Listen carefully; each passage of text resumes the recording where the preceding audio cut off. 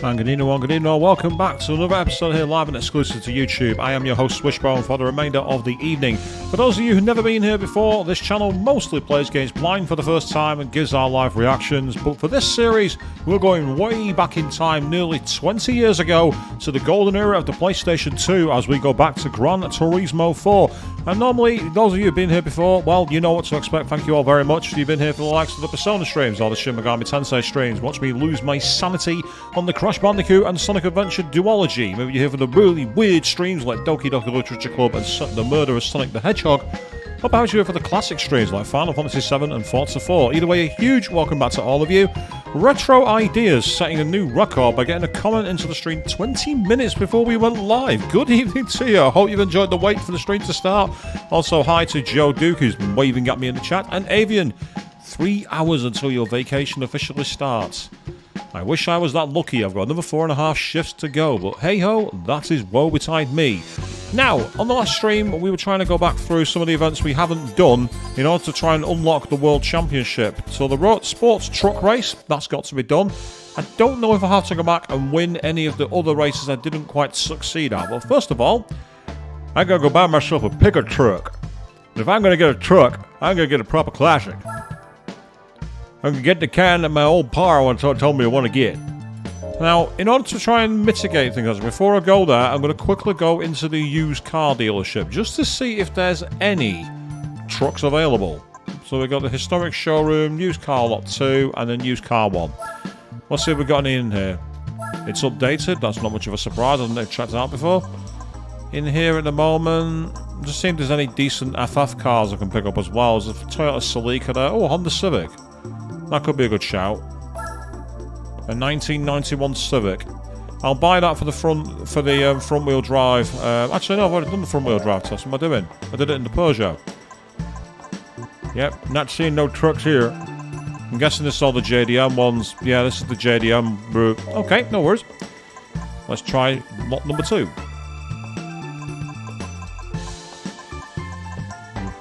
A lot of cars from Nihon here, but there's a Peugeot 406 there, so it might possibly BMW M Coupe from the 1990s. Pretty nice, old Taurus. I ain't seen no truck. Oh wow, an Aston Martin V8 Vantage for nearly $250,000 credits. I'm gonna pass. No, can't afford that. Yeah, they ain't going in here. I doubt there'll be any in a historic showroom, but out of curiosity, 69, 81, old Skylines from the past. Yeah, this isn't looking good. No, we're going to have to buy one new. So we're going to walk in the showroom and I'm going to drive out with a pickup truck. So we're going to buy ourselves a Dodge Ram. That's what we're going to buy. Yes. Isn't that a vehicle? We look at the size of that thing. It's absolutely colossal. A double cab and the trailer big enough to park a truck on the back of it. Right, but here we're going matte black. Old red American, old American red. Ugh, that doesn't look nice at all. That doesn't suit it. That doesn't suit it. Neither does that. No, that's too plain. Ugh, oh, that's horrible. Not bad. No, I think we're going to have to go with the classic angry red. Because we're going to be a truck driver, and that means we're going to give no room to anybody. We're going to be changing lanes at will, telling people to get out of our way. So we're going to get in a Dodge Ram pickup truck. Let's put some better tyres on it and then see if we can win the truck tournament. So for those of you out there at the moment, how are you all doing? Have you had good days? Have you got many plans for the weekend? Or are you just here in a nice long chill? Either way, you're all welcome, so thank you very much for joining the stream. I say hopefully with this we'll be able to unlock the World Championship, because I'm feeling crazy enough to try and take it on using the Mercedes CLK GTR. Now I'm expecting that to not be the easiest car to win in, because it's not quite got the drivability of the likes of, say, the Toyota GT1 or the Nissan R92 CP. But we shall see. Yep, the Dodge Ram Hemi is allowed. So we got 3 races. Mazda are going to take a Fuji Speedway. Why are we not taking on New York? It's an mostly it's American pickup trucks, but oh well. You're doing great, are you? That's fantastic, Joe. Glad to hear it, mate. Never thought I should have got a Toyota Hilux in honour of Top Gear. Never mind. Oh, 200 point race. 200 A-Spec points in the truck. But look at the size of that thing.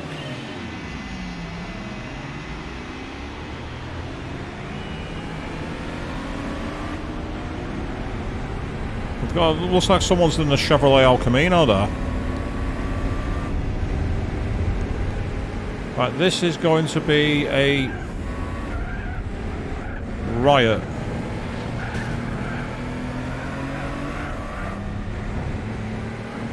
We're deep in the truck, we're deep in the draft, people.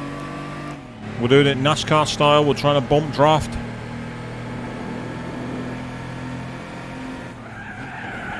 We have four-wheel drive. Who says you have to play by the rules? How's that for being an American truck driver? We have four-wheel drive. Use it.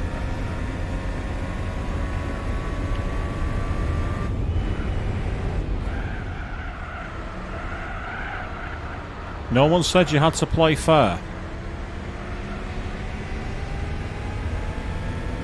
It's good that you're doing great there, Joe. Say, you got any plans for the weekend, or are you just taking it nice and smooth? I say the weekend, I've got a busy one actually, because tomorrow I'm seeing my parents at my house, and then on Sunday my sister is actually taking part in a marathon. So I'm going to be standing at the sidelines watching. Yes, I know it's cheating. No, I don't care. I'm in a vastly underpowered car, because they've all souped theirs up, whereas I've kept it stock apart from the tyres. So as a result of this, I need the gap, and I'm taking it. In the words of Yu-Gi-Oh, it's called cheating. Well, Yu-Gi-Oh abridged rather than Yu-Gi-Oh, of course.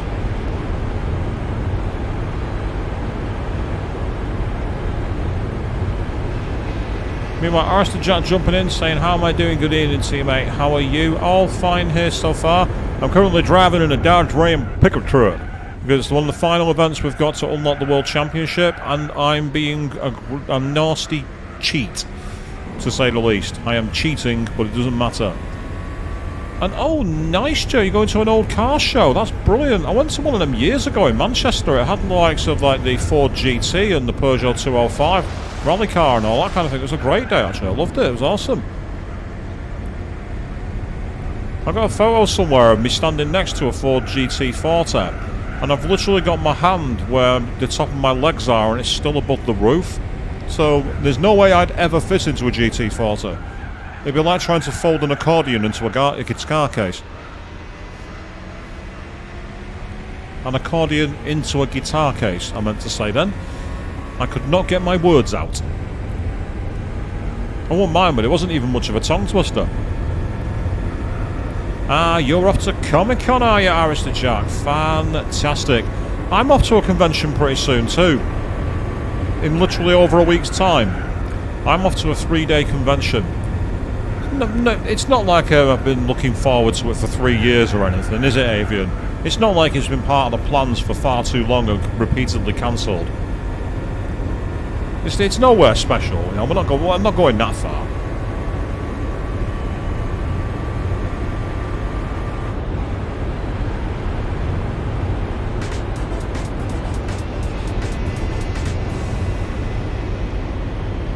Yes, it's the Chevrolet Silverado SST Concept that beat us, and it's, oh well, they're still running apparently because I cheated. They didn't even get to finish. As I say, I thought that's right, Avian. Yeah, it's definitely nowhere special.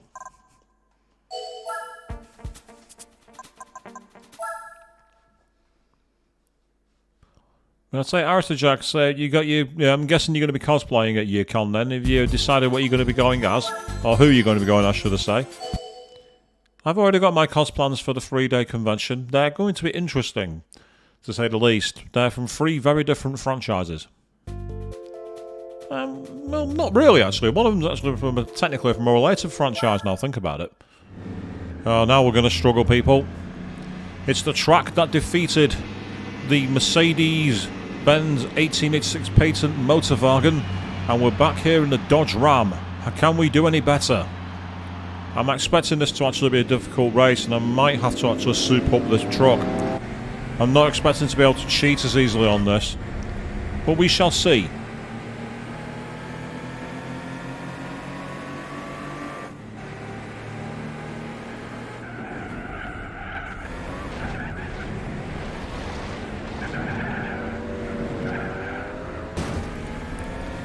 Yeah, that wasn't as fast as I thought it would be, cutting the corner. Ah, nice, Toothless you're going as. I love that costume, I've seen that before. I'm sure I ran into you while you did it in Leeds, I think, where I seen you do that costume. It was fantastic, absolutely love it. Great creativity.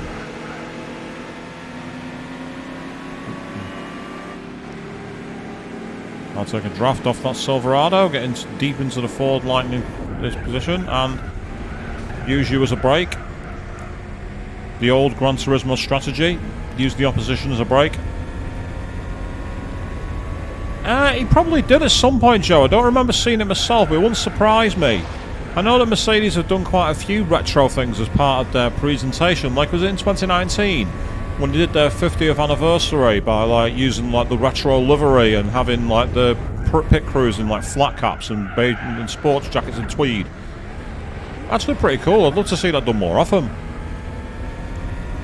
Yep. Ignore the corkscrew because again, four-wheel drive. Four-wheel drive go boo. Not supposed to do it that way. I'm supposed to be being fair, but I'm in a hilariously underpowered version of this truck, so I will take any advantage I can find. And if that means cutting the corners, making my own circuit, I will do that.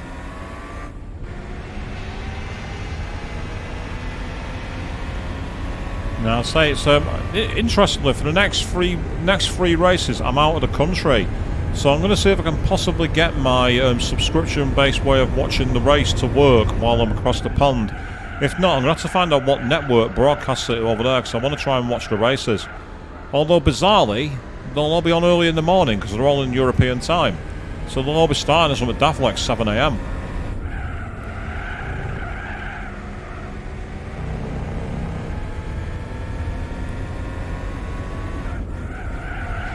The one time it's a triple header and I'm not in the country for any of the race days.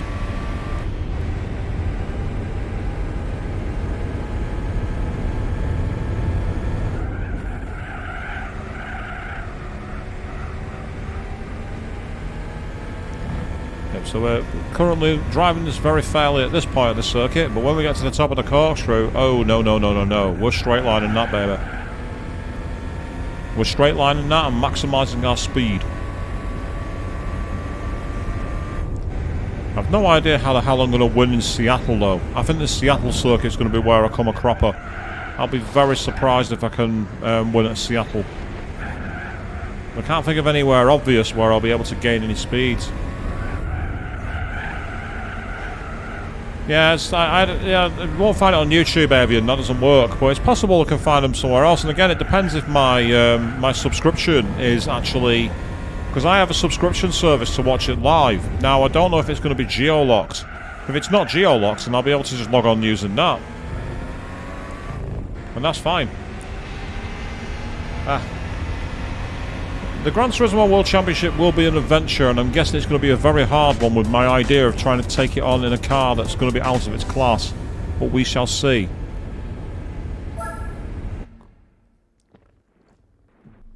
So, unfortunately, I have no way of testing if the only way I'll be able to test if my subscription thing is geo-locked is if I try it when I'm in Dublin. Because I'm doing a connection in Dublin, so at that point I'll be in Europe officially, so I might try it there. If it works, then I don't have to worry about it. I'll be able to use an online browser version, which I can even hook up to a TV if I wanted. Because I have a second HDMI port. Now, do I take this on, or do I go and spend some money and put some more power in the vehicle? I'm going to put some more power in the vehicle. I can't see, there's nowhere obvious to cut the track at Seattle.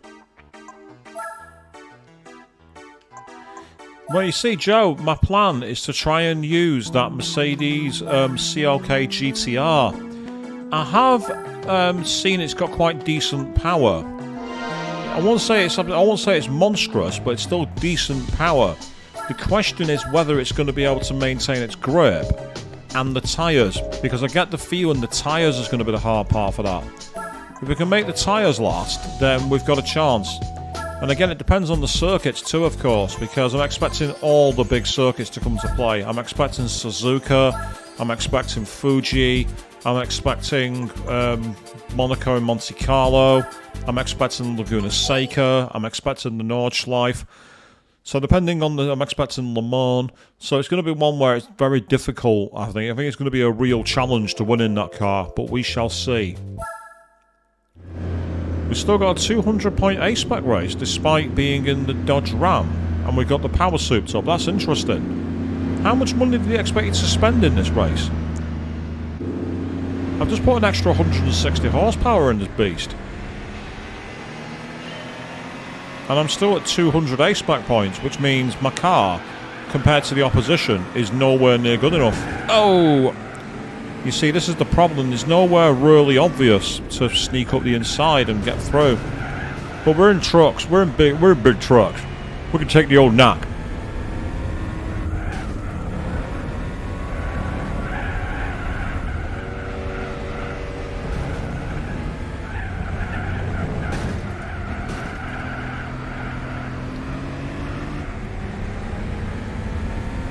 Well, to be fair, now that I want to speed and I'm out of the low gears, this car's actually proving pretty powerful.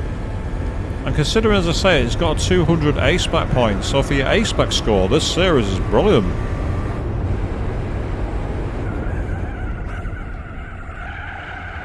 Understeer, terrible understeer, damn.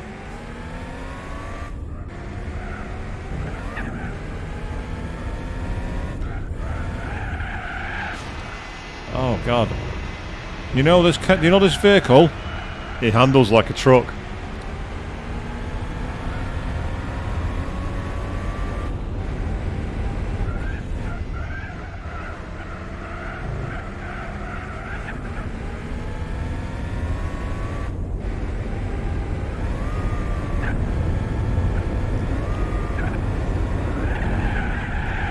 Whoa! I just went drifting in a Dodge Ram. How did I do that? And how did I control it?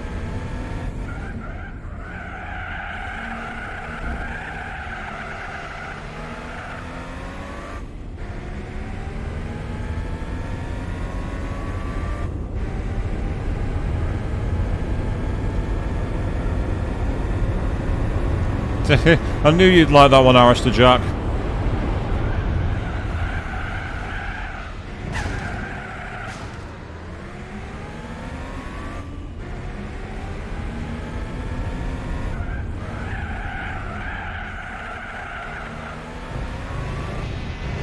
Yeah, this thing has a very high centre of gravity, meaning it doesn't really turn very well. You can feel the lean as we're going into the corners, as the suspension is like rocking like an old oxen cart. However, it does the job. Ah, Joe, that's unusual. Normally it's the other way around. It's the kid who struggles with the game and Dad has to finish it for him. So the fact that your dad was struggling with the World Championship and you had to do it for him is amazing. I love the old Gran Turismo games, but some of the older games, the World Championships weren't balanced, and the cars that entered were actually really rubbish. But I get the feeling that for this one, because it features a lot more of the Group C Legend cars, we're going to have all those to deal with, and they're going to be a real bother. They're going to be a real ball ache.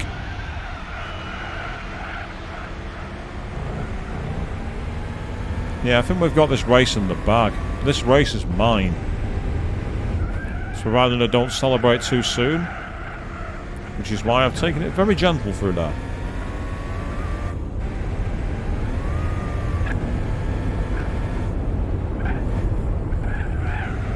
Much better that time.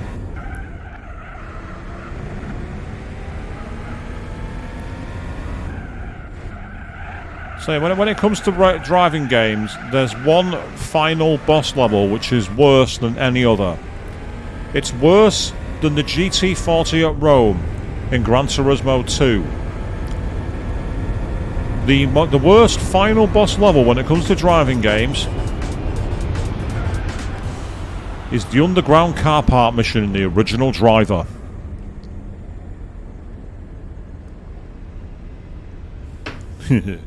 Maybe I'll give you a car when I need a ride to the grocery store. You wrecked the car, man. Maybe I'll give you a ride. Maybe I'll give you a car when I need a ride to the grocery store. How many times did I hear those phrases as a kid? Way too many.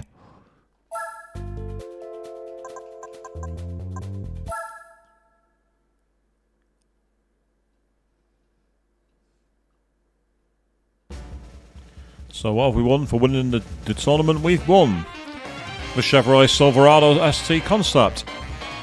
So we've won the car that was thrashing us. That explains why it was thrashing us. It was a prize car from the truck tournament. Now, I'm just going to quickly go back to my garage and I'm going to change into my Mercedes CLK GTR. So here's the loadout we've got for it. We've got 1,083 horsepower.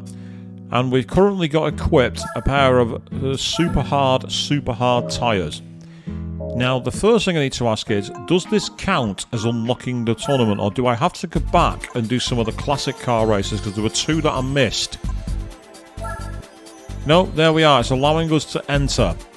So as you can see there, the winning prize is 250,000 credits, with 25,000 credits per race. And we've got a lot of races. Oh, there's 10 races. Okay, people, this is pretty much where the stream is going to carry on for the rest of the night, I think. I think this is going to be a night-long stream. We are entering the World Championship. Let's see how badly we do in this car.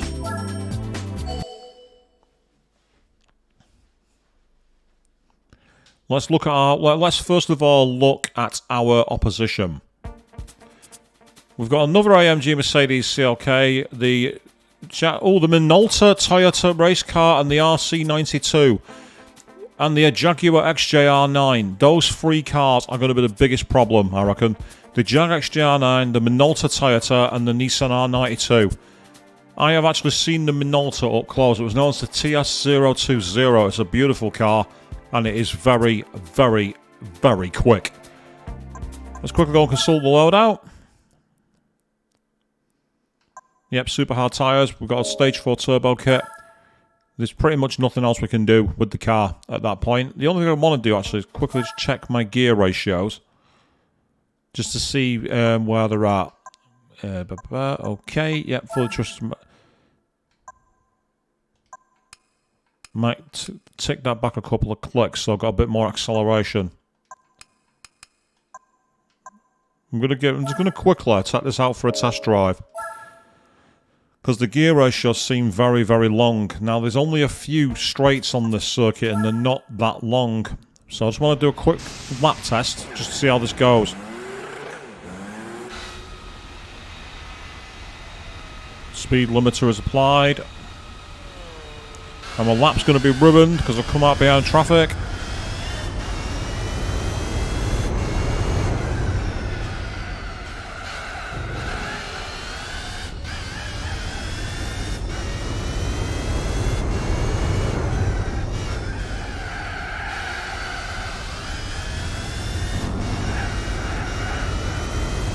Yeah, it's lightning fast out of the corners.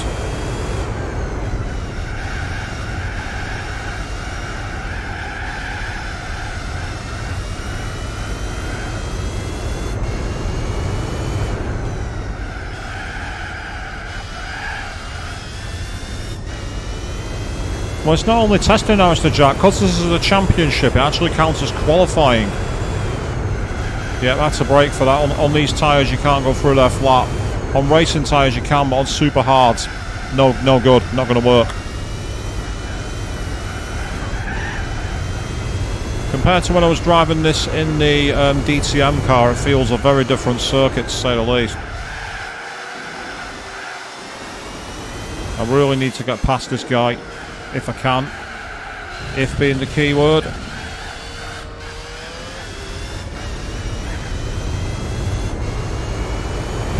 It's not faster than the bullet train, Jack. There's not many cars in this game that can go that fast. There are a couple, to be fair, though. Right, we are topping out, so I could possibly put an extra click or two of gear ratio back on this one. And my braking point is way earlier than I thought. That's okay.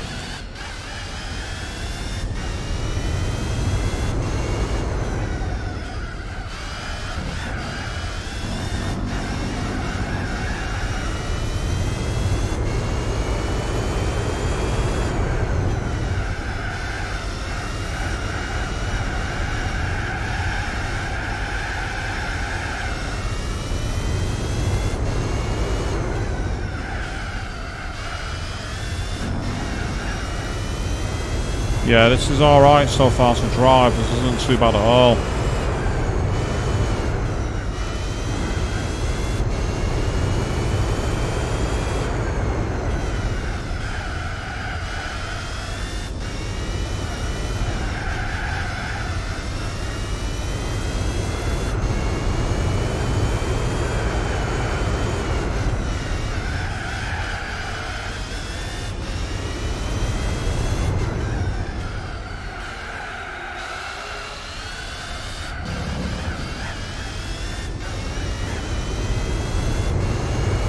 So these super hard tyres don't grip brilliantly, to say the least. They really don't grip that well.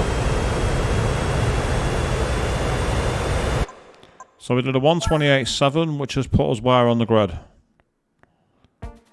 It's actually put us in first, ahead of the Minolta and the Nissan. However, I'm going to very quickly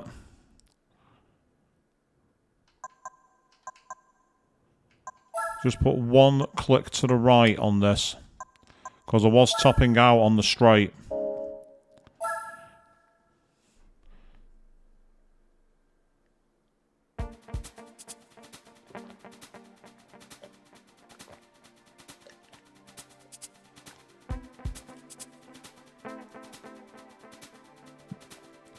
That was going to go cold, so I thought I'd neck it now while I can.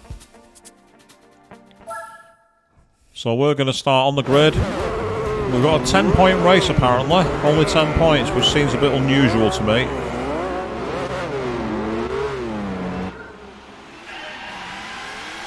I'm expecting the tyre to blast us off the line because we've just not got the grip out of the corner at the start. I was expecting that, but I'd rather be behind one car than a load. Oh god, the tyres give me so little grip. Yep, there goes the Nissan R92. This is going to be all about whether we can keep in touch while the tyres get warm. That's the problem.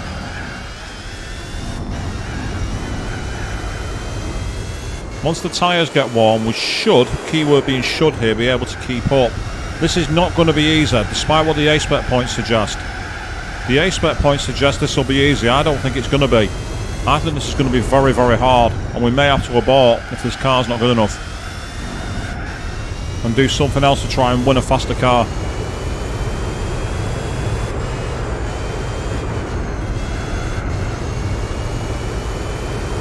Because it's interesting, I lapped faster than them when it came to the qualifying run, so it's interesting how they're still pulling away now. But we saw this in the original race, didn't we, in the long race? It's only a 10-lap race, this as well. It's less race laps than I thought. I expected longer laps.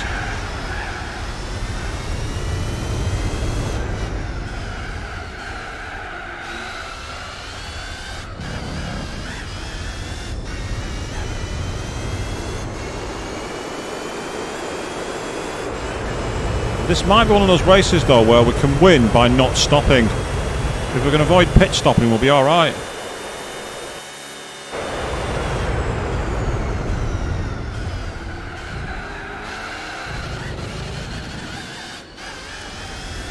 Ironically, my gear ratios are too short. I thought I'd top out less than that, but even with like 14, I'm doing 220 on the straight.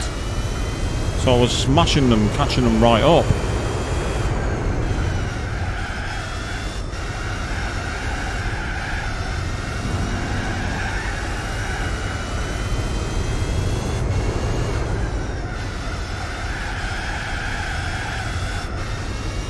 This is all about keeping in touch in distance.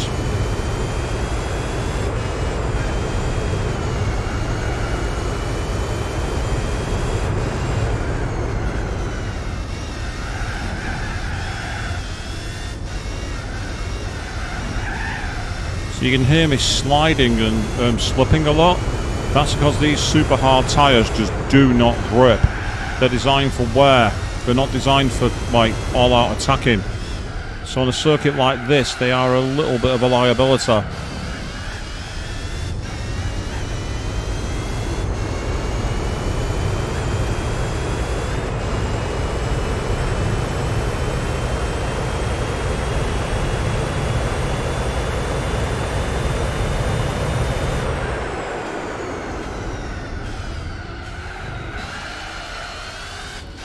Now this could be good. If these two get into a battle, this might work to my advantage.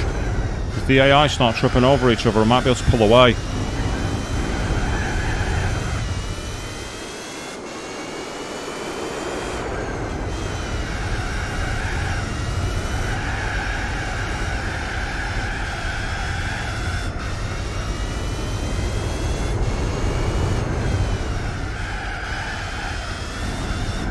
This is where sheer concentration is going to be important. So if there's periods where I don't speak very much, you now know why.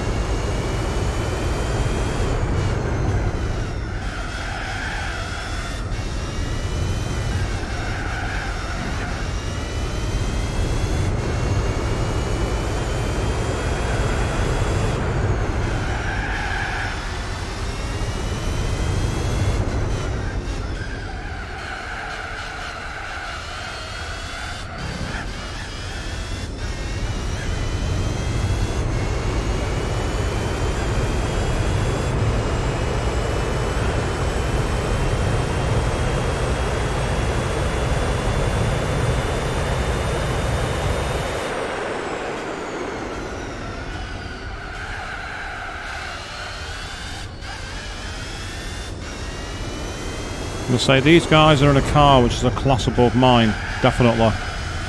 My car's not in the same league as theirs. But I've not been disgraced. I've not been left behind.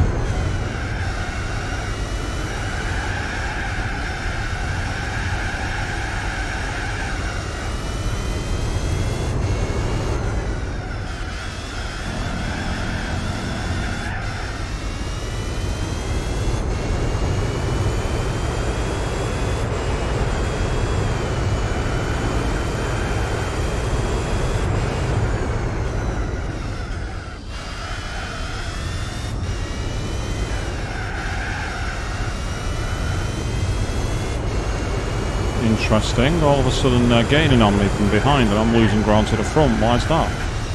Apart from the crashes. That's part of the reason.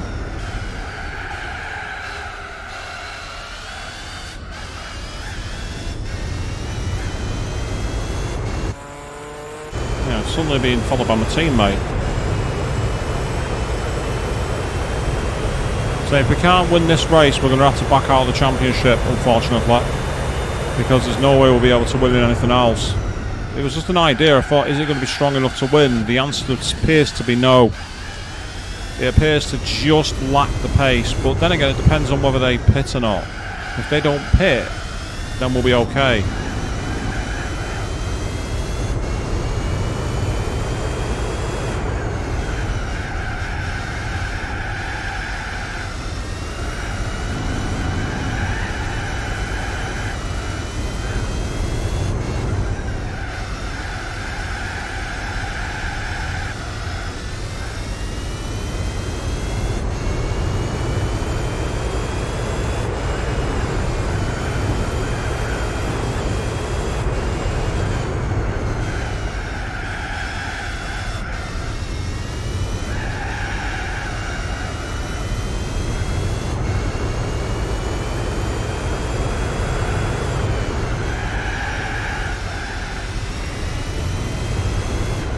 So if this is no good, we may have to enter one of the endurance races for the night instead.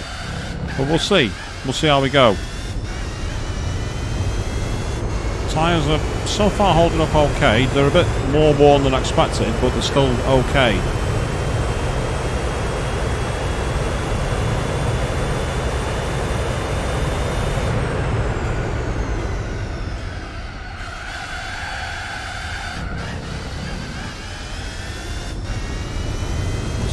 Just hear the tyres just not quite gripping. And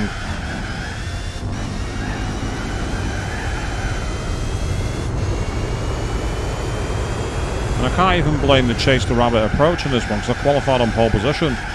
So it's not as if the game screwed me over like that, was it?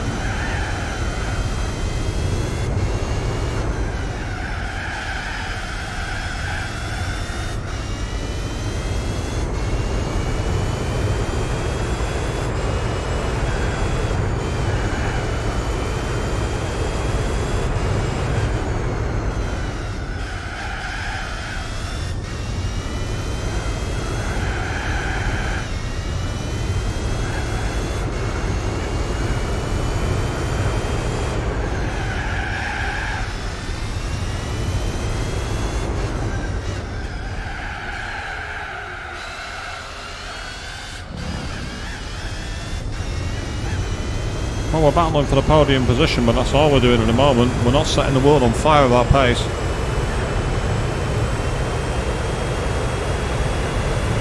Despite setting a new fastest lap. Topping out there is not helping. So my gear ratio thing has backfired. The gear ratios were too long. Were too short, sorry, even.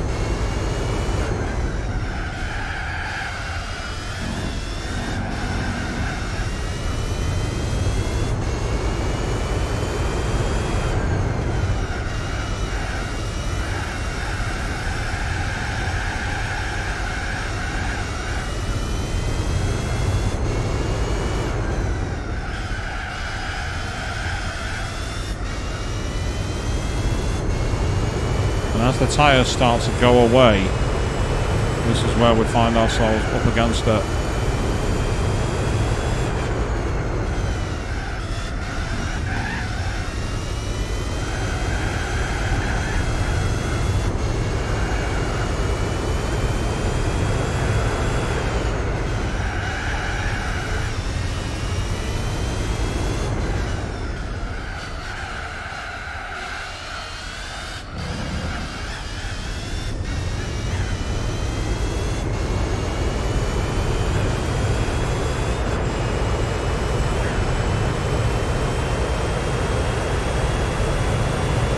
I've just taken another half a second down my fastest lap, but it's just not proven enough. They must be lapping in the 23s. That's the only way it makes sense. They must be lapping in the 23s, maybe even the 22s. And if that's the case, then there's absolutely no way this car can compete. Which is a shame, because I'm really enjoying driving it. It's actually a joy to drive this car.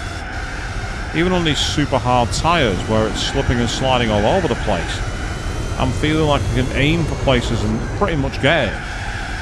And if you're a driver of talent, which I'm not, but if you had like any real talent behind the wheel, you'd be finding this an utter joy to drive.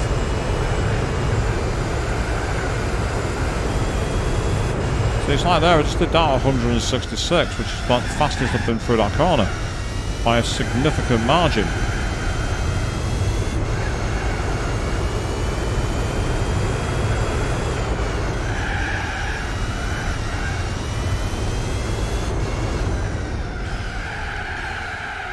But now we've gone very, very wide indeed, so that's ruined the race.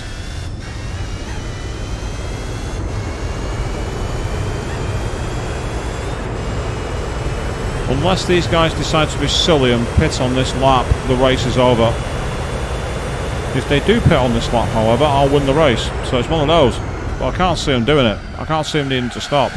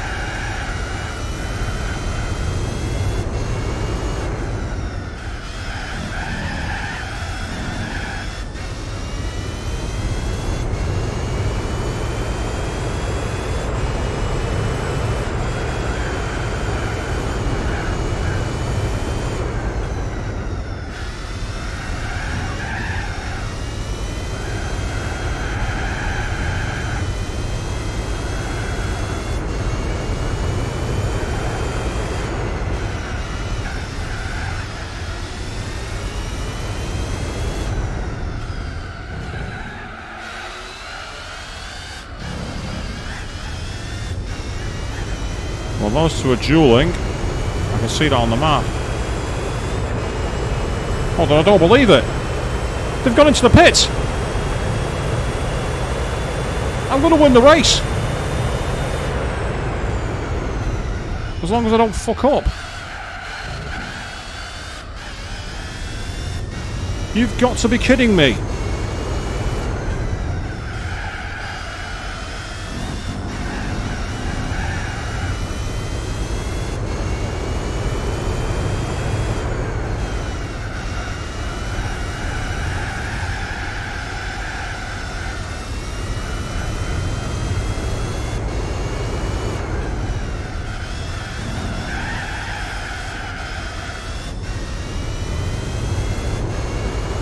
There was 1970s Formula 1 strategy versus the 2000s, and I think the 70s strategy for now is on course to pay off. All I've got to do is keep it on the island for the next 5 corners.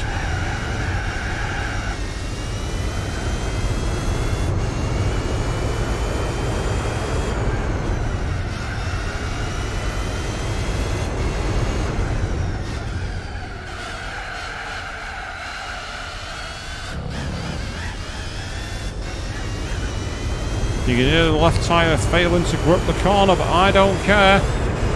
We're weaving left, we're weaving right, because we are going the old-fashioned way. We are taking the checkered flag and taking the lead in the World Championship.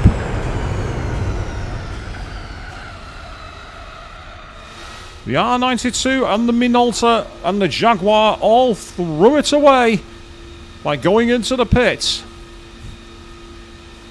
In an unexpected, giant-killing performance, AMG Mercedes go into the second race of the season on 10 points. The racing super hard. They were icy, they were lacking grip, but they got me to the checkered flag. So, on to the next race in the championship. Oh no. Right. Oh no. Right, we might have to cheat here, people. We may have to wall ride our way to success on this one. Let's go with 19. Straights are quite long. And this is going to be a rolling start, so qualifying near the front will be helpful. This is not a race I expected to be part of the World Championship. I've got a very, very small chance of winning this race, almost non-existent, to be honest. The only way I'll win this race is if the same thing happens and they all decide to go into the box and my tyres can somehow hold on. But I can't see it. I really can't see it. As for the cheat, my idea is simple.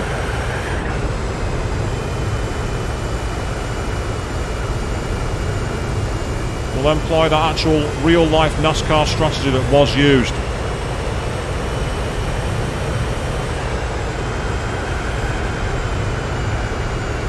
I can barely lean on the tyres here. That's the problem. These super hard tyres, you just can't lean on them. But here's where it's a case of wall ride, go boo.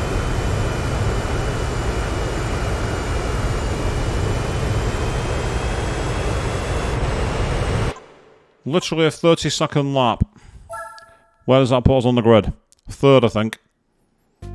Yeah, it's put us third on the grid. I don't think we've got any hope. Unless they get into a race war. Let's find out. Here we go.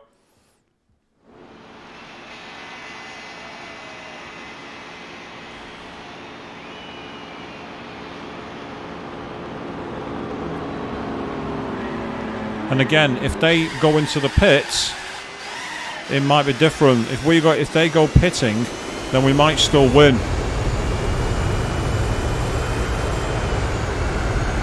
What do you mean, as usual, Arister Jack? I don't cheat. I equalise performance from the game. I equalise the rules. That's what I do. I don't cheat.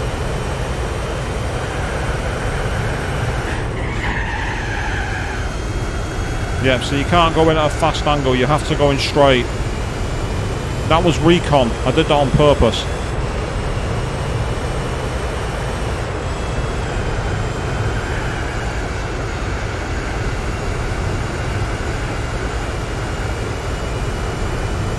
Take the inside line there. Try and straighten the circuit.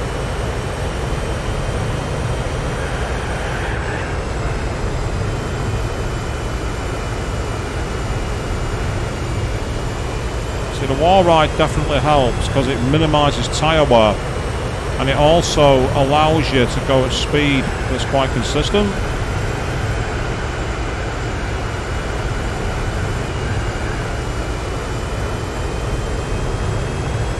Yeah, and say you ride, you shoot straight, and you speak the truth, Harrister Jack. I appreciate that.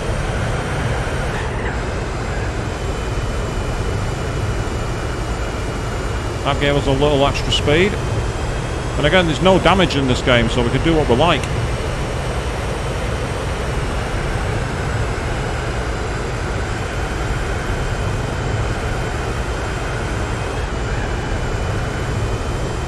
Unfortunately, you can't wall ride the other way around because it's too long. You're too far away from the circuit. All you have to do is drive forward, turn left, drive forward, turn left. A child could do this. Especially if you're going to wall ride like I am and be a dirty, rotten cheat. I'll admit it. It's cheating. For this one, I can't say I'm equalising the performance at all. I am literally cheating. The Fuji Speedway is not designed to be taken this way, but I'm taking it this way because it's my game. And no one's going to stop me. And how goes it, Queen? Welcome to the stream. Good evening to you. We're currently trying to win the World Championship, and I'm cheating.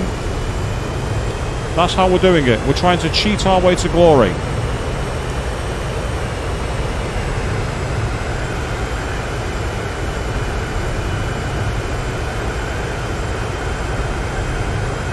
Because we're in a car which is nowhere near good enough. We're in a car that's not really meant to be competing. My only hope is that I can get them to pit stop again. And if they do pit stop, I'll win the race. But that's the only way I'm going to win.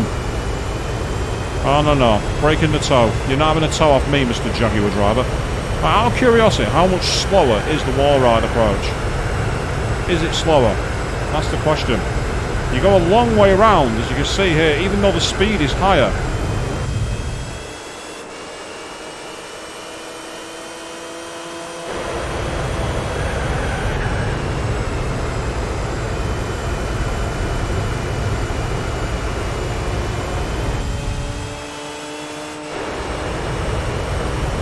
Ironically, this might actually be the faster way to race, because, like, so picking up the draft from him, I might be able to catch up the speed to the other guys at the front. I just realised I was off mic then, so I do apologise to that, people.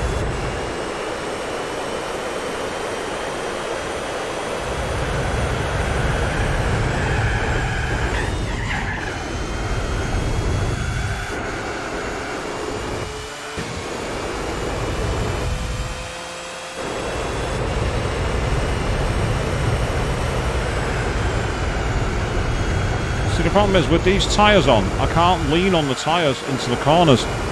That's the issue. I can't corner anywhere near as quickly as they do, because my tyres are endurance tyres.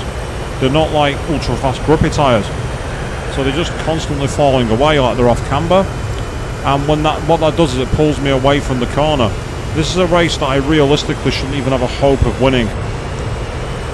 But it depends on, again, if they go into the pits. If they do what they did in the Tokyo 246 in the pit, then I've got a chance. So this is all down to whether they pit stop or not. They're currently, how far behind? 16 seconds. I don't know, actually. It depends on how long a pit stop is. If a pit stop's 30 seconds, as long as I stay a lap ahead of them, we might just do this. It's a big ask. It's a tall order, but sometimes they're the best orders to have.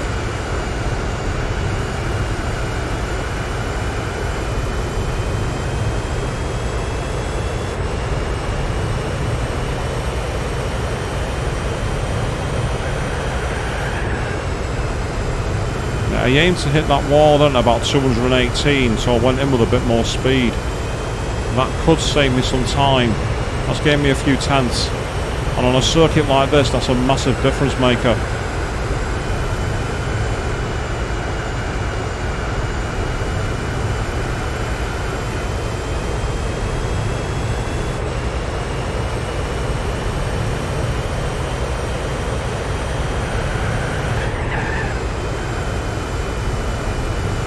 Yeah, a little popping wheel is not going to help. In a real race, of course, I would have literally just wrote off my chassis about 4 or 5 times. Oh, one car's in the pits already. Which car's that's in the pits? There's another car in the pits. 2 cars have gone in already. I think the Toyota Minolta's already gone into the pits. That's early. That's really early.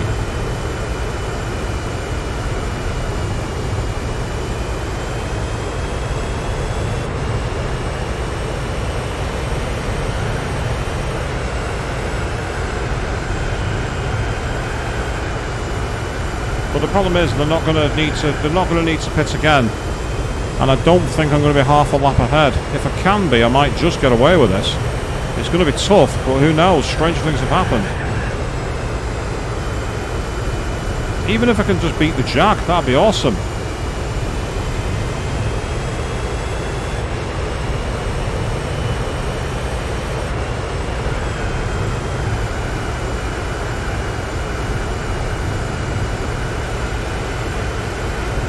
Because if I can get onto the podium, we've got a chance here. There's another car in the pits now.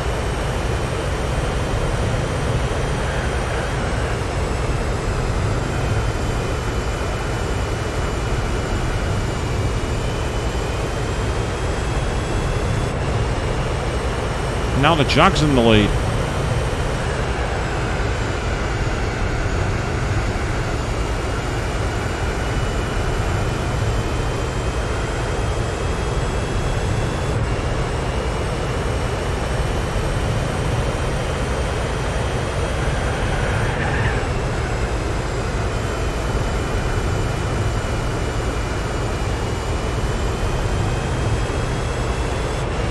Okay, I'm now in the lead. Can I hold on to it? That's the question.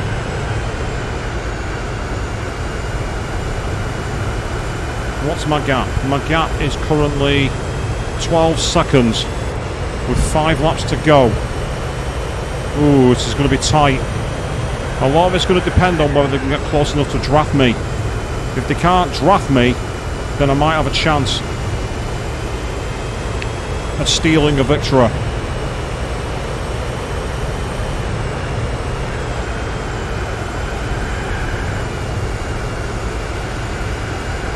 There's that Jag. That Jag's almost lapped down.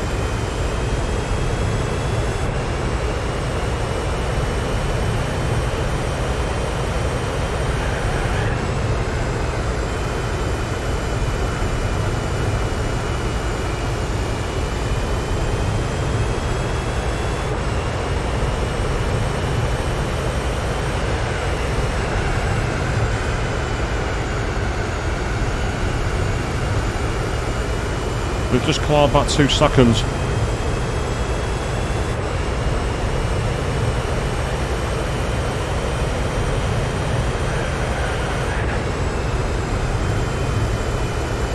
Thanks to War Riding. Give me a tow, teammate. Thank you very much. I need this.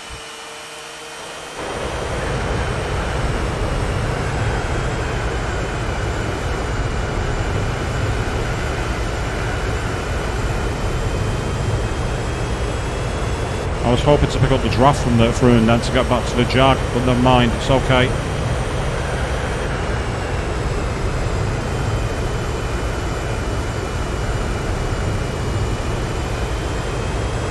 Not quite close enough for a tow. Final lap. Oh my god.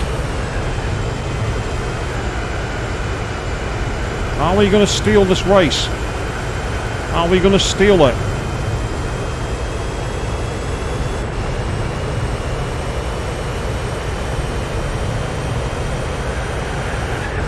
Yes, it's an exploit. Yes, it's a dirty, rotten cheat. Yes, it's despicable and dastardly. But I don't care, because it's 2 for 2. I've won my second race in the World Championship.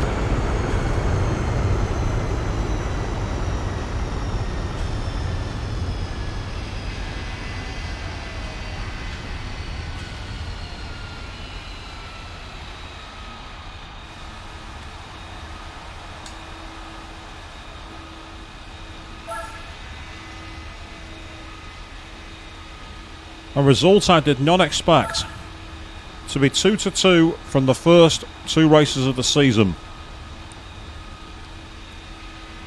That is way better than I thought I'd get. Way better.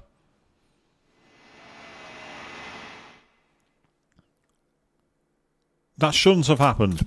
We should not have been anywhere near it, but fortunately, we were able to make the tyres last, and that made all the difference. So we're going on to round 3. The question is, where are we racing? We are racing on the streets of Hong Kong on an 18-lap race. Oh, wow. Okay. We're going to qualify, people. Oh, thank you, Queen. Yeah, as I say, I can't believe that actually worked. It seems that the one difference between my strategy and the computer is they are using the softer compound tyres and needing to pit. That's literally how I've won the first 2 races, and that might, ironically, be the way to win the title. Avoid needing to go into the pits. We've seen it before in Formula 1. If you can avoid pitting for an extra time or get a cheap pit stop under a safety car, then you can win races you shouldn't normally win. You can also lose races you should win. Max Verstappen will tell you all about that at the race in Azerbaijan.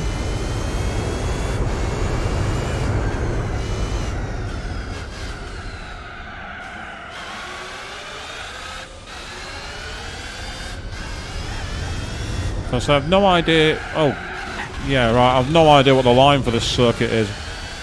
Trust me, people, I don't think I'm going to be winning this race. Unless, again, the same thing happens. I managed to do one less stop. 18 laps. I can't see these tyres lasting 18 laps. It'll be more like, it'll be the 2-stop race, this, I reckon. It might be one of the first multi-stoppers.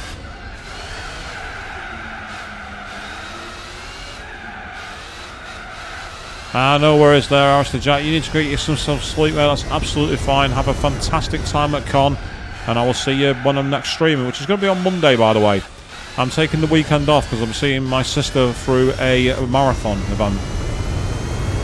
I will be there providing moral support, so I will not be racing.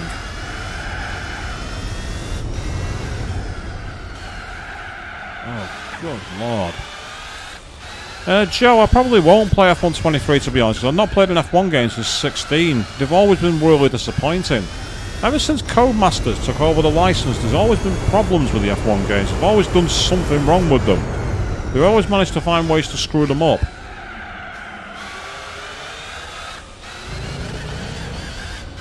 Though this season they are bringing the red flags back for at least for the first time in a long time. Why they were out of the race out of the series in the first place, I don't know, but they're back. Oh dear. That was very, very understeery. Yeah, I think this race is going to be a bust. I'll be surprised if we even have a hope on this one. It's burning through the tyres, and it's proving a nightmare to navigate. With all these Mickey Mouse corners. And that's good enough. For second on the grid, I'll settle for it. Second's okay. We can deal with second. We're behind the Nissan R92 CP. The Minolta's all the way down in 5th place, though. That's a surprise.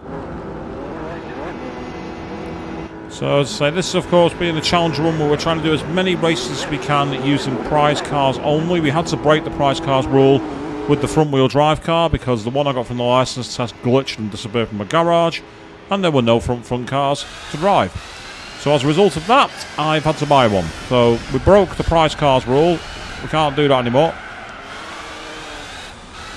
Now, these narrow, tight, twisty streets could play to my advantage if I get in front and I'm in a much slower car. Ugh, but that's not going to help. Oh, neither's that.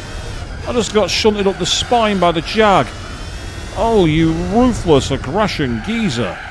Oh, God, no. Literally no grip. Oh, you absolute cock. Just for that, get in the back corner, you. Yeah, well, that didn't work. My cheat strategy failed on me that time, people.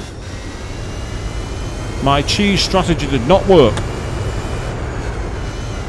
Now I've got to overtake a lot more cars. I've made it much harder for myself. And there's no way of restarting these races because it's a championship. So we're stuck now at the back of the field through my own dumb idiocy. My rage let me down. It's time to try and see if I can get these tyres in and make the difference up somehow. I'm not expecting to have a good result here on this race at all. These tyres just do not grip. They just don't grip.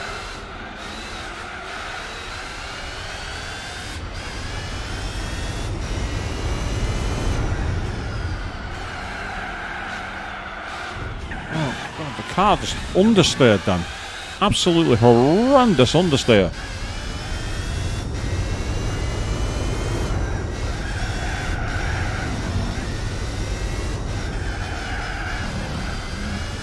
Can you see how much the car is sliding? Getting the car to stop on these tyres is so difficult.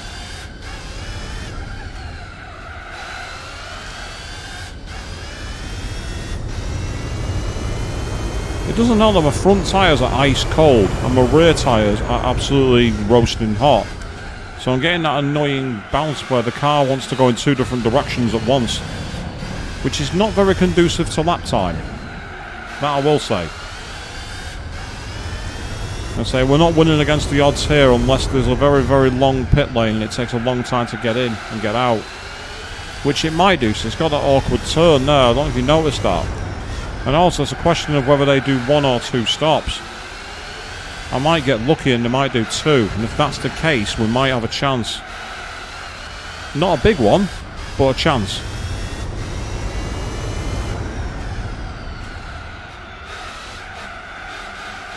So I'm not the biggest fan of this circuit, to be honest, and that's not helping.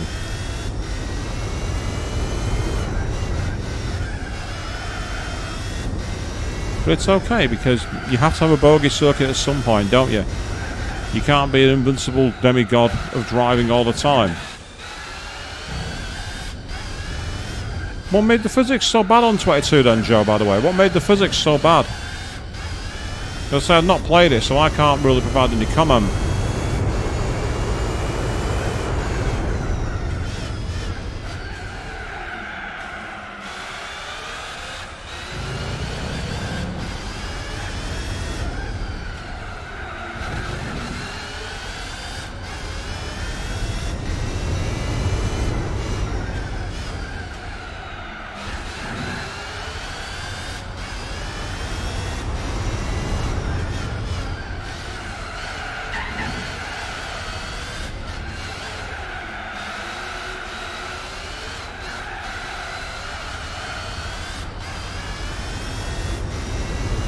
Well, I've just taken 2 seconds out of my lap time, so that's a good start.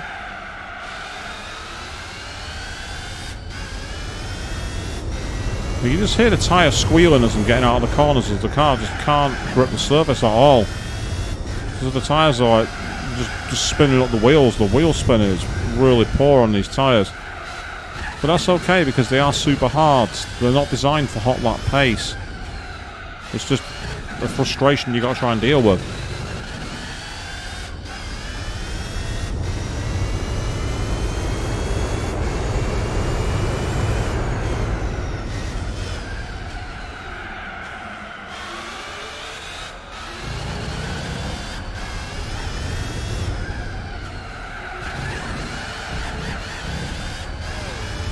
Handled that more like a rally corner. It's just like drift, drift, slide, slide.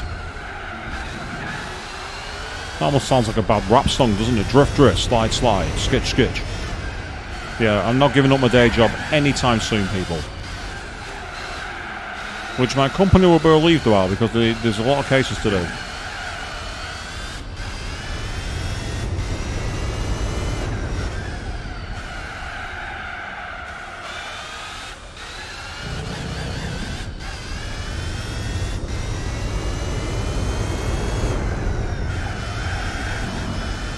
Ooh. Car started spinning out then when I hit the wall, which is realistic, I suppose. Yes, try not to die. Thank you for the advice, Avian, that's useful. It's almost as useful as that Crash Bandicoot advice that time. Good luck, you'll need it.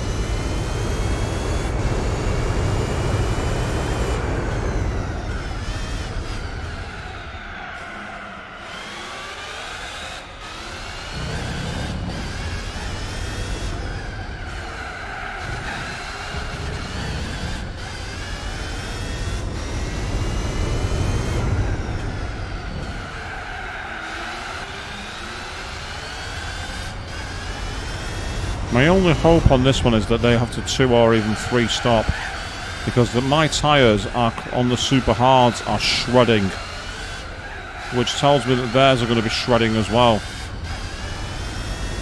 Even though my pace isn't that fast, so I'm in the worst of both worlds here. I'm not fast, I'm just running my tyres.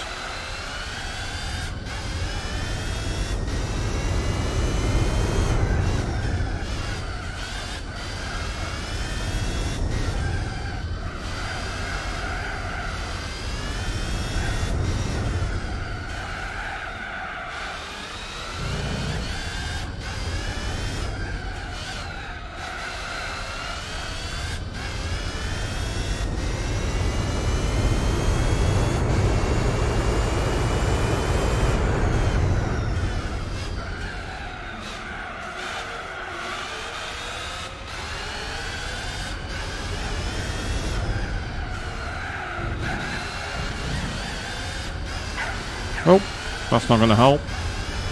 Yeah, they're nearly a minute ahead now. This race is over. It's going to be a very long, lonely race into last. So this is going to be a major roadblock for my championship bid, I think, this race, but there's not much you can do about it. You get a race like this occasionally, you just got to take it on the chin and hope for better next time out.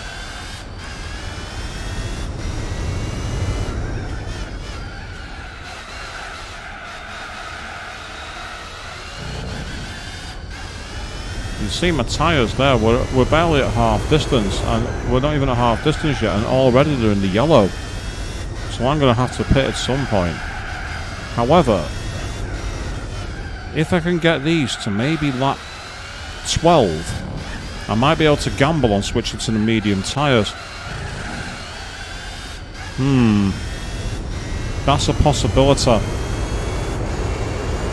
Let's see if that's even possible. Well, it won't be if I do that.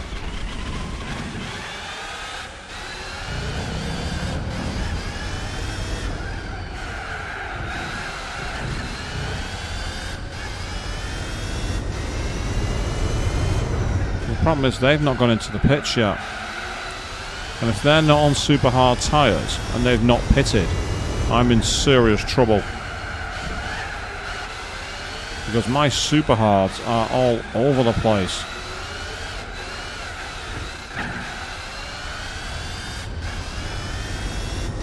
I'm back in the 116s now, so my pace has dropped.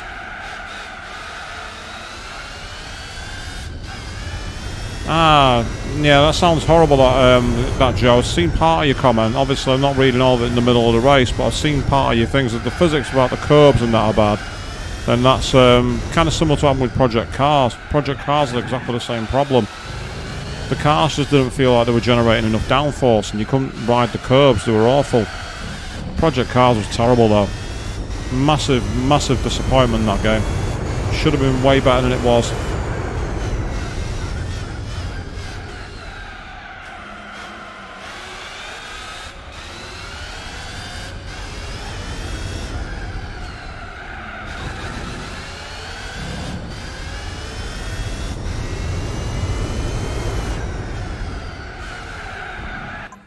So guys, 1 second. I have a slight issue in my hand now, I do apologise.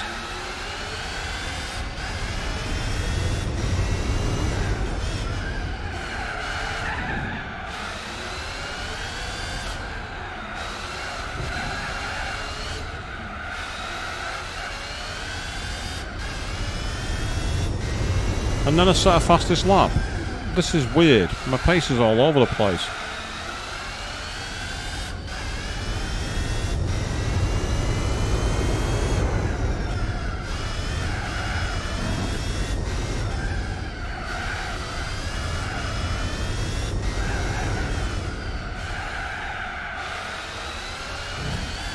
Right, that's so this race is over. They've not pitted yet. And because they've not pitted, I'm absolutely screwed.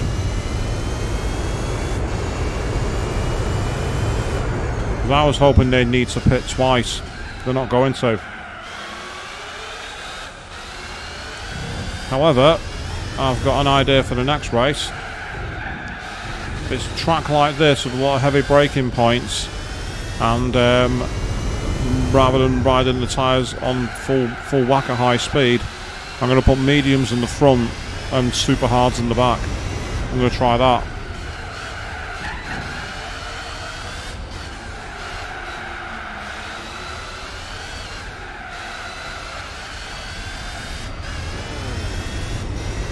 Well, just overtaken some cars because I've gone up to third, so they must have been into the bits after all.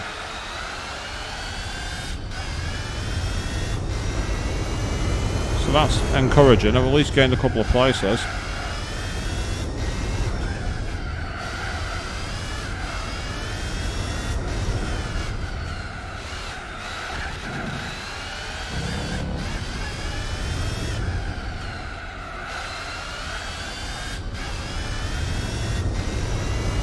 And there's another car in the pits as well.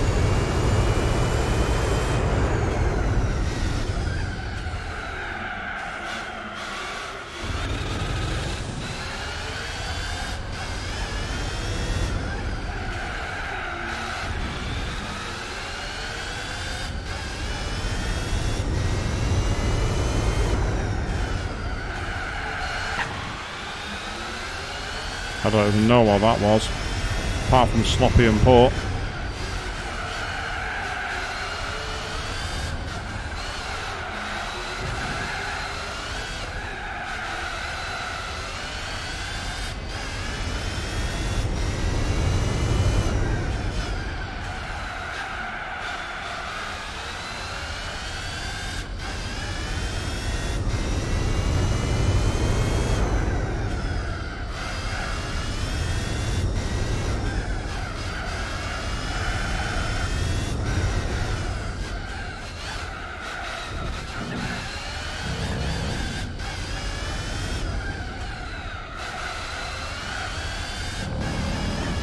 Okay, end of the next lap, we're boxing. And now that I know the tyres have gone 12 laps on the super hard, I am going to gamble on the mediums, because the worst case scenario is I gain enough time to stop again and still come 5th ahead of the Ford GT40. I might as well try something different, because this strategy is clearly not working. Oh, well that's not going to help. I've got some kind of weird endo, as it's known, or a stoppie, depending on where you are in the world.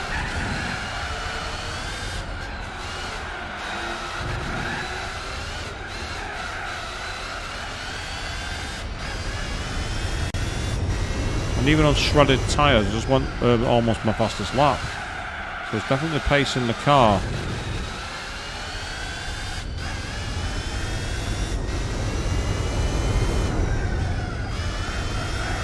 Not bothering to refuel, not going to need to refuel. Because we're straight in, tyres out.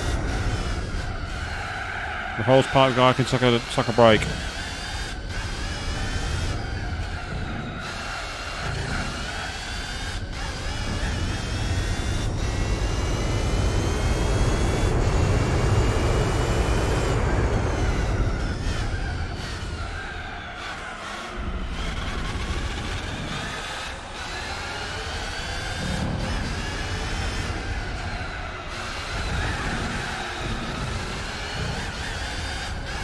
This car sounds so clapped out at the moment, doesn't it, people?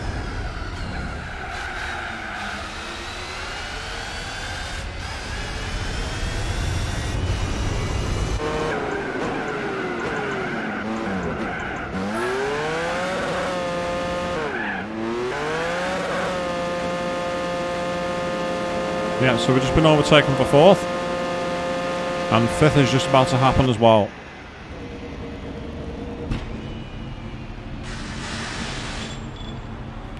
Come on, get that tyre off.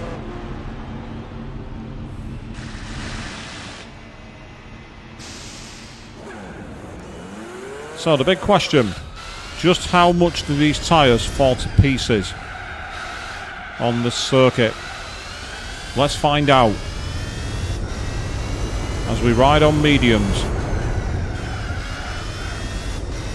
Well, already I'm feeling a million times faster. The difference in grip is phenomenal.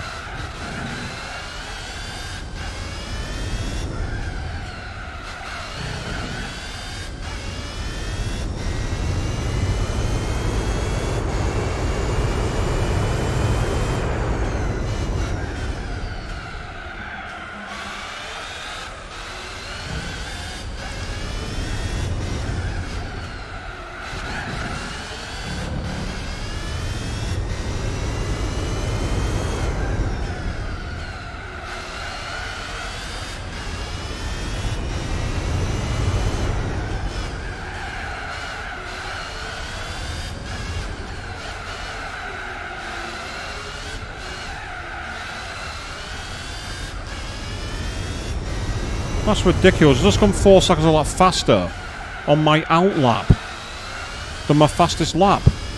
I've just taken 3 seconds out of my fastest lap. 3 seconds.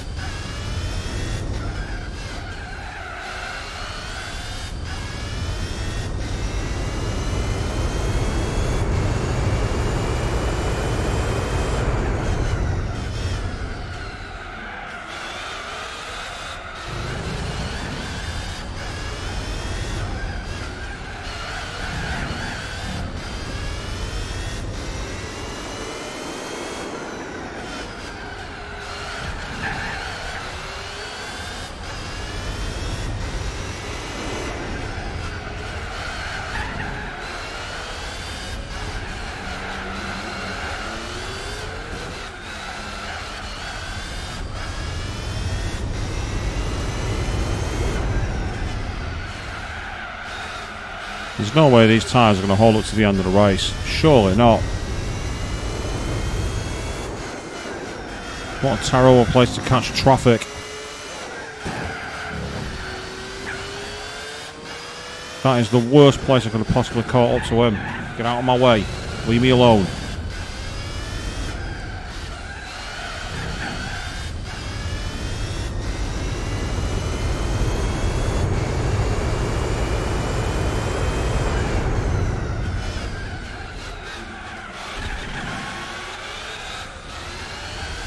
Braked a bit too soon for that corner, unsurprisingly. And I braked too late for that one. So my lack of knowledge for the circuit is definitely hampering my progress here.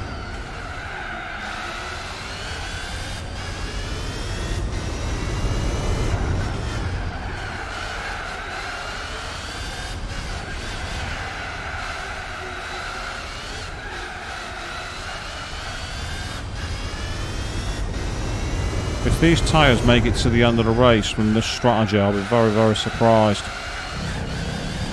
I can't catch up to the top guys, Queen. That's not going to happen. They're too far ahead. I know that from the map. But there's a possibility, an outside possibility, I can get a podium place finish, which will be just reward after a very long, torturous and frustrating race. But it's a question of whether the tyres will hang on, and I'm not so sure they will. But all we can do is keep trying. But you see, they're already in the yellow zone. So I think we're in serious bother here. But for the next race, I'm going to try medium super hard. Because if that works, then I've got a strategy. It might give me enough traction to get through the corners. And that could make all the difference. So on a more traditional circuit, it's proven that my car is not really up to the quality to win the championship, or at least it shouldn't be. Despite the huge amount of power it's got, the car just doesn't quite have the performance.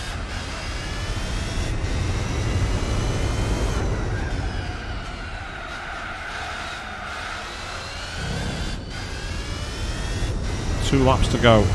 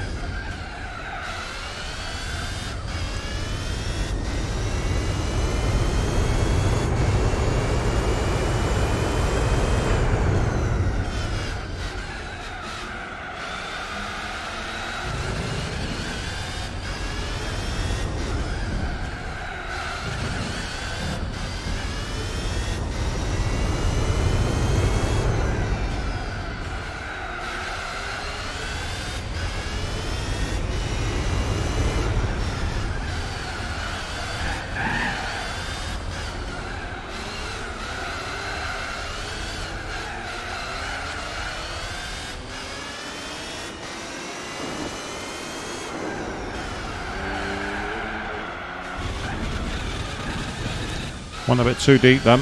I screwed that one up.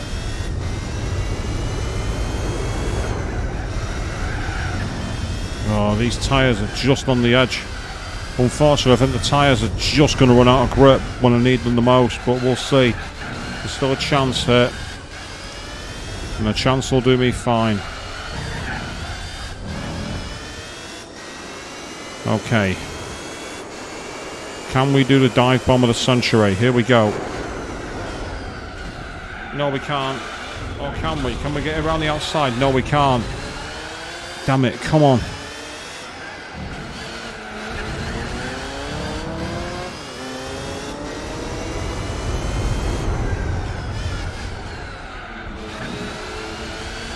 That's it, I've run him out of road. And I might, against all odds, have got a podium. We're not there yet, though. 2 more corners to go. Come on, Mercedes. Hang in there.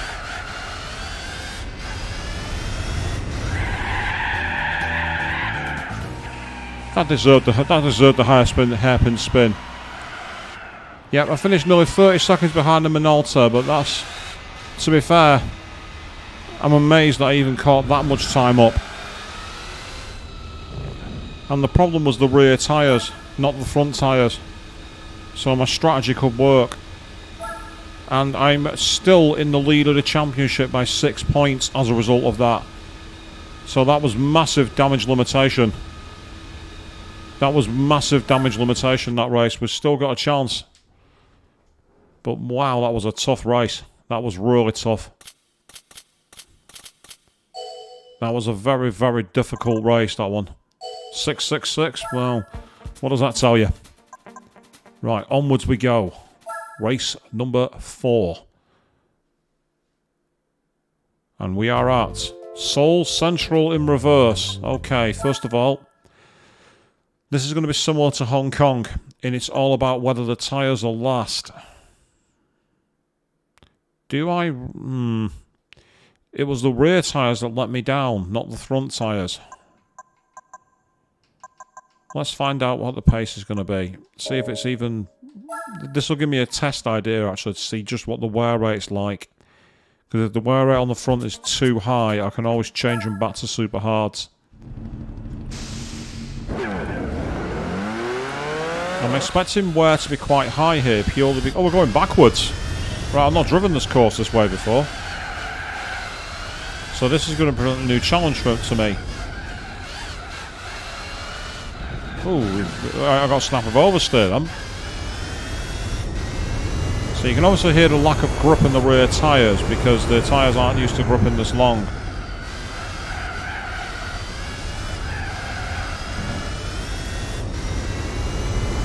That went very well.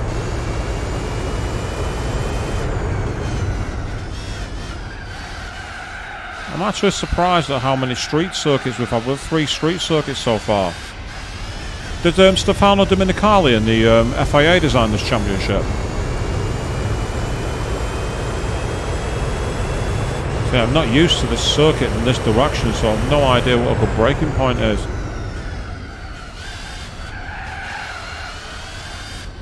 Yeah, Seoul is pretty nice, isn't it? It has to be said. I agree with you on that one, Joe. Ooh, nope, no good. Getting some very weird, jittery driving as I'm going through this circuit. I must admit, it's not as smooth as I'd like it to be.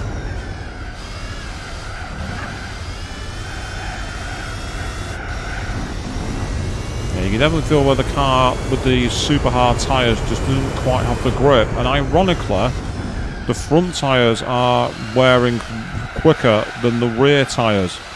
So I may switch these back to super hard, super hard. Over 1 lap, we have come good enough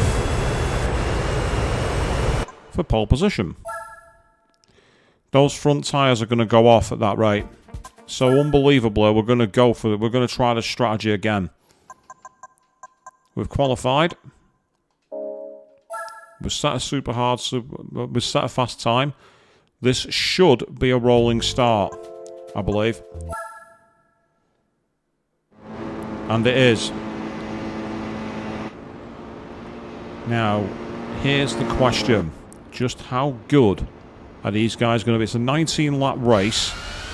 I'll be surprised if the tyres can hold on for long enough for it to not stop. I can't see this being a 0-stop race. Yeah, they're much quicker in the corners. And they're a million times faster. But if I can stay out in front, and to be fair, I've stayed out in front at the moment. Here we go. This is where it's going to be a real acid test. A victory here would be a massive help to my championship, for obvious reasons.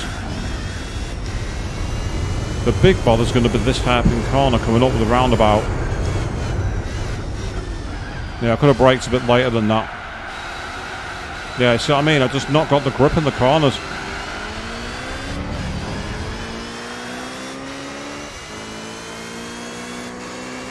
I just don't have the grip in the corner. He's just trying to push me off the road then, the bastard.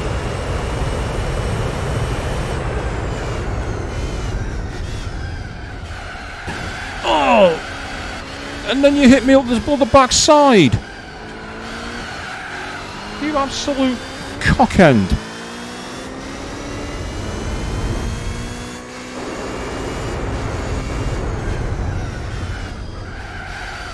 This isn't sodding touring car racing, you idiot. Leave my car alone.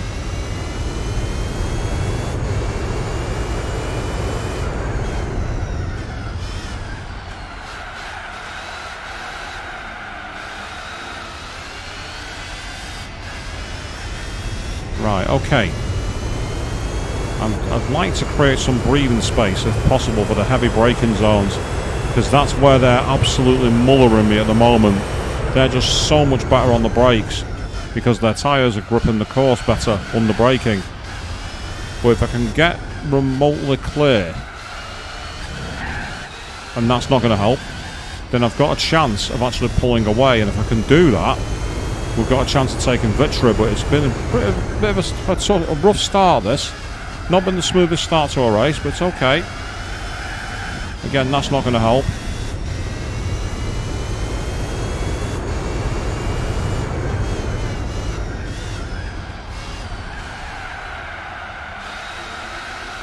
I deliberately tried like a karting line then, try and go wide and then cut back into the corner so we can go straight on the gas, and it has kind of worked. As you can see, the front tyres aren't wearing anywhere near as much. If I had hard tyres, which I tell you what, I wonder if it'll let me do that. Will it let me buy any new tyres? Because I've only got super hards and mediums. If I can get some hards on the front, hard, super hard, that might be the balance I need. I'm making this tougher for myself because my front tyres aren't able to grip into the corner as much. You can see how they're barely warmed up at the front because they've still got the blue sheen. That tells you they're still cold tyres. The front tyres have not switched on. The rear tyres have.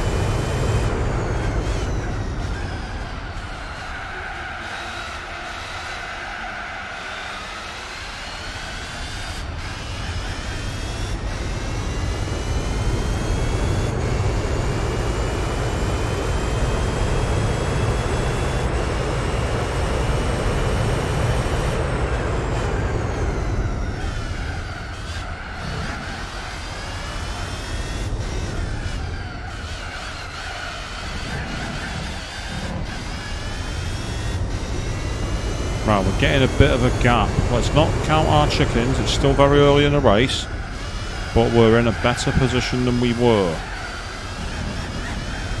Nice at the inside. Kiss the rumble strip. That's all okay.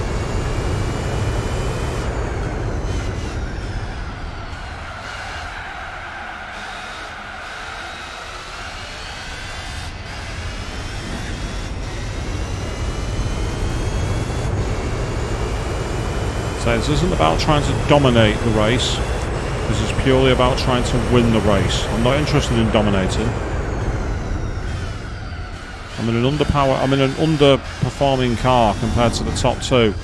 I say both the R92 CP and the Minolta are way better than the Mercedes CLK GTR. But so far, the CLK is more than punching above its weight.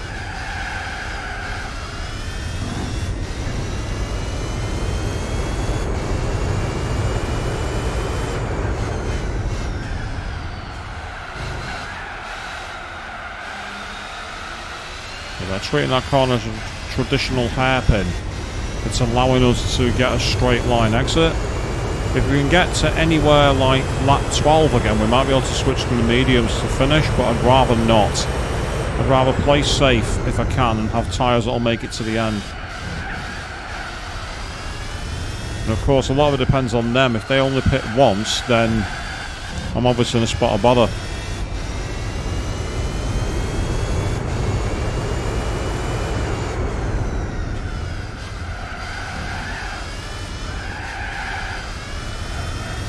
Yeah, that's right, Queen. Yeah, they're all light green, but the ones on the back are a lighter shade, so that means that they've taken more damage. And that's not a surprise, because this car's rear-wheel drive, so it means that all the power from the engine is going through the back tyres. You can hear that when it's spinning up the wheels as the accelerator gets pressed. And as I say, I don't think I'm setting fastest laps here. I'm certainly not pulling away. But what I am doing is enough to keep a gap, and that's all that matters for now. We've currently got a 6-second lead, or approximately, in that kind of bracket. But it seems that the RC92 has dropped the Minolta. And again, if those two are competitive against each other, they'll take points off each other, which helps my championship bid. More competition behind me is a good thing. Oh dear, that's very wide. I've taken that completely wrong.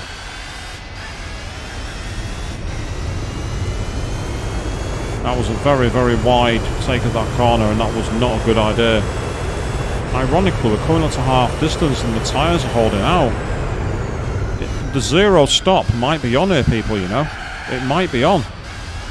The no stop strategy could work, and if that's the case, then that massively helps. If I can avoid losing time by going for a pit stop, then that's brilliant. Oh, get out of my way. You're not the Le Mans legend anymore. Leave me alone. So there goes the Ford GT40 race car. That's out of my way. Very important I got rid of him quickly.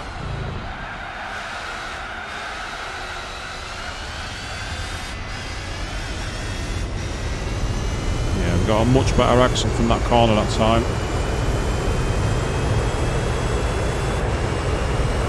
Excellent, good lap. Very good lap indeed.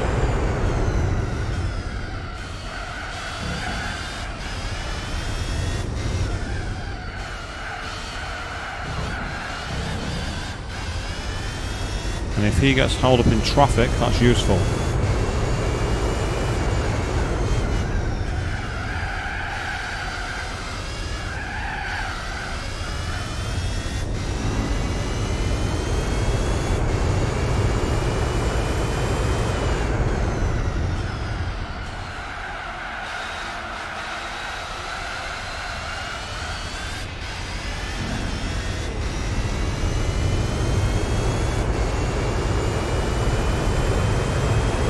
Yeah, I think the zero stop strategy is on. I think it's possible. It seems that some tracks are more conducive to that strategy than others. If you have a decent mix of corners and straights, this car can go without stopping, which makes all the difference. Because if they stop, they'll give me an extra 30 seconds to play around with. So as long as I'm in the decent ratio window, behind or in front of them, we should keep the lead. And so even if they're eating into my lead now, it's not at the moment too much of enough of a pace, but we've got to be careful we don't overestimate ourselves. It's important we get it right. Yeah, see, we're well past half race distance. No sign that they're stopping either. That's the only problem. If they have a zero stop strategy as well, then it kind of neuters my plan. Because they've yet to pit. Oh, and that's not going to help. That's a massive problem. I've just cost myself 3 or 4 seconds.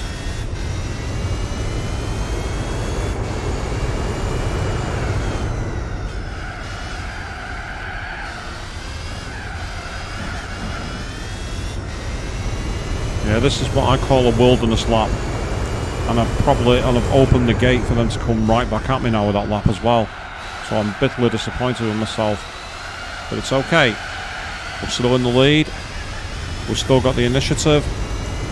Let's keep going.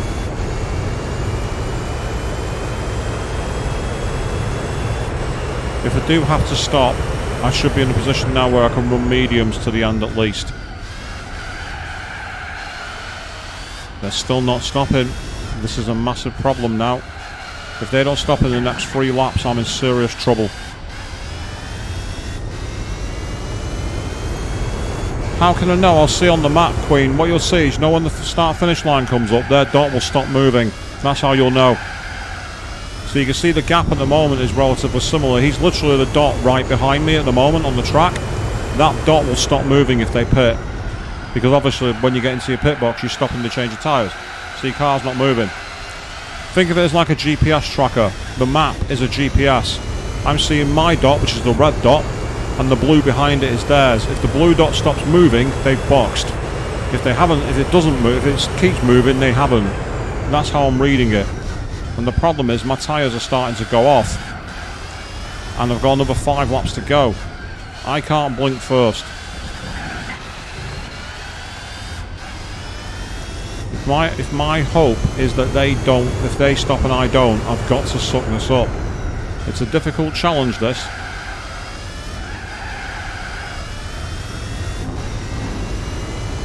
And the pace is dropping, but at the moment we're still in the point where we're not too far, we've got the gap at the right level. Part of the problem is the corner there, being a roundabout, isn't designed. You can see in my rear view mirror now, he's literally just on the edge of my mirror, and that's a problem, because that means he's on the edge of getting a slipstream. And if he's on the edge of getting a slipstream, that means he gets a lot of speed on the straights.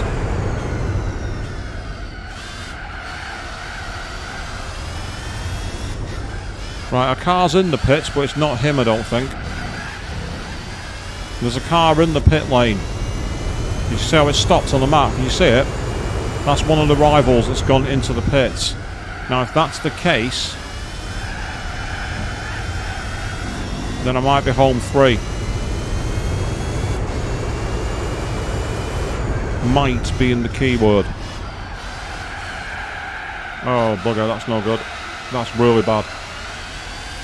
Unless I use it to gas out like that. That's the only way that was going to work. Right, keep an eye on that dot. Because I'm too busy racing to pay attention to it. Nope, he's not gone in. I don't know how he's making these tyres last, but he's doing it.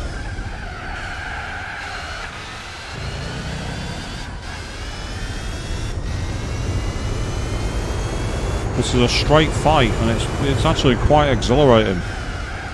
Because every time I slide like that, it pulls him closer.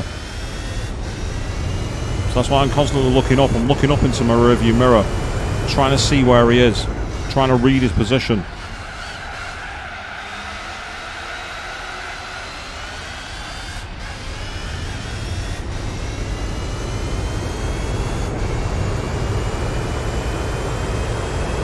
Three more laps to go. And he's finally boxed. He's in. Okay, all I've got to do now is keep it on the island, because he has to go 10 seconds a lap faster than me to have a hope of catching up.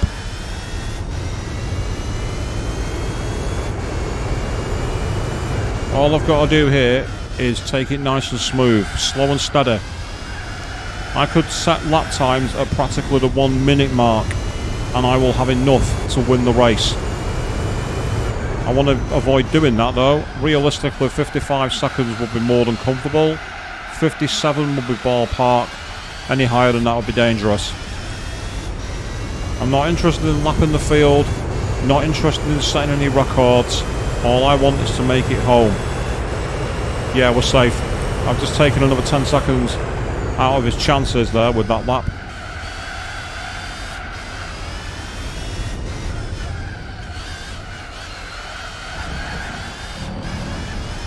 And this is all down to strategy. I'd say I reckon if I get the chance, I'm going to try and leave the championship briefly, because it retains your position in this game, I believe. Once you're in a championship, it doesn't let you exit unless you leave the championship. And obviously I don't want to do that, but it might allow me to put some hard tyres on the front of the car, And if I can get some hard tyres on the front and super hards on the back, we might now have what we need to survive. Oh, there's that Ford GT40. I might lap him twice. Oh, that'd be the ultimate humiliation. And he's going into the pits. So I am going to lap him twice. Final lap. Here we go.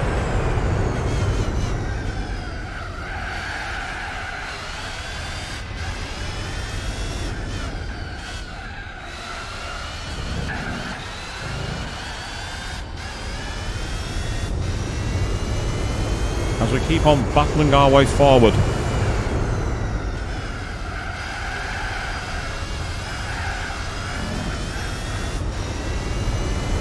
Yep. This is looking very promising indeed. Just take it nice and slow around the roundabout. No rushing.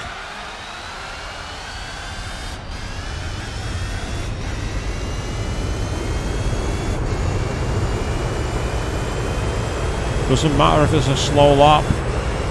There it is. 34 race spec points. And another race victory. We've won 3 from 4. All thanks to the zero stop strategy. That's the only reason we've won these races. But that's a big boost because I now got a 1 race victory over the field in terms of gap. So that's a huge boost. That's massive help. It means if there's one circuit where I'm going to be guaranteed to come last, I can kind of treat that as a throwaway race. But that is a tough. That was a tough challenge. I like that race. That Nissan was being a real nuisance, sticking with me and not pitting. It made me think, oh wow. Now, yep, start here when you return. Yeah, actually, oh, I didn't mean to do that. It should say in the top right corner, you see where it says you're currently racing in the championship. So I've now got a banker save. I want to see if it'll let me. Oh, no it won't. Yep, okay, we've got to continue, yep. So we've got our banker lap in, we've got our banker save, but we can't change our tyres. We are stuck with the mediums of the super hards. So we're on the oh, El Capitan. Oh. 11 laps, my tyres will easily last it. But this is going to be horrible. Unless... I wonder if my medium strategy will work. Bolt the medium on the front. This will be a horrible race in these tyres. This will be horrible. I'm half tempted to see how... to just try the mediums and just pit. And just have to pit stop. Because there's going to be no grip on the circuit. Because of all the undulations and the hills, it's going to be horrendous, I reckon. Let's put my fastest tyres on and see how bad the wear is after 2 laps. This circuit is going to be a nuisance in this championship. Make no mistake about it, because there's going to be very little grip. I do know one way that I can save some time, and it involves that corner there, because you can wall ride it, believe it or not. You can wall ride that corner. I know that because I did it in the license test.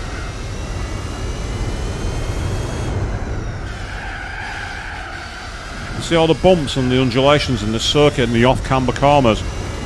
With the super hards, this will be impossible.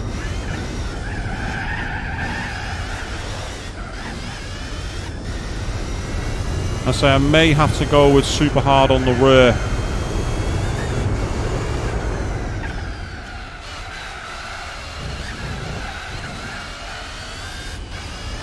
Well, a lot of it's going to depend on the pace of the car, because if the car's quick enough to do 5 or 6 laps on the mediums and be like massively in front, then I might have a chance to pit stop and be able to come back out and win the race. It depends on tyre wear really, because already we're down to the green on the medium tyre at the back, which is a problem. That tells me we're not going to get these tyres lasting long on the back. That's not going to happen.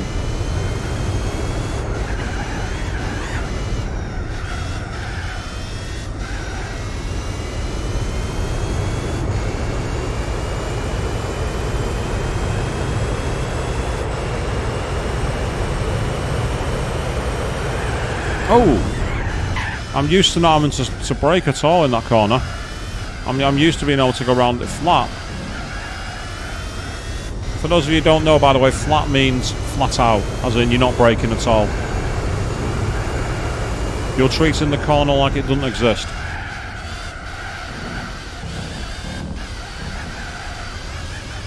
And certain cars at certain corners can treat it that way, but not this car. And that there is a nuisance. The blind crest into the corner around it. There's nothing like it in the game. The closest thing to it is the corkscrew at Laguna Seca. And even that's not really a close match.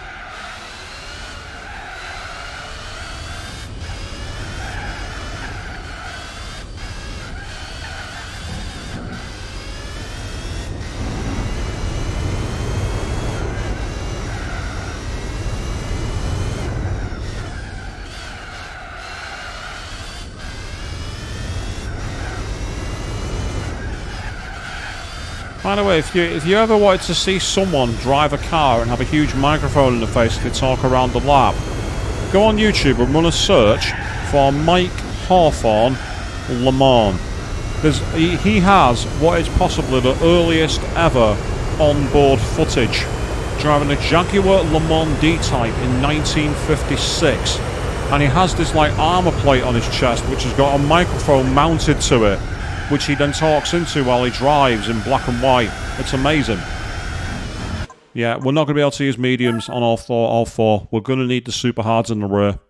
The problem is, this is a grid start, so I'm going to get gobbled up big time. There's nothing I can do about it. I am going to get gobbled right up. Because despite this being a massive countrywide circuit and not an actual racetrack, they do grid starts here.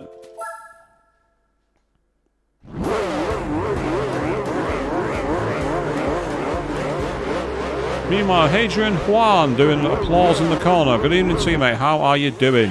Welcome to the stream.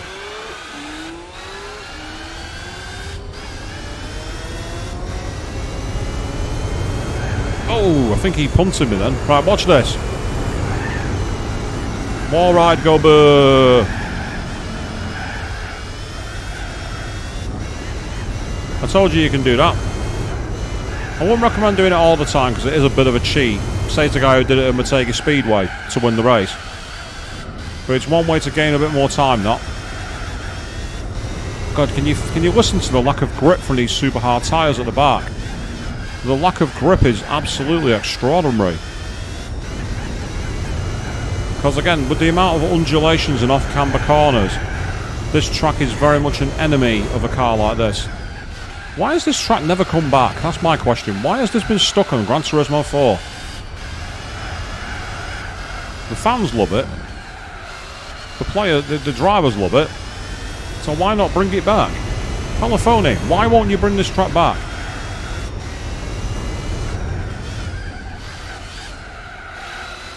You'll give us 1,000,001 different photoscapes that no one cares about, but you won't give us tracks like this.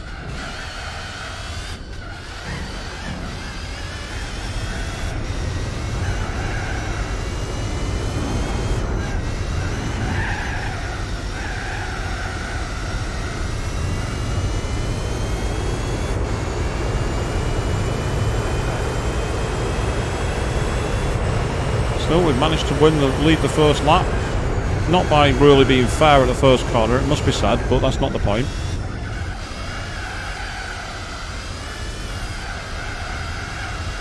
Complex string in GT3, Joe. I can't say that I do, but I've probably driven it, but I don't really remember it. Was that the weird license test car where it actually looked like a car on the track map? Is that the one you mean? It's kind of like a weird version of the test course. I think I remember that from the license test, and it was nasty, really, really hard.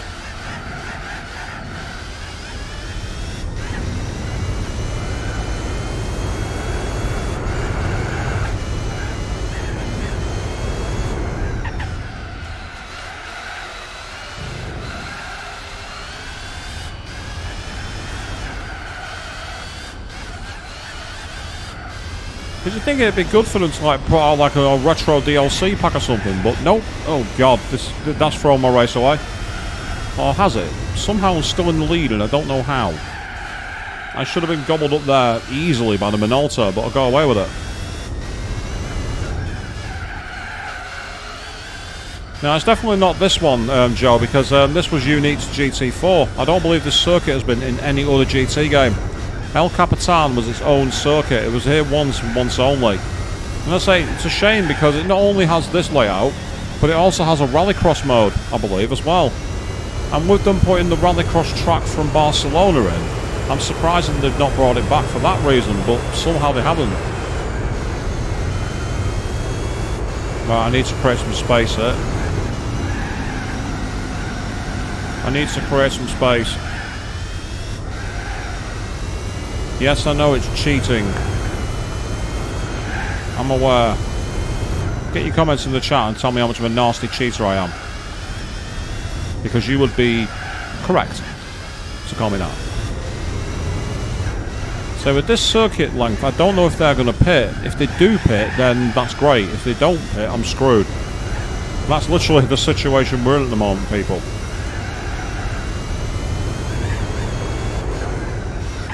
Do you know what's really sad though? This race, this tournament I'm doing already, is already longer than the final championship race you have in one player mode in Gran Turismo 7. It's already longer.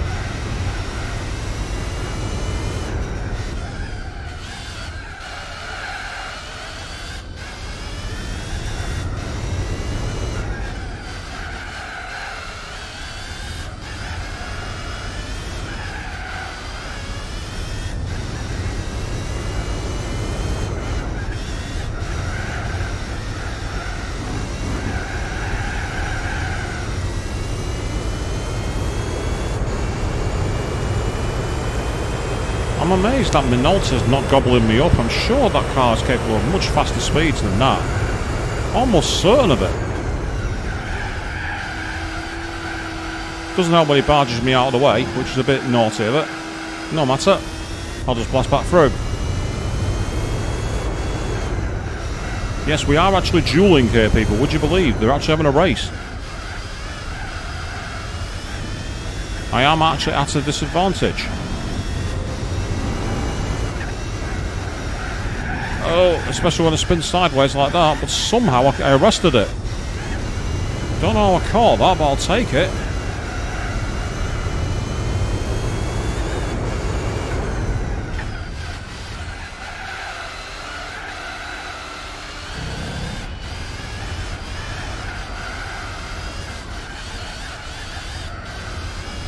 Yeah, this car's problem is traction on these tyres. It just doesn't have any. It's not quite the tractionless behemoth that was the TVR Speed 12 in Gran Turismo 2, but it's up there.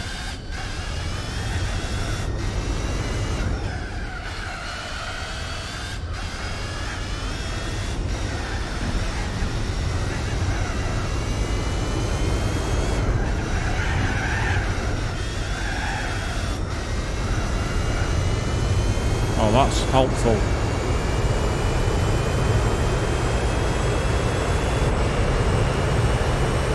Just take quite a bit of time out of my own lap time then, which is useful.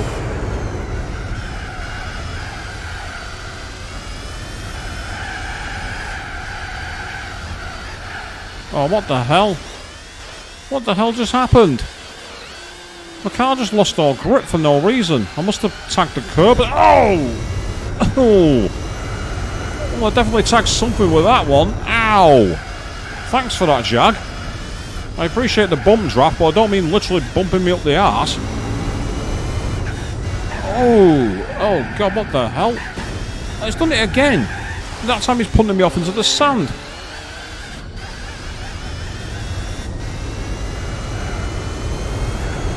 The car just seemed to lose all traction on the back. It must have hit a bump or something. I did say that this circuit was going to be a killer for my car, and I'm not wrong.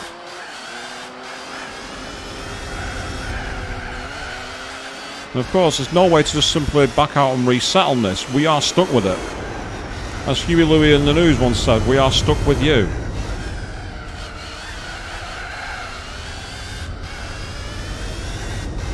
And I get the feeling these guys aren't going to pit in this race. If they do, then that's a boost for me, but I'll be very, very surprised.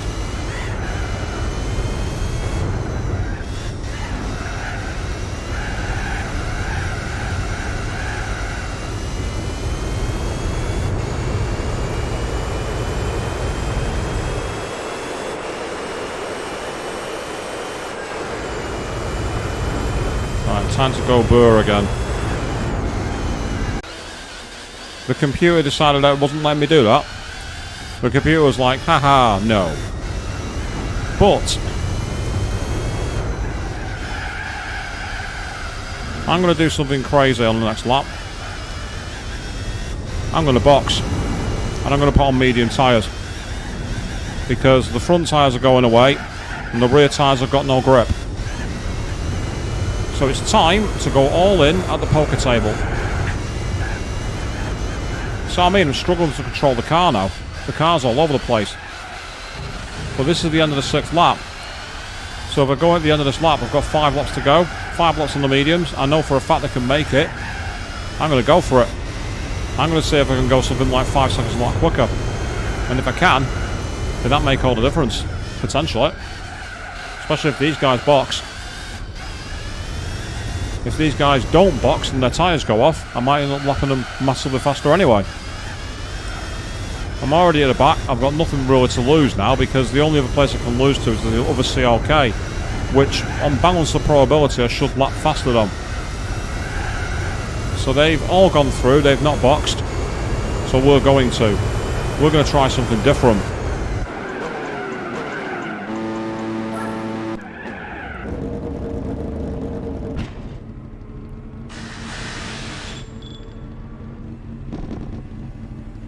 See, there goes the other CLK now. He's blasted through.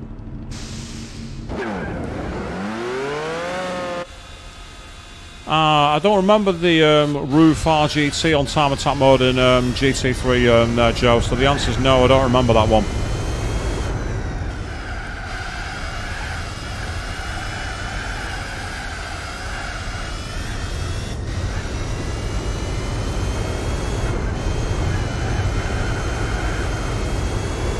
What's with the angry faces, Joe? What are you angry at?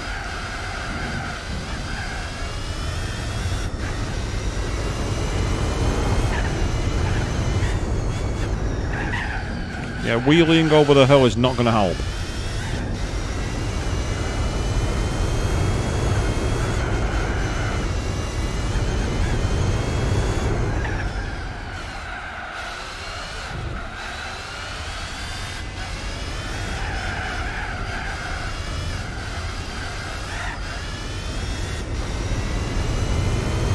Ah, stress. Okay, that makes more sense, yeah.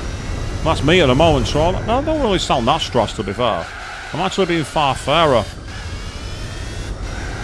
I think part of it's because I'm like glancing at a second screen to see the chat, so I'm not quite appreciating all the images. I think that's part of the issue. Yeah, that's what I'm going to say. I'm going to blame that.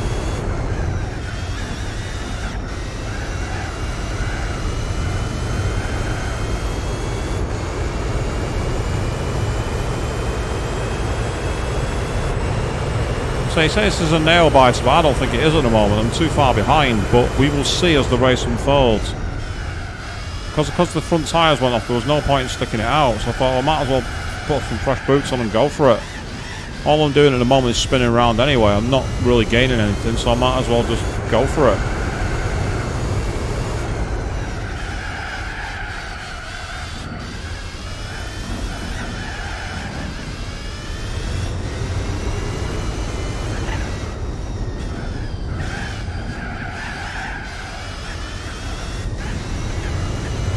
So this circuit's not really designed for cars of this caliber because of all the bumps and the jumps. It's more designed for like Gran Touras and heavy like 4x4s. So these cars are very much out of their element here. It's more like a rally stage. Well, it's like the Corsican Rally. Actually, it's probably the thing I'm closest compare it to.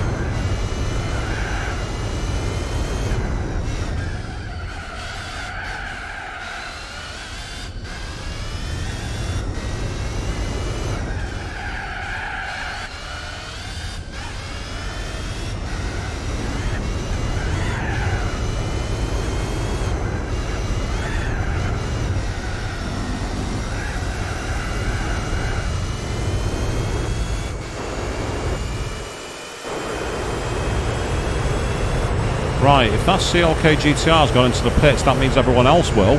And that might mean I might be able to steal a march here. Believe it or not.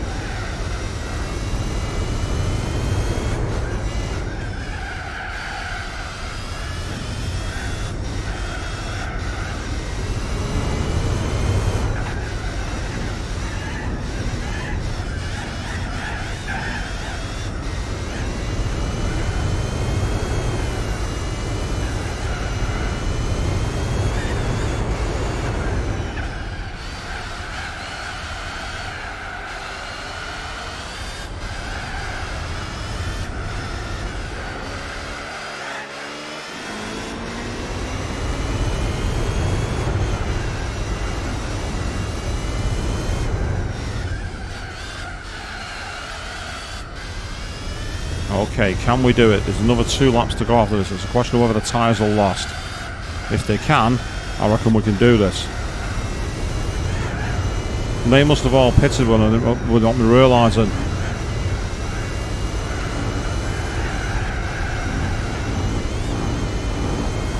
That was very risky, but we got away with it.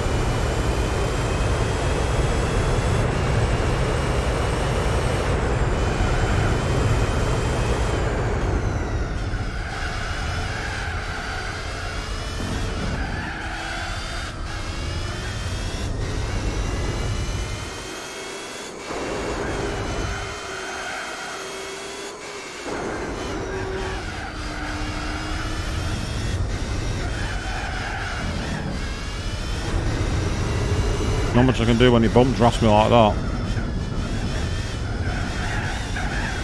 Well, of course, the key question is, what do we do with a drunken whaler?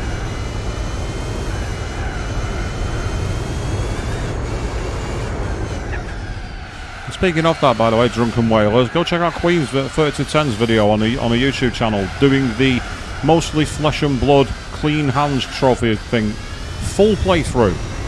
More patience than I have. There's no way I could do that in one video. Although at some point I'm planning to go back and try that myself on the Steam version.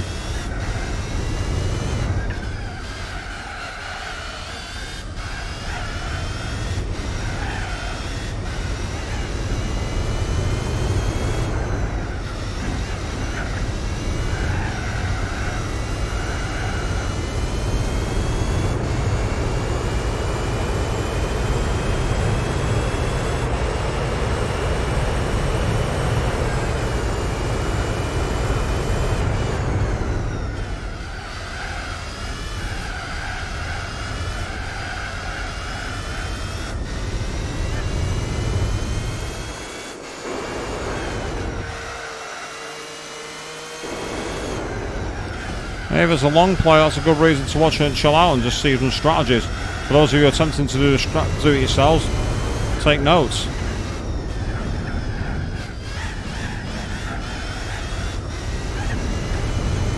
This is going to be very difficult because the tyres are pretty much bald now.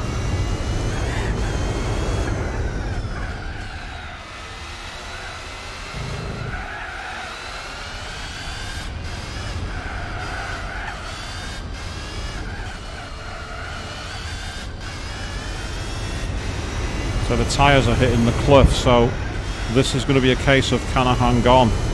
And I'm not so sure I can.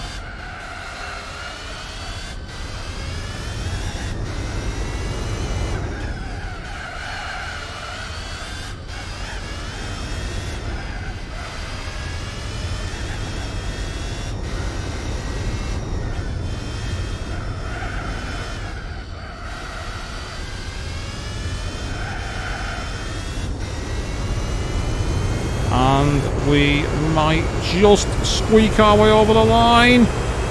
And we've managed to do it. Oh, that was a very, very tricky race. Won it by only 3.5 seconds in the end. Wow, that was tiring. That was tough. That was a difficult one. Yeah, so I should do it as a stream at some point, Queen. Maybe it'll be one I'll do possibly before I go away. Who knows, or when I get back. You say a masterclass, Joe? I'm not so sure about that, but hey, we managed to get through it. That was the most important thing. And a big crucial victory, because we've now got a 16-point advantage in the championship. So this has been a very important one. 4 victories and 1/3. Yes. That's right. Do the whole told you so thing, Queen. You go for it.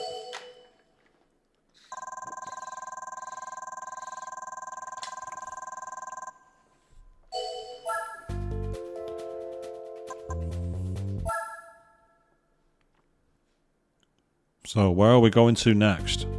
Ah, we're in New York, New York. Right, this is where the super hard will come back to play. This is a potential for a no-stop strategy. However, before I do that, this is a rolling start. We're qualifying. 15 laps of this event. The big problem, the one that I'm really scared of here, is that roundabout. We saw what it was like in Seoul. So if I try it in one go, it's definitely going to be something that'll be good for a laugh, actually. Yeah, I agree, actually, there, Joe. You're not wrong. The Minolta and the R92 scrapping so tightly for second place is really what we needed. You did it 7.5 hours, Queen. Right, maybe I'll have to do that as a final stream either before I go away or when I'm back and I've got one of my days off, maybe.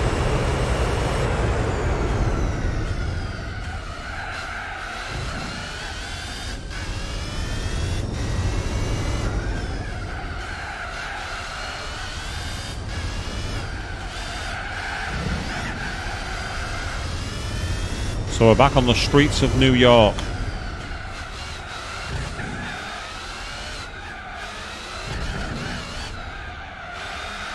Yeah, it's amazing. I'm amazed they managed to make the CLK so competitive. The power is definitely a big part of it, no doubt about it. The amount of power I've got in the car is a big thing. But there's been some interesting strategy calls, like the two races where we didn't stop at all. And then there was the last race at El Capitan where I undercut the field, which is the first time I've done that. I managed to undercut and keep the tyres in long enough for me to be able to get back through.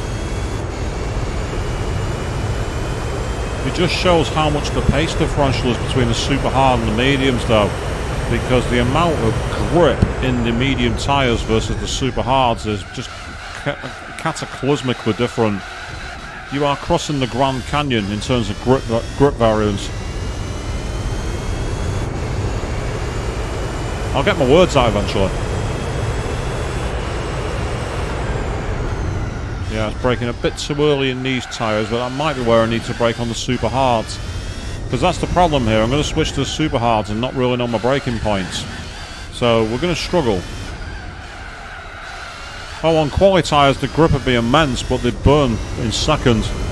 Quali tyres are very rarely used, and so far I've not really needed them. The medium tyres have been more than enough. I've even won qualified pole on super hards.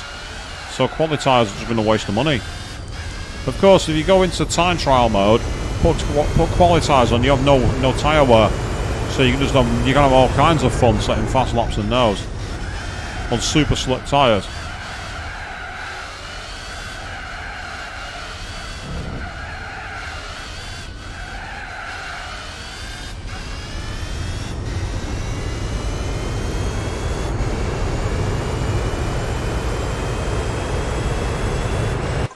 Right, well that's pole, so I'm happy with that.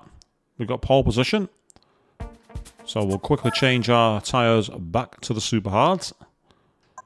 On the last race at El Capitan, we saw the medium tyres did eventually go off. You definitely need hard super hard rather than medium super hard.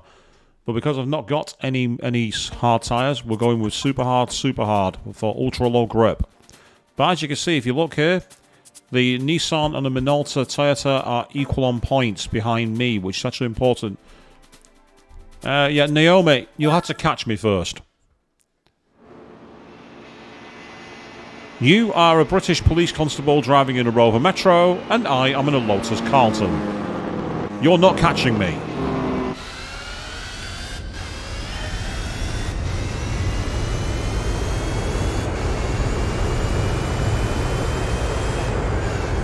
Well, that's still too soon for the corner, but that's okay.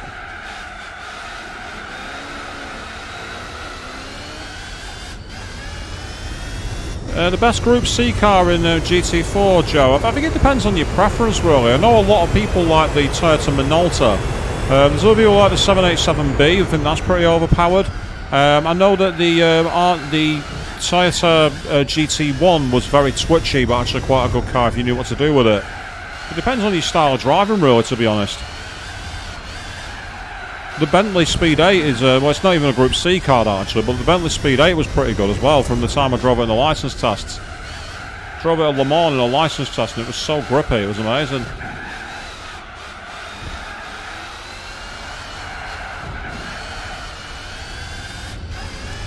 See, this is the part of the circuit where we've got a massive disadvantage on these tyres. Our disadvantage is massively amplified here. But if we can get through this section and just about keep our lead, we should go down to Times Square well clear of them. Oh god, yeah, the Sauber C9. In Forza Motorsport 4, that was the DLC pay-to-win car.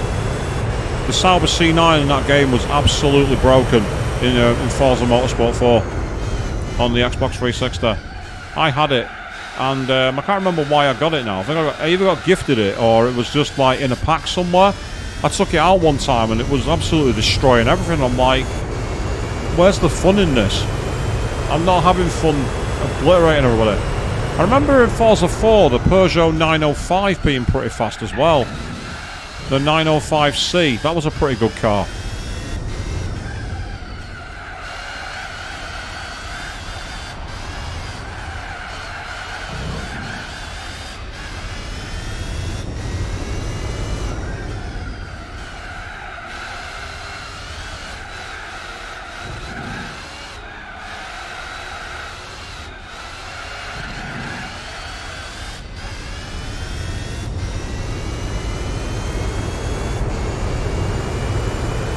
So the question now is, can we actually make these tyres last to the end of the race? If we can, great.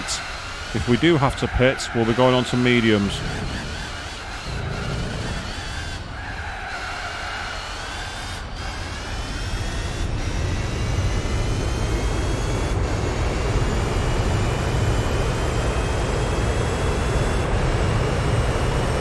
Only got a 2.5 second lead, so nothing massively protective here, it must be said.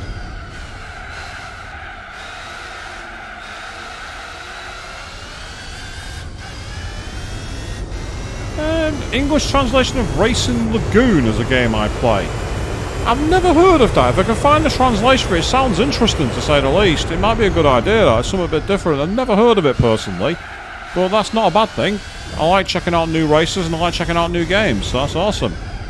So it's definitely something that I need to bring more in, actually, more chances for nominations. I mean, I'm not like one of these other channels where it's like, if you want to choose what I play, go to my Ko-fi or my Patreon. Nah, that's not my style.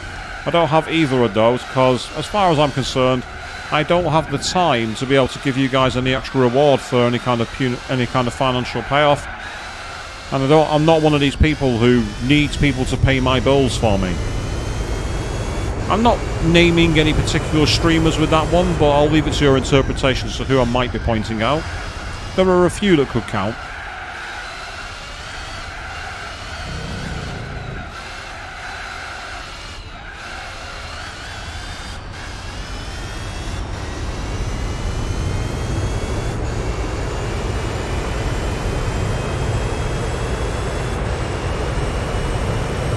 Yeah, so far the gap's being maintained at around about 2 seconds, which is actually not a bad thing.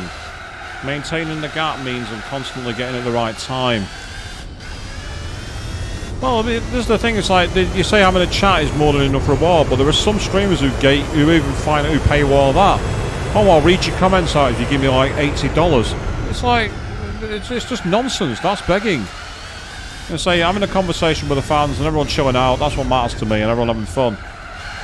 And say, that's why I quite like doing things at this level. I watched a stream the other week where it was a big streamer, and if you try watching the chat, it was like watching a fruit machine go around all the time. You could barely keep up with it. Most people in the end hid the chat because there was no point even paying attention.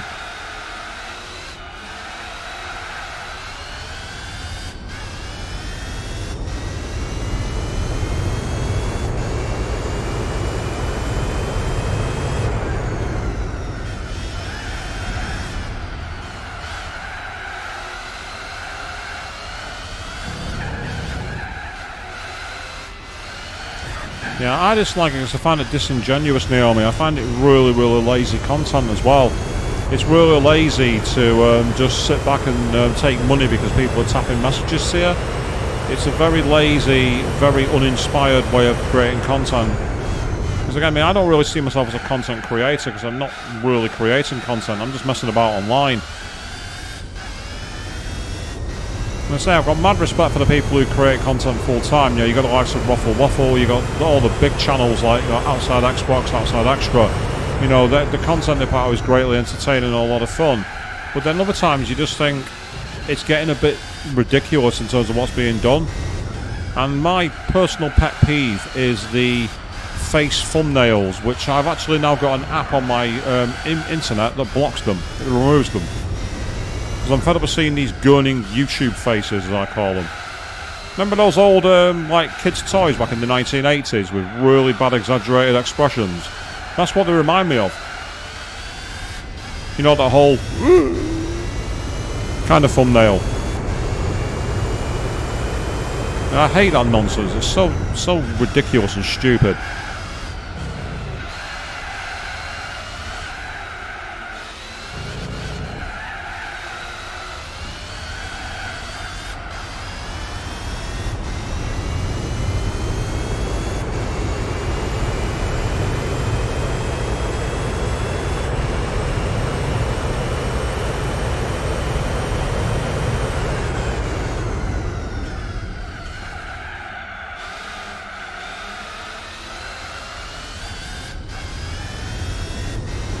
Well, so far the tyres are holding on.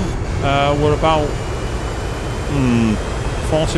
35% distance. There's going to be a tall order this. I'm not sure if the tyres will last till the end, but we'll try it.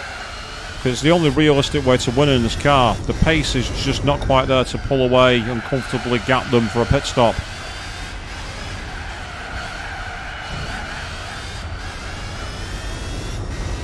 I don't have AWS analysing the pit times for me like in F1.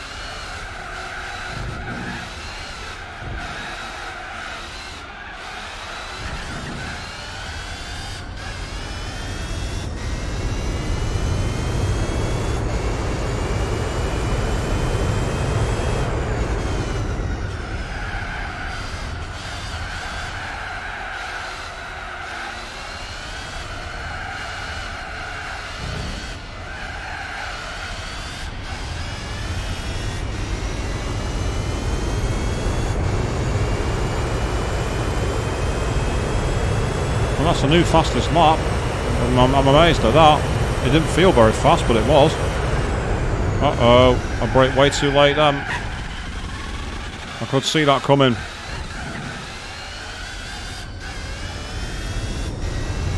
I mistook the 200 metre board for the 100 metre board, and I braked way too late. That's all it takes to ruin your race, people. Only takes a small little thing like that and you can completely destroy your race. It's why keeping control and keeping relaxed is very important. Which is difficult when your car is slipping and sliding all over the road, it must be said. We're not even at half distance and I don't really rate these tyres getting all the way to the end, so I may have to do an El Capitan and stop. So if I have to, it'll be lap 10. Yeah, I mean, Queen, if there was full crash physics on this game, you're right. We would have been flying from that. Would have been going through the windshield. Make no mistake about it. Even like the 6-point seatbelt racing harness probably wouldn't survive the G-force for that one. Blood, pus, court case, the whole 9 yards.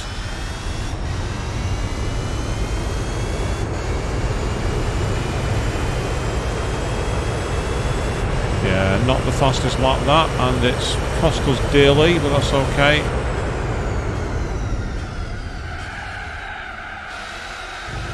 Still went a bit deep, but I avoided crashing at least, so it could have been worse.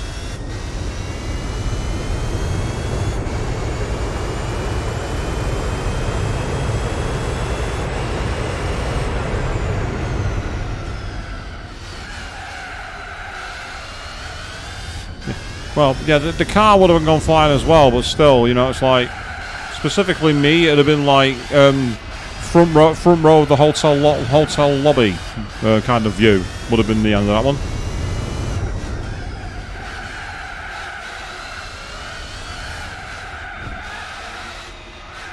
Oh God, this section is so annoying. It's impossible to get you're constantly like riding the accelerator but not going anywhere. Very frustrating trio of corners, that one.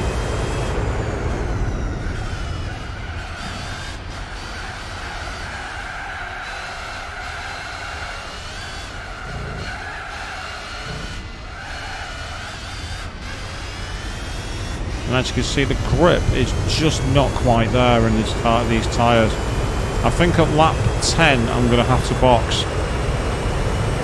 Because that gap is being maintained, but it's not a comfortable maintained gap. I don't feel like I'm in full control.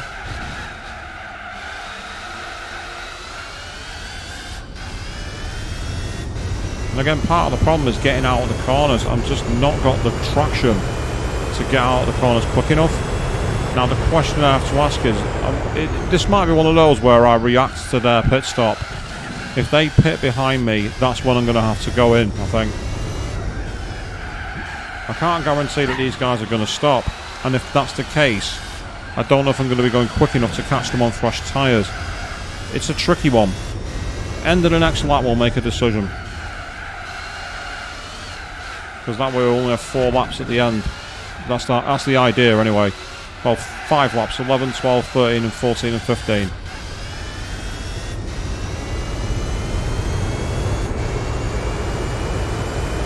You see how the tyres are yellow, they'll be entering the orange section soon, and once they go there... Right, that's decided it for me. That has decided it for me right now. But I can't risk these going 6 laps. I need to do at least one more lap. At least one more. I mean, I could do medium super hard, but I don't want to risk it.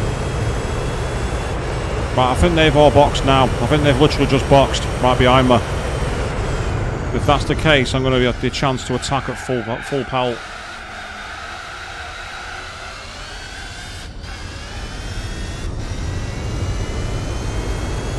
You can see how the 2 dots have stopped right in the middle of the pit lane. That means they're in the box.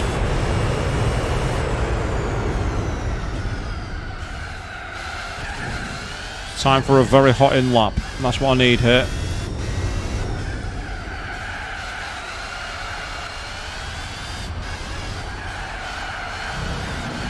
Doesn't matter to me that the Jag's now in second place. That's irrelevant.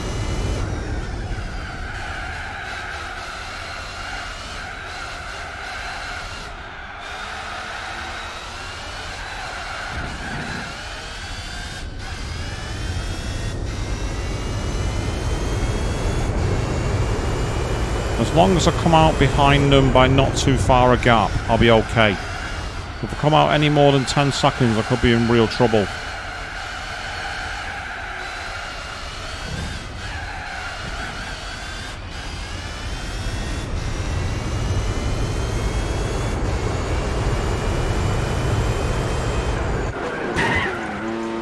I just rear-ended that Ford GT40 coming into the pit.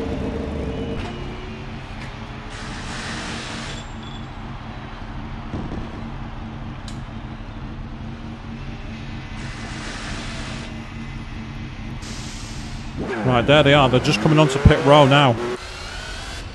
I might keep my lead. That's amazing. I think I've managed to not only keep my lead, but increase the gap. If that's the case, then I'm a massive winner from that one. We'll find out at the end of this lap.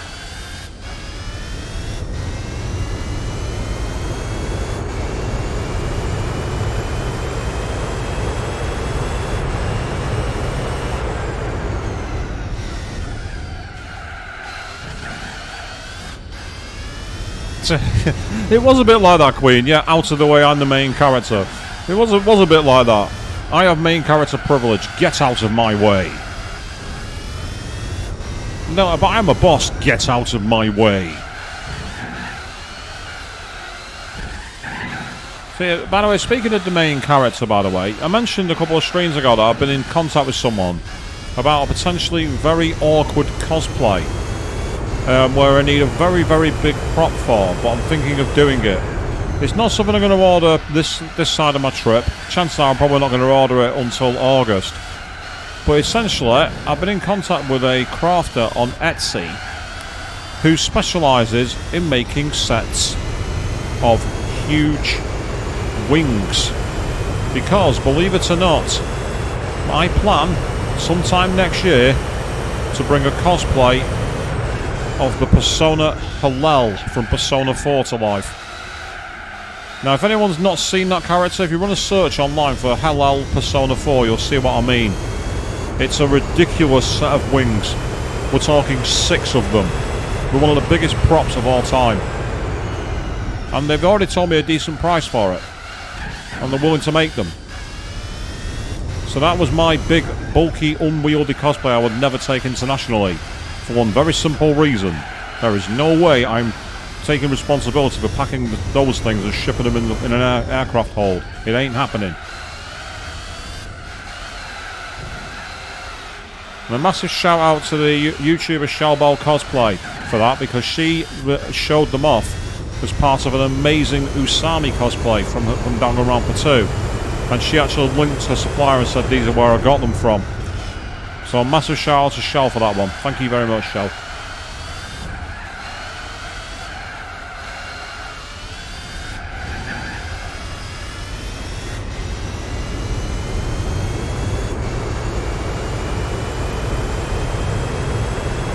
Yeah, I've just taken 4 seconds a lap out on my fastest time thanks to these new tyres. These new, faster, much more low-profile, higher-profile tyres, which are much stickier. You can hear the car like able to plant the power so much faster. We've now got a huge lead. These tyres have literally catapulted me forward.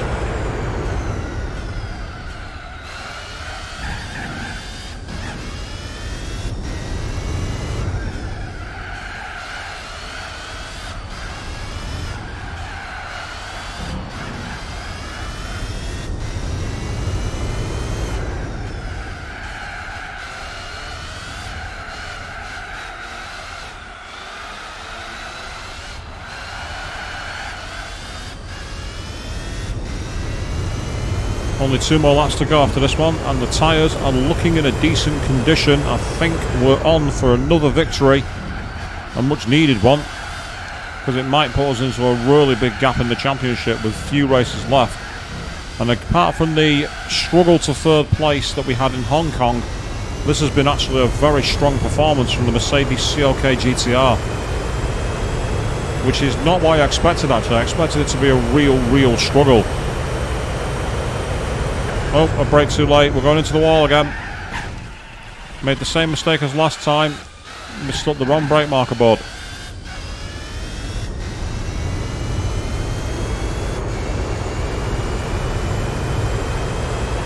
Oh, we've got a 21-second gap now. This is ridiculous. It's getting to the point I might be able to use mediums and pit twice. At this rate, I'm going that much faster.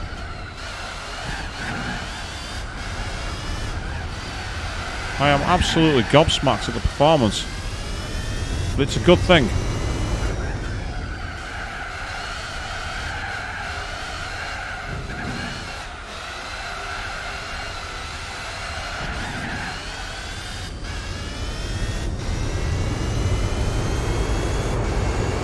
Yeah, one more time and then we will hopefully have another race victory in the bag.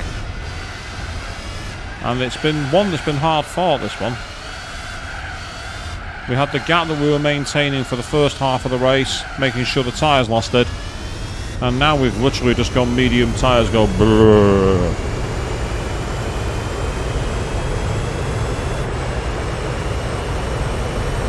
Right.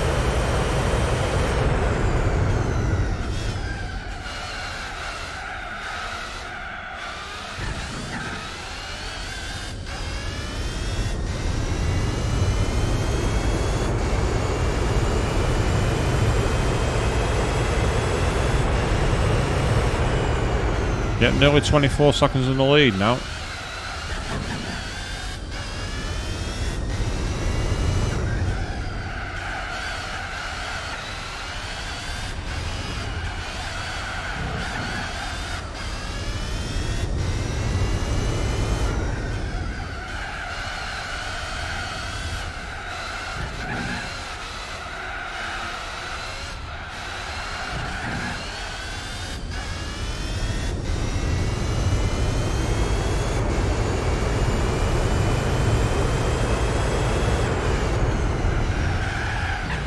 Whoops. Yep.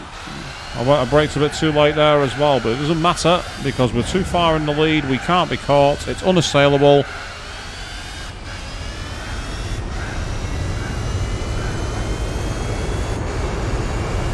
To take us closer to the championship.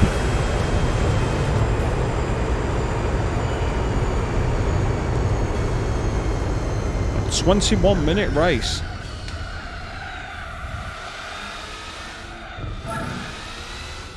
And the Nissans come second place ahead of the Minolta, so that puts us in a really good position now. Unbelievably, we have a colossal gap. We have a 2 clear race advantage. We are 2 race victories in front.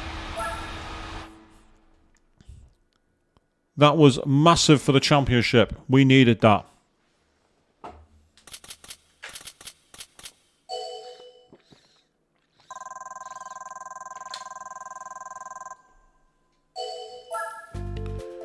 So after 6 rounds of the championship, we've got a 2 race victory advantage, which makes it very strong in our favour. But the title is not yet over. There's 4 races to go. Oh God.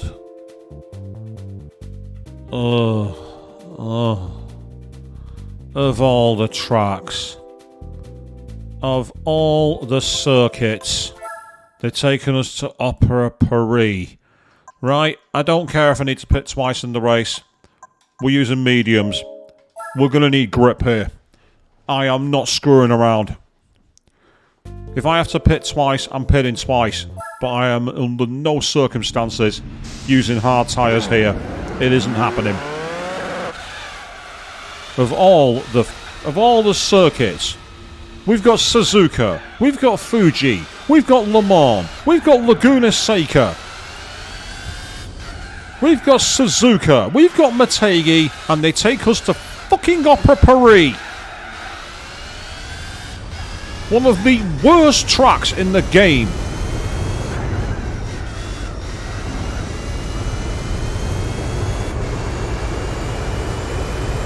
A track that's about as fun to drive as listening to a lecture by that Queen's Stone nurse teacher in Persona 3.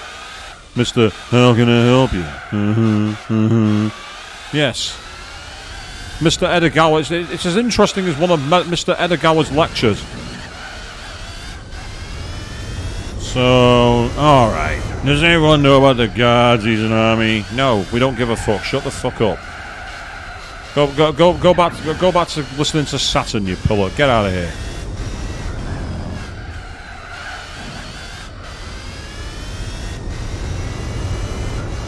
Yeah, if I have to pit twice in this race, so be it. I will happily pit twice.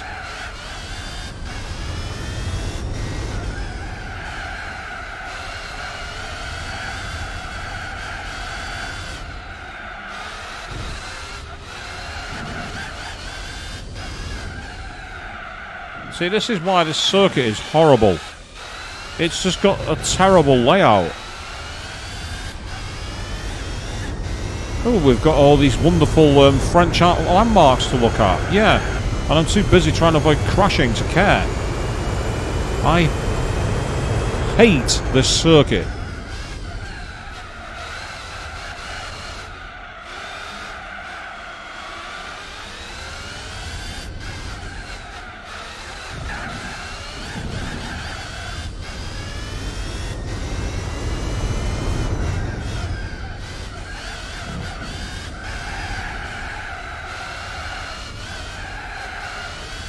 I say, yeah, Joe, you're not wrong. In a Le Mans car, it's just not fun to drive because it's not designed for such high-speed, high-intensity driving. It's more of like city cars. In a city car, it's not too bad. It's kind of fun. Still, that's pole position. We'll take it. Hopefully, we can go fast enough to pit multiple times and just try and blow the doors off. We start in the lead, on pole. I just noticed as well, I'm a number 2 driver.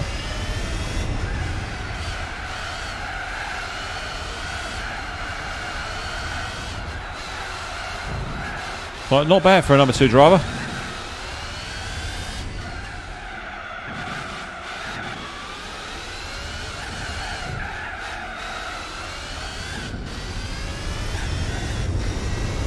This is where I've got to make my tyres count. I have got to get in front and pull away. This is a very much an all-out attack strategy, this one. can we win by doing multiple stops? We've won by not stopping at all. Now let's see if we can flip it round. Can we win by stopping more times than they do? A lot's going to depend on the 1 lap pace. If we're anywhere fast enough to get near a pit stop ahead, then we'll be doing it with ease.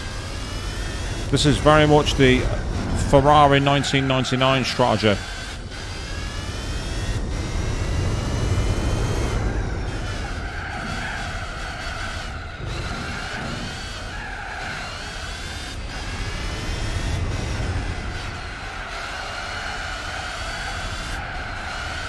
Four and a half seconds in front, not bad.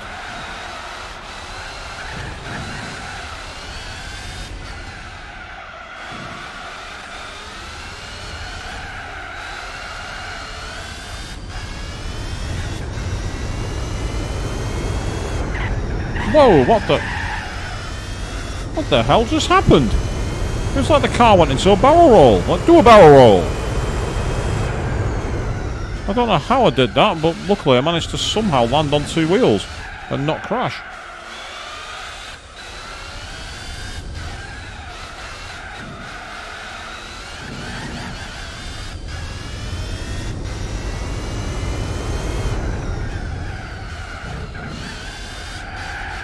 Oh no, that's a slide out. That's not good. Yeah, this is where my attacking driving style is having to come out to play, because it's not really a track you can really be smooth on. I'm used to like more focused lines, and here the track just isn't conducive to that way of driving. You can't ride the pedal enough, or at least I can't. Let me amend that by saying I can't do it. So far, the pace is not there to win this race. We are not going to win this race.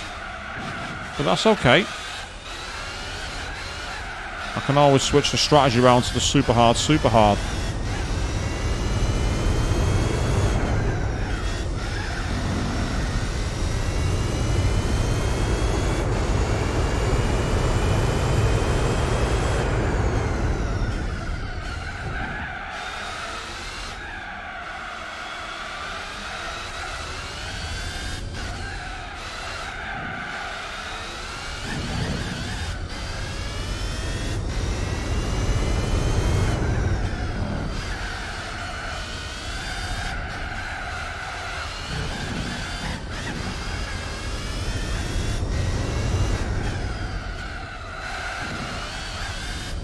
Realistically, if I'm going to stop twice, I need to get to lap 6. End of lap 6, pit. End of lap 12, pit. If I can manage that, then we can do a 2-stopper, but otherwise we're going to be screwed. As I said, I just don't think the pace is there. We're not going to make up the second stop. No chance.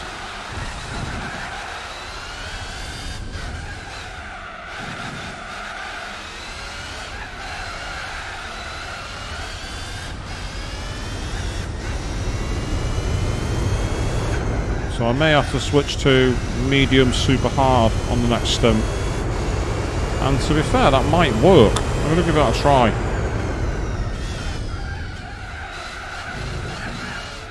Because the tyres at the front, the mediums aren't going off. It's the back.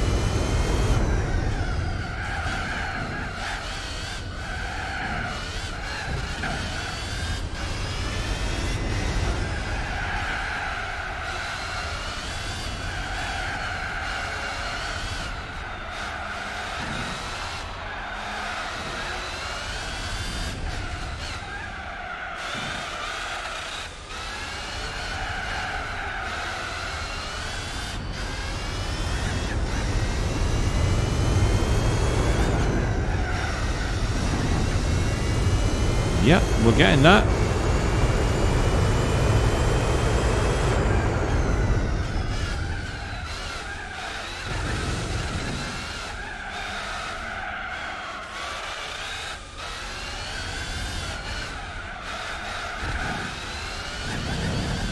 I don't trust these tyres. I don't think they're going to go the distance. I'm going to have to switch to super hards. Nothing I can do. They won't go another lap. I can already feel the difference in the grip. I'm going to have to go in at the end of this lap. There's nothing I can do. We're going early, which is irritating, but that's the way it goes. At least we tried it. We tried something different. It didn't work. That's okay. Oh, no, absolutely not. I am not keeping the current tyres.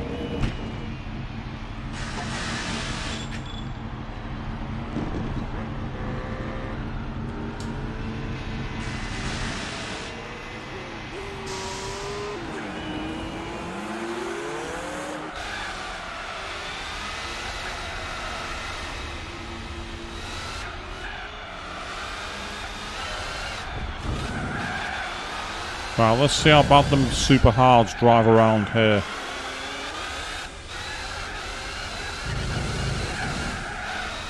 Well, we kept ahead of the Jag, so that's a good start, but it's not ideal because the car is really struggling for grip. So, oh, what the you absolute fucking twat!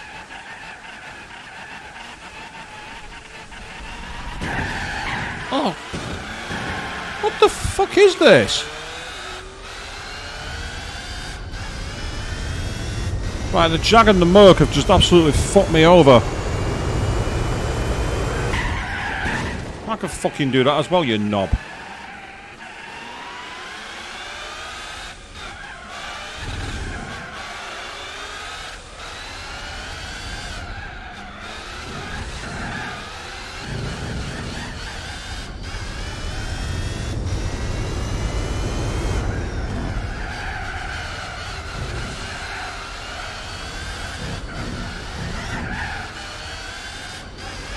Yep, this is the race that screwed my championship.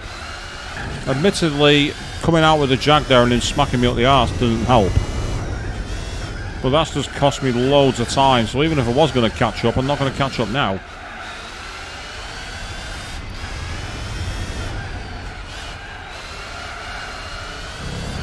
Very extreme tactics, Joe.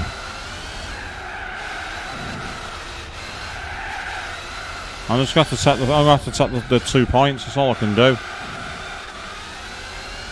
Maybe the 3 points if I can get ahead of this Merc, which I'll be able to do because he's not pitted yet. So there is that at least, and I might be able to come ahead of the Jag and get on the podium.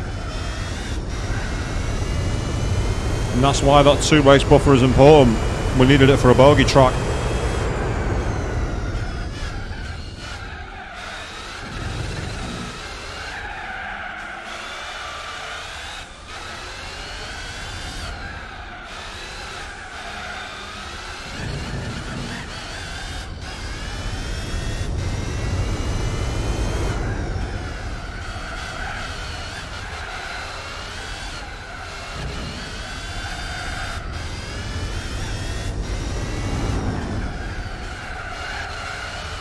You're not wrong, actually, Joe. Yeah, it would be us who had the penalty by being smacked into by the AI. I've had that before on the Tokyo Expressway credit grind.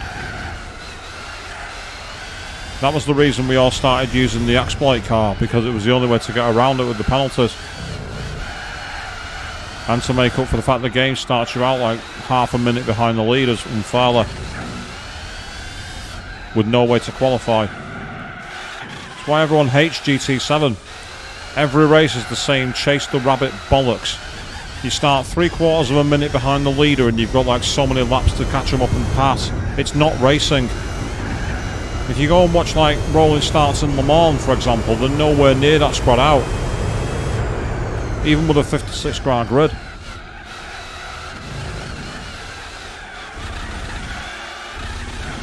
It's why they realistically need to patch in grid starts and qualifying. Because ironically in sport mode you can qualify. But even then, all rolling starts, they never do a grid start. But yeah, this car is awful on this circuit with these tyres. It's just not designed for it. But that's okay, you know, at the end of the day, you know, there's got to be a bogey track at some point.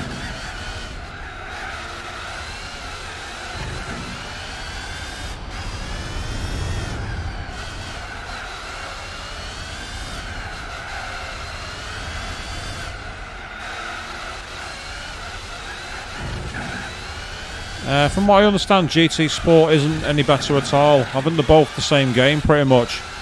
If anything, GT7's career mode is DLC for Sport. That's how most people describe it. Describe it as a DLC for GT Sport.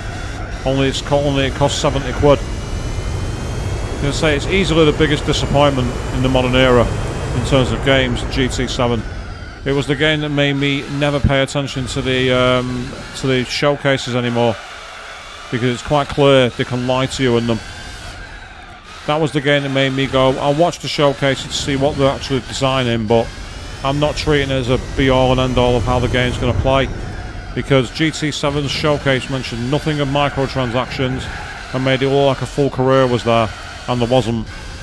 There is not a career. There is not a World Championship. There is not anything of the sort. It's a disgrace.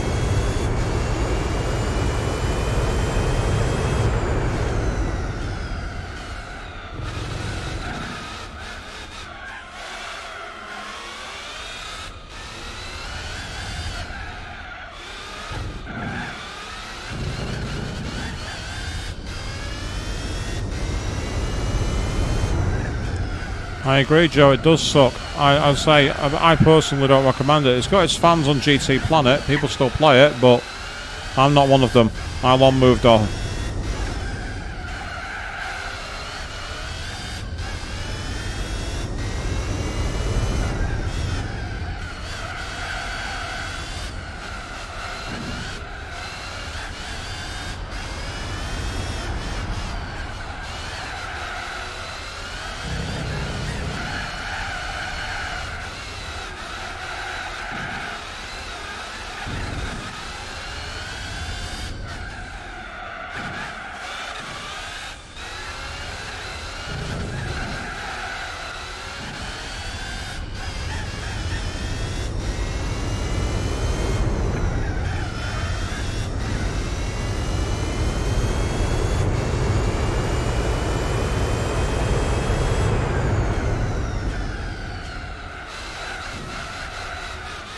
I never played GT5, so I can't comment on that one, Joe, but I understand even that had its problems.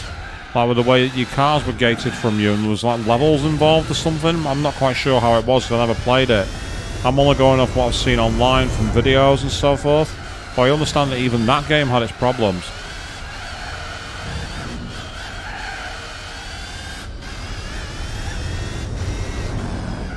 The issue I've got is I don't think these tyres are going to get to the end.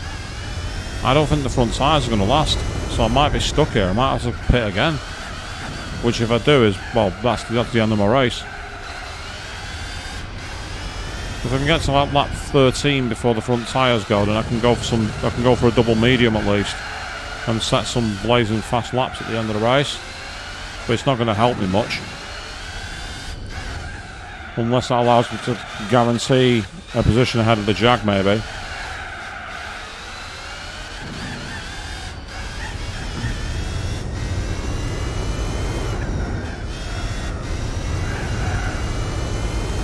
There's no point pitting with like 1 lap to go. There's no point. So if I'm going to pit, I need to be like, 3 or 4 laps from the end, realistically.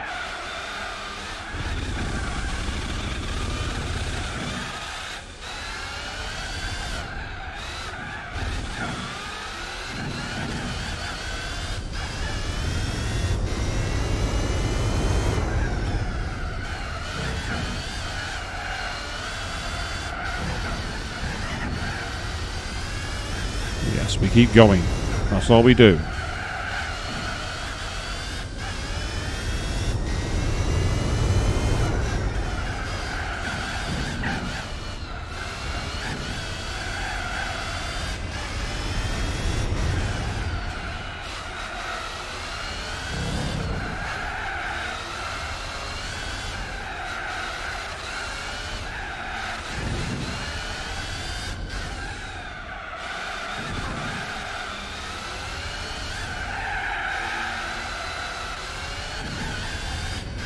Yeah, these tyres definitely won't last. However, we're going at the end of the next lap. I will have lap 15, 16, 17 and 18 on mediums. It's a shame because I've gone for the front super hards, rear super hards, and I made it to the end on the one start. But yeah, it's easy to be wise with hindsight. And besides, I can't stand this circuit, so anything to get me through it.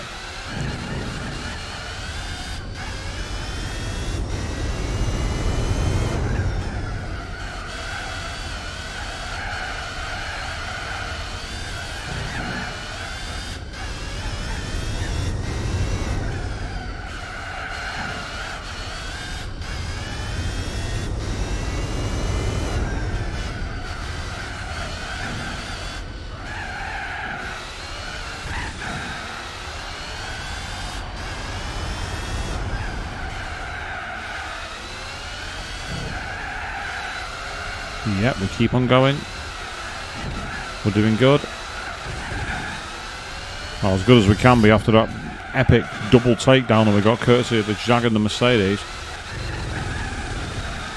We both decided that ram raiding would have been a good strategy.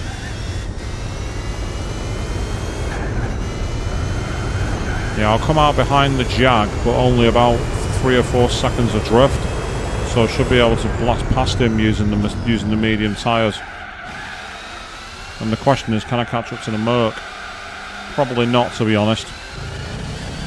So it's going to be 4th place, which is somewhat of a disappointment, having qualified on pole. But it's a track I hate, and I can put it in the rearview mirror. And with the gaps at the field at the front, it's not too damaging. It's annoying, but it's not too damaging. So, into the pits one more time. Because those front tyres now are looking pretty sore. And even the rear tyres are looking pretty bad. Surprisingly.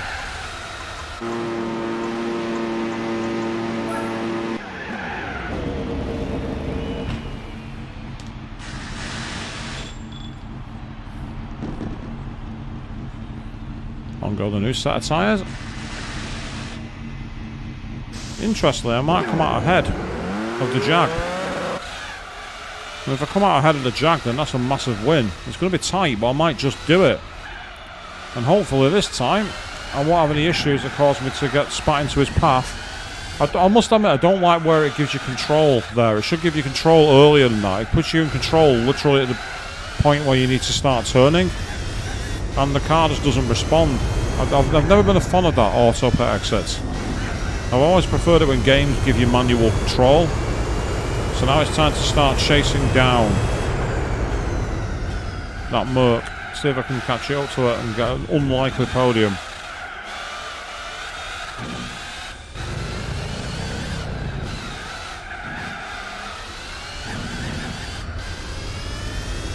Again, unlikely being the key word here, but stranger things have happened.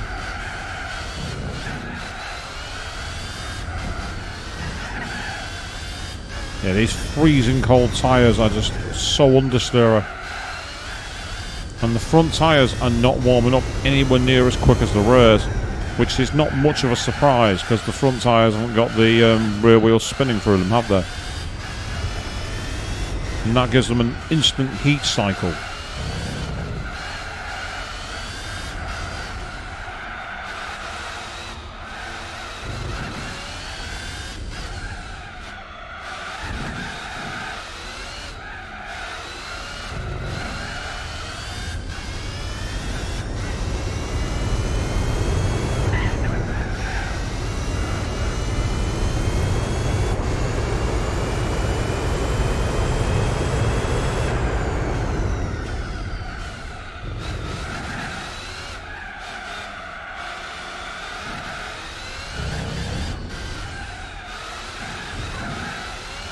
Yes. So far, so good.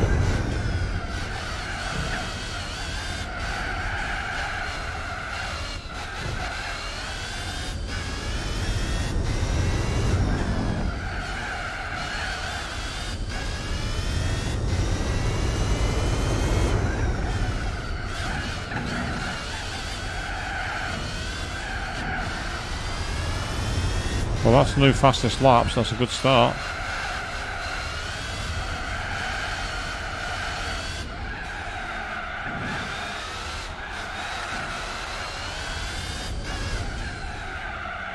Oh, understeer City then. But this is the problem. The car doesn't quite have the downforce. Not that it's not got downforce, it does, but it's just not quite got the downforce to get into corners like that. But we're doing okay. We've got 2 laps to go, including this one.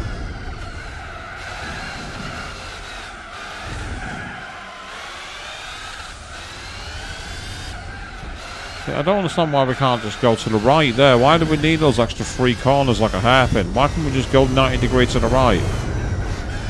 Cut a load of the loop off, make things a lot faster.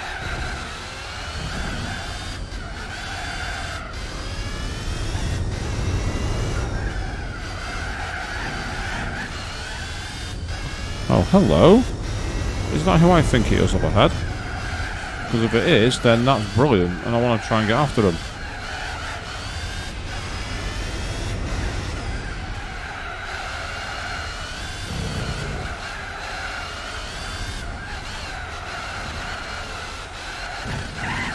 No, it's not. Boo. I thought you were someone else. God damn it. So I now know how far I am behind the Merc, and there's absolutely no way I'm catching that up. Unless the AI decides to have a crash, which is unlikely.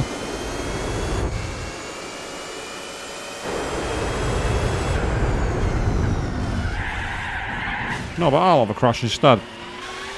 That's hopeful. That's embarrassing. That's what that is. That just summed up my day. Bye-bye.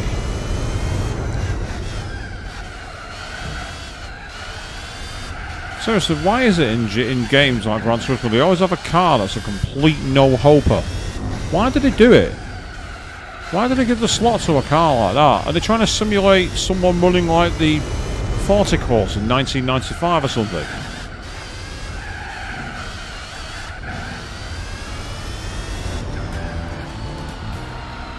Well, that was a brutally annoying race. So I did actually come ahead of the Mercedes. It was the Jaguar that I was behind. Right, that makes more sense now. So, yeah, a disappointing race for me, that. Very disappointing indeed. I'm now to 57 points, but I'm still ahead by 13 points in the championship. So, it's not too bad. And you're probably right, Queen, it probably is AI programming, but it's still bizarre that they do it. It's like, you know, having a complete no-hoper there, just clogging up space, because again, yes, check out the little key. Check out the little key ring. So, we go on to race number 8. If after the next 2 races I can be more than 10 points in front, then I've won the championship. We're at Suzuka. And we've only got 9 laps. Right, I reckon this is one to keep the medium tyres for. If we can do 5 laps on this without the braking, then we'll be... I mean, having said that, if we do it on the super hards, we're guaranteed to get there without a loss of... I think, yeah, we won't have to stop. 9 laps on super hards. Yeah, we won't have to stop. It's only 9 laps.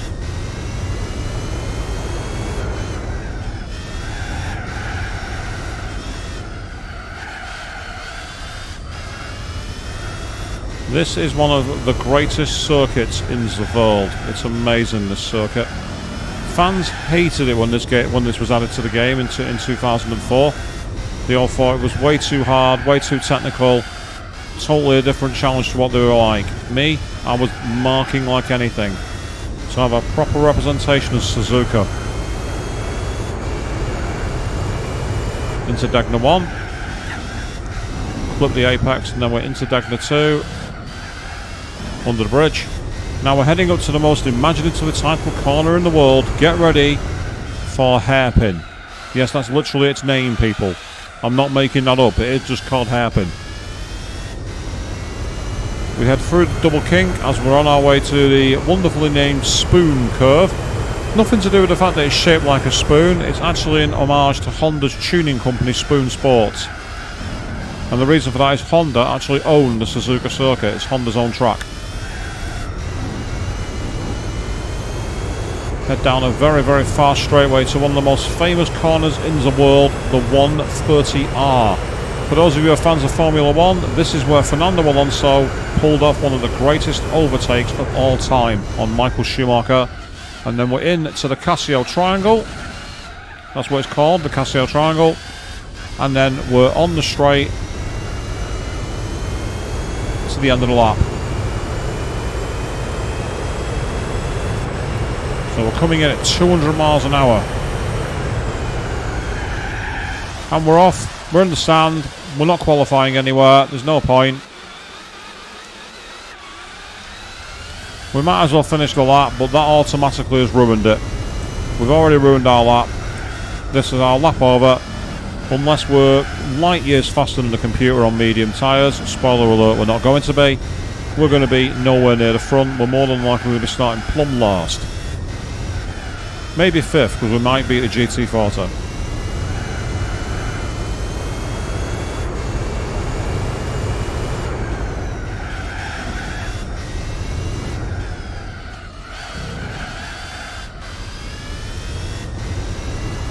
It's annoying, that was actually starting. The pace everywhere else has been good, but I've ruined it with that first corner. That doesn't help either. I went on the karting line, a hairpin.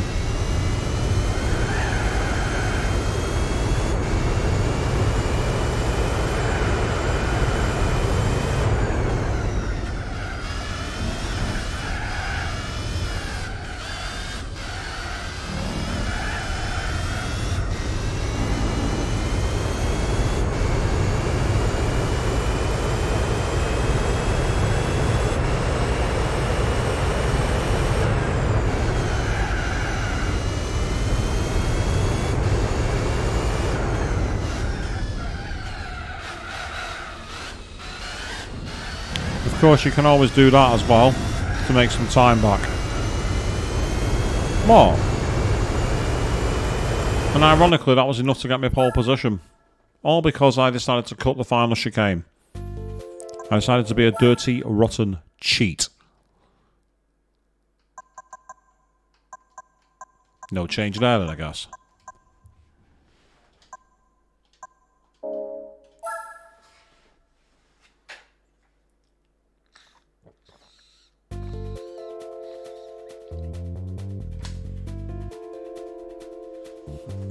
So we got the Nissan and the Minolta behind, and then I don't think this is going to be much fun off the line. Huh? Oh, I know what I've done.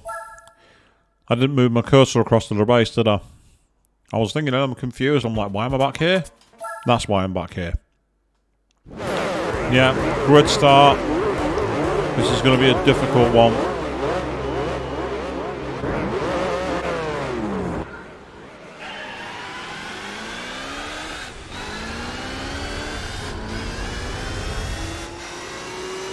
Yeah, to start with, we're not likely to keep our positions here. That's just not likely at all. But again, this is a race where it's all about whether they'll pit. If they pit, we can win this with, I won't say ease, but with relative ease. It's all about keeping in touching distance. That's the key. As you can see, the lack of grip is putting us at a massive disadvantage through the S's. They're able to dissect those so much better than I can. Especially when I go a circuit like that, that's not going to help. Still, the Mercedes behind me has helped. It held up the Jag. So, a bit of team play there. My teammate did a good job. Repentance for last time, and the Minolta went off. Ooh, okay. That wasn't expected. I wasn't expecting the Minolta to go into the sand then, at Degler 2. I'm quite impressed by that.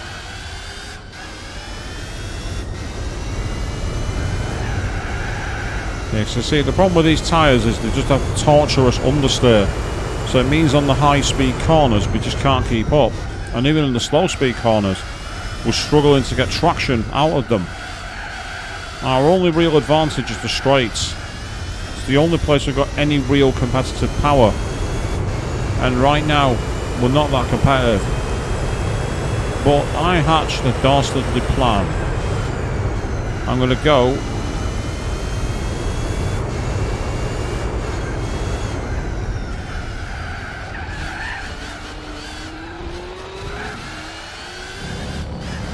For the chicane cut. And that's helped. It's definitely cut. It's definitely cut the deficit. 'Cause I'm in a slipstream now, which is great.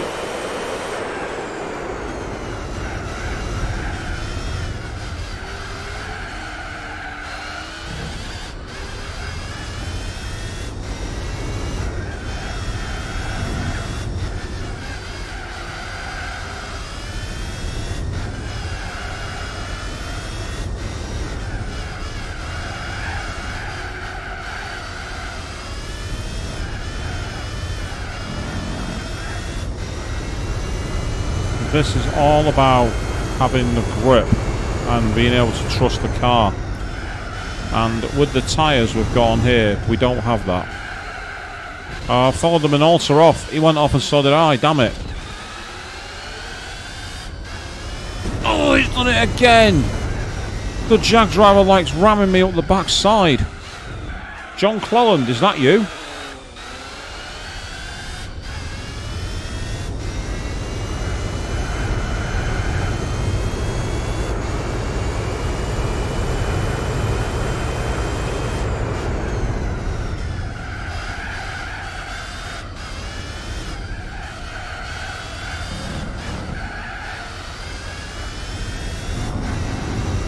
Oh, just about held that together then. That was a risky drive, but we got away with it. Right, we're going to bring the chicane cut back, people. It's the only way we're going to stay competitive at this moment. We need to gain some time back. We do still want to brake, so we can take the worst off when we go through. Because you need to make sure you got traction out of the chicane.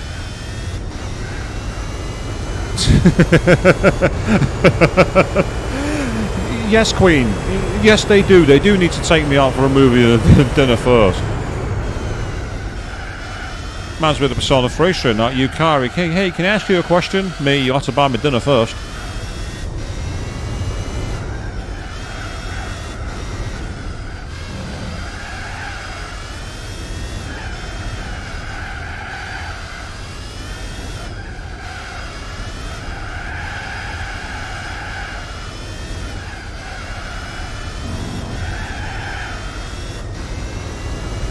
Yeah, these tyres feel awful, but the only advantage I've got is if I can make them last the race distance, it's a victory, and that's all that matters to me. That's right, Mr. Jag. Go away, Mr. Jag.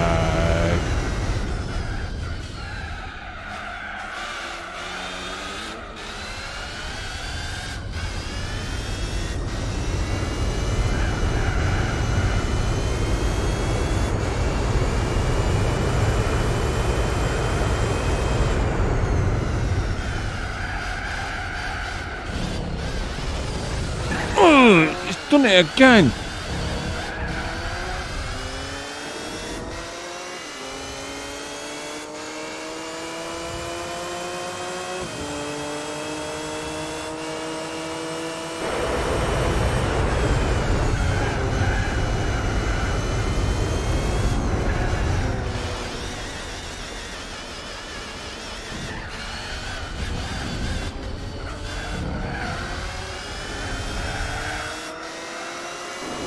Did you really think it was going to be that easy? Huh?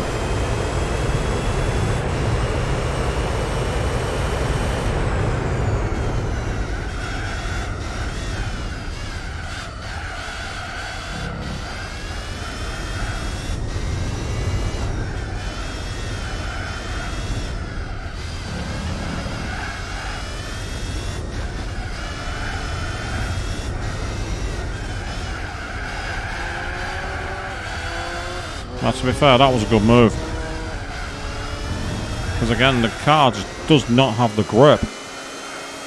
These tyres, but it's like this is like the ultimate yo-yo effect. It's good to watch actually.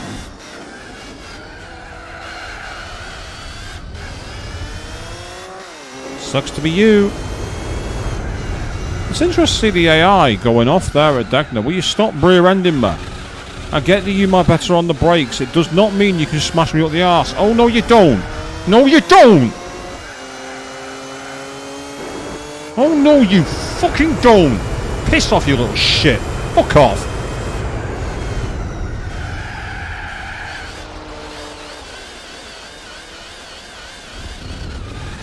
Honestly, the AI in this game is way too aggressive. They just smack you into you. They got no control. It's really frustrating when you're minding your own business. They've got zero racecraft. Zero. The AI in this game is shocking. If I want to play like that, I'll go and play in an online open lobby, mate.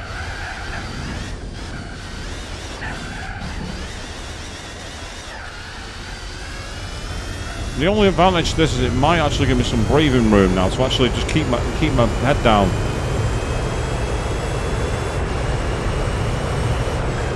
I say the problem is that I've got no way of improving the grip on these tyres. I mean, I get that they're designed to last races rather than be ultra fast. I get that, but I do think they've got the tyre scaling for the grip just a little out of whack.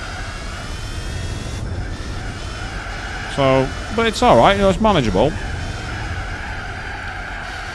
See, that's the problem. All of a sudden, I'm losing grip. I'm in a corner, everything's fine, and it just starts sliding for no reason.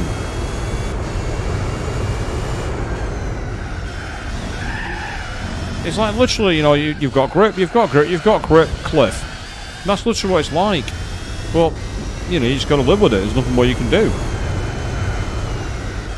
I'd say it wouldn't be half as much of a problem if this Jag wasn't constantly smacking me up the arse. However, if I get close enough, I'm punting him into the sand. I will literally ram him right into a wall. If I get the chance, he's going into the wall. If I get the chance, I'm going to put him into the wall at the pits, so he has to reverse and then go through the pit lane. That's what I really want to do. I really want to fuck his race up. Because he's fucked mine up. He's fucked my race, I want to fuck his.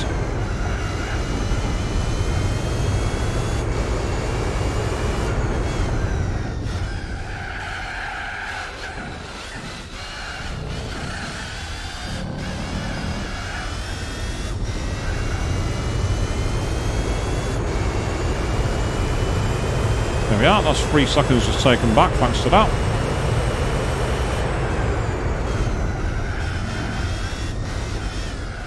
So yeah, the understeer is crazy because it's because the tyres just don't grip the road. It's like the car has plenty of balance into it, but it's just the tyres are awful.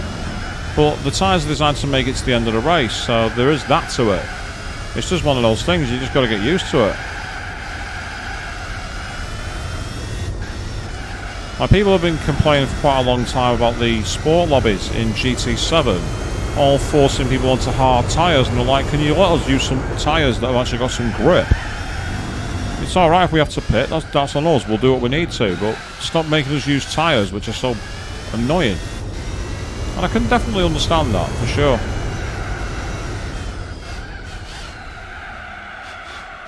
See there? I was literally breaking my thumb trying to turn left then. That's how little control I have from the car.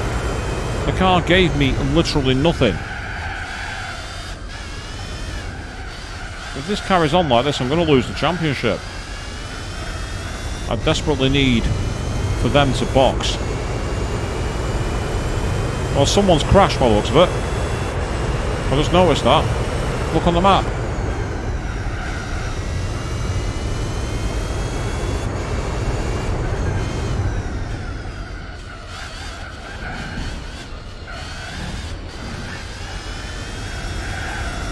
And the Jag's gone into the box, as has the Nissan R92 CP. They've both gone in.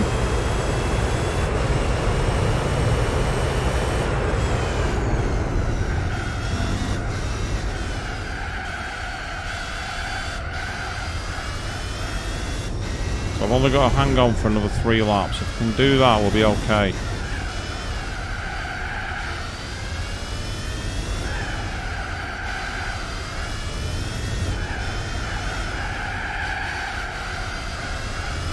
slip, slide, slip, slide. That's not what's happening at the moment.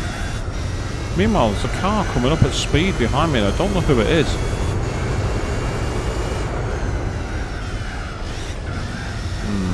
Not exactly crooked that, but I'll take it. No, well that's payback for that. To be fair, that's payback. Is that the Minolta? So he's managed to come into the pits and come out ahead of me.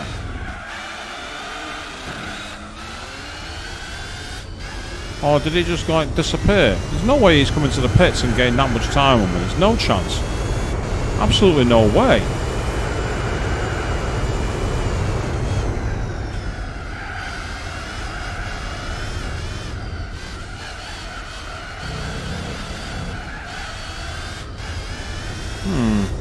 Interesting.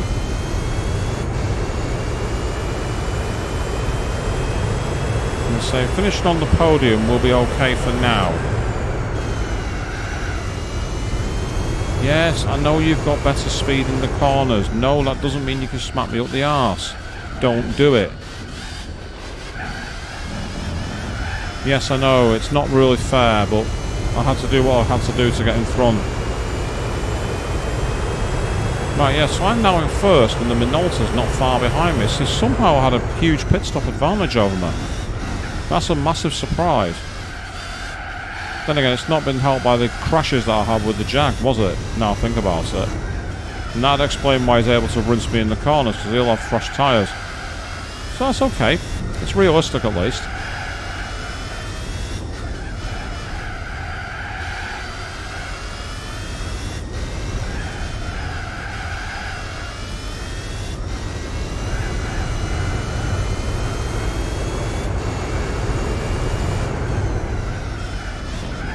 No, that's not good.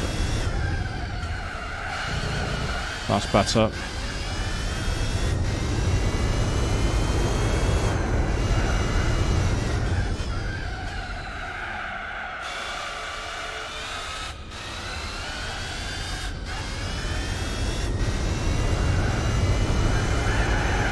Yeah, that's fine.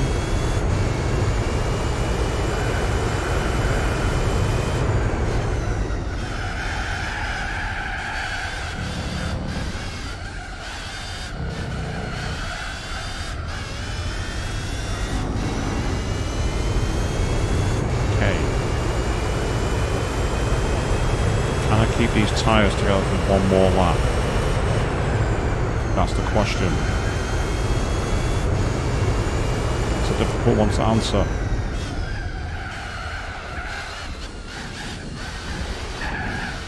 I mean, that's definitely going to help. Again, nothing in the rules that says you have to do legit laps. This game has no penalty system. And to be fair, with the amount of ram raiding I've taken in this race, I think I'm entitled to a few corner cuts.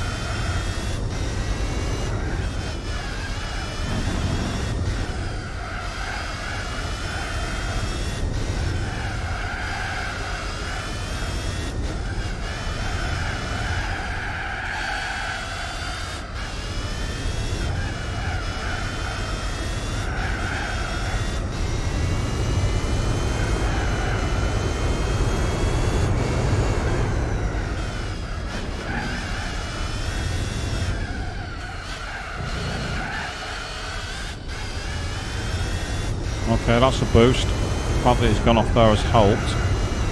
It's not the silver bullet, but it's certainly going to help.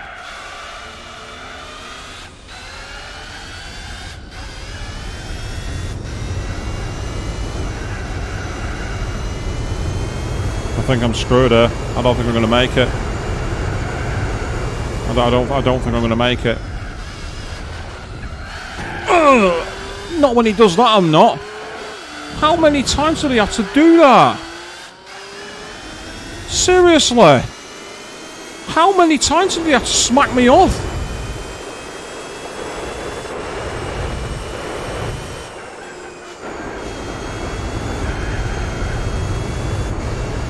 Right, can I cheat by going through the chicane? No, because he punted me off again.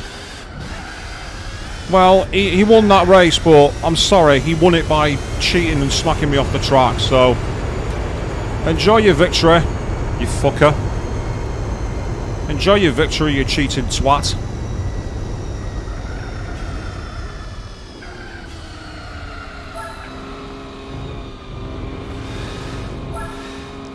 Fortuitously, the main rival to me in the title is not him.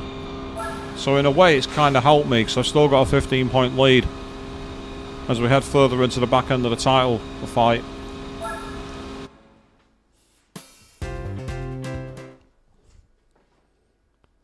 I say it's because that was because he punted me up. He punted me on the way to Spoon. That's the reason that he won that race then. So I was having a decent race with the guy, but all I need to do here is get enough points in order to allow me to be able to go into the final race with more than 10 points ahead.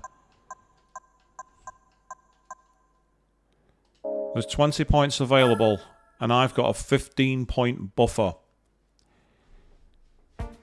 So basically, if I come second, this title is over. This time, I'm not going. I'm not going with the super hard tyres. How was it that somebody did on Project Gotham Racing on the harder difficulties just like started hitting you? I mean, that's not really a challenge, is it? It's not challenge when you're just being smacked up the backside. That's not racing, in my opinion.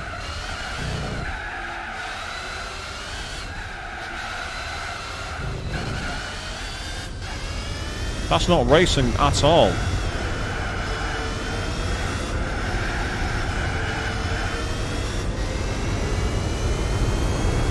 I say, what I'm going to try and do here is do enough to come second. It's quite clear that the hard tyres do not like the races where there's like lots of tight corners. So, because we saw that in Suzuka. So here, I'm going to go with the mediums. I'm going to go aggressive. Because I'm going to go medium, hard. That's the way I'm going to do it. I'm going to have super hards on the back, but mediums on the front, so I've got some better turning. And if I do have to pit, I will then pit for mediums at the end of the race. But what I'll do firstly is just get into a position so I can basically attack as much as possible. This circuit was recently brought back in Gran Turismo 7, but the fans hate it. Because instead of having a nice, really rather cool, rustic raceway feel like this, they turned it to some random wannabe California highway. And it was crap. The fans can't stand it. The fans absolutely hate it. I'm actually wondering, with the nature of this circuit, it might be better to stay on mediums after all, because this is a much more traditional circuit. So, unlike the Paris one, the problem with Paris was the circuit had no real flow to it, whereas here, it does. And again, if I do need to pit, I can always go to the super hard rear tyres, if it's a situation where the back tyres are far too worn. If I can get to lap 6 though, and box for a set of mediums again, we'll be on a relatively easy street, I reckon.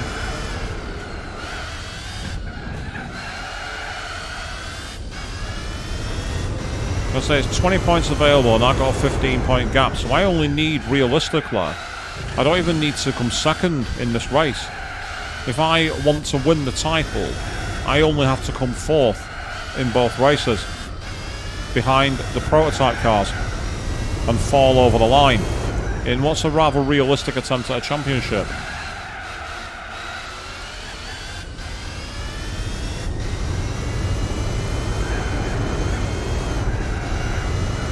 But I don't want to win by falling over the line. I want to come over the line in a blaze of glory.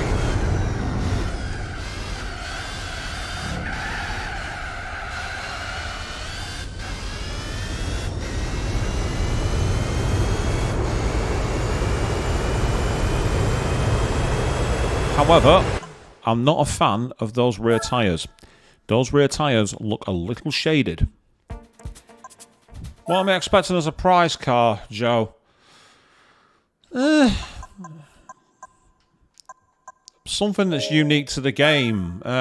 It'd be nice if there was a Formula 1 car. That'd be a great prize car. I get the feeling it's not going to be, though. I get the feeling it's going to be something that's not quite living up to the hype. But I guess we'll find out when we get there. Here we go. I'm on pole position again, which means I'm going to get gobbled up into the first corner. I know that.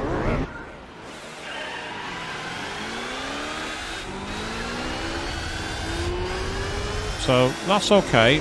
We expected to get gobbled up. It's now a matter of patience, really. My idea is to get long enough to pit for the medium tyres. And if I can do that... In fact, yeah. Let's get some revenge for Suzuka. Get out of my way, you cheating fucker. I can do that as well. Isn't it annoying? Isn't it really irritating? You're doing nothing wrong and someone smashes you up the backside and uses you as a brake. Yes, Mr. Minolta driver, you're welcome. Enjoy that taste of your own medicine, you twat.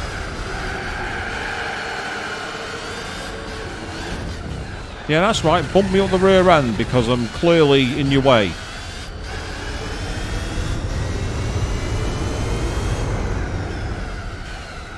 What's really doubly annoying about that is that when they hit you, your car goes absolutely all over the place. Theirs doesn't. Their cars barely move. It's like you're magnetised to the road. That's what makes it doubly annoying. The one gripe about this: expect nothing, then you'll not be disappointed, Queen. That's a very negative outlook. It's accurate, but it's negative. That was caused by me and me only.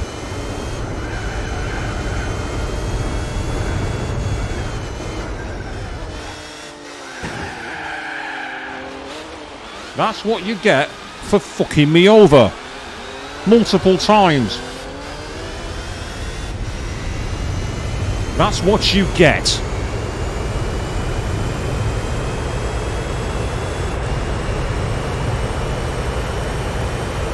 I don't remember much about the AI on GT1 because I used to always blast past them and never see them again because they were one of the slowest AIs in the world on GT1. But I know that they used to take the same line every single time, no matter the car. My mate called it cornering like dreams. Yeah, ironically, they were always slow. They took the perfect line, but they didn't take it very fast. It was to the point that I'd take on the ultra-hard endurance races like the Special Stage Route 11 and I'd deliberately drive cars like the Nissan Sil 80 and see if we were racing modification to see if that was good enough to win. And yes, it was. That's what made it funny. You'd be beating them in like 1980s box cars. It was brilliant. The JDM legends rode again. I recently saw a comment about GT actually saying that the reason the modern games aren't as good is that you went from being a RPG JDM tuner to a car collecting tosser. And you know what? I think that's an accurate description of modern Gran Turismo.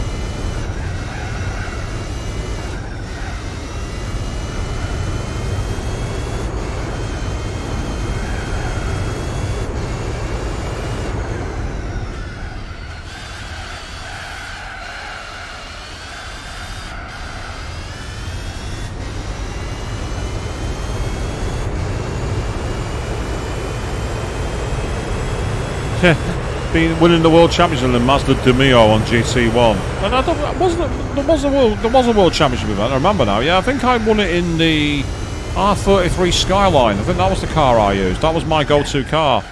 Me and my two mates, we had a war on GT1.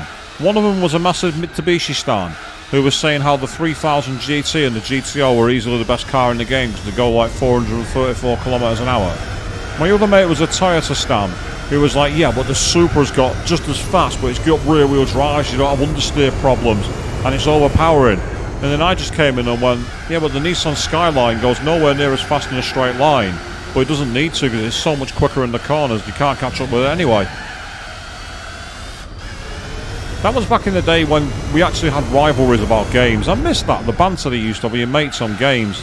It's kind of gone away in the modern era, hasn't it? It's not quite the same.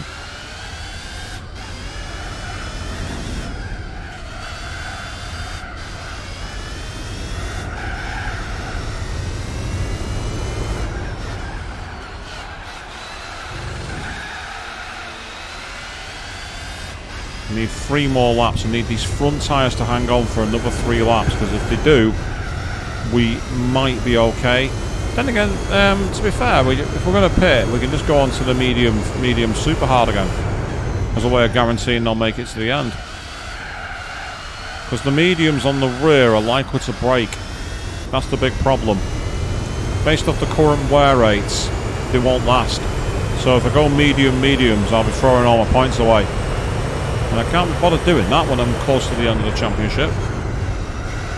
And winning it in a much more challenging experience than I thought. I didn't expect this car to be competitive. We've actually turned it into quite an interesting championship, and a massive thank you to all you people who stayed out there watching. Thank you all very much.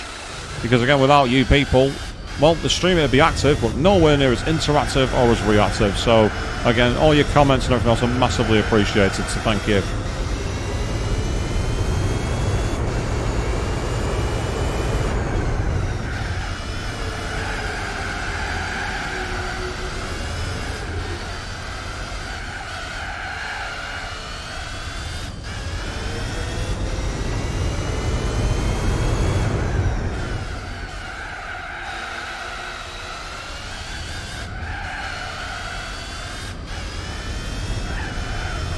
I mean, I know that the tyres for super hards possibly would have hung on, but after the race at Suzuka, I don't want to go through that again unless I have to.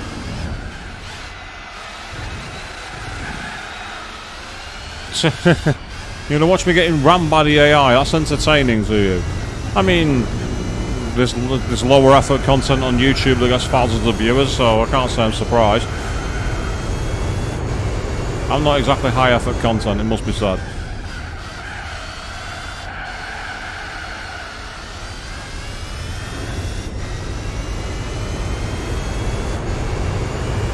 Yeah, so you're used to the experience on that one, AJO. It's happened to you quite a few times too. I mean, I'd say I'm not even trying to win this race. I'm just trying to do enough to get to the point that I can essentially, you know, get through to the end. It'd be nice if I could get long enough to switch to mediums, but I just don't think they'll last on the back end. The back end of the car, they're just not going to last.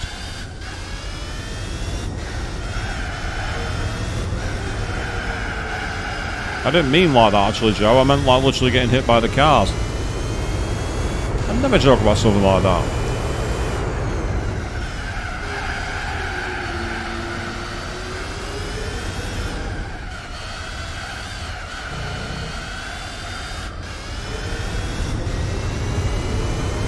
Right. This is a question of how much longer I can keep these medium tyres alive. If I can get them through to the end of lap 7, then it'd be doable to go on to medium. Any earlier than that is going to be asking a bit much of the rear tyres, I think. I'm in that weird crossover situation where the tyre setup is just not quite balanced for either or, if you know what I mean. The tyre setup is just... It's because I didn't get the hard tyres. That's the simple fact matter. If I had a set of hard tyres on the front, this would be a lot more manageable. So that's the top tip I can give everyone. If you're planning to do the World Championship on this game, have a set of hard tyres on the front and then super hards in the back. Because that gets you the balance between the turning wear and the firing up the chute. Oh, hello, I've just gone into 3rd place. Oh no, I was already in 3rd place. I thought I was in 4th place for some reason, I don't know why. Why did I think that? Because I'm an imbecile, that's why.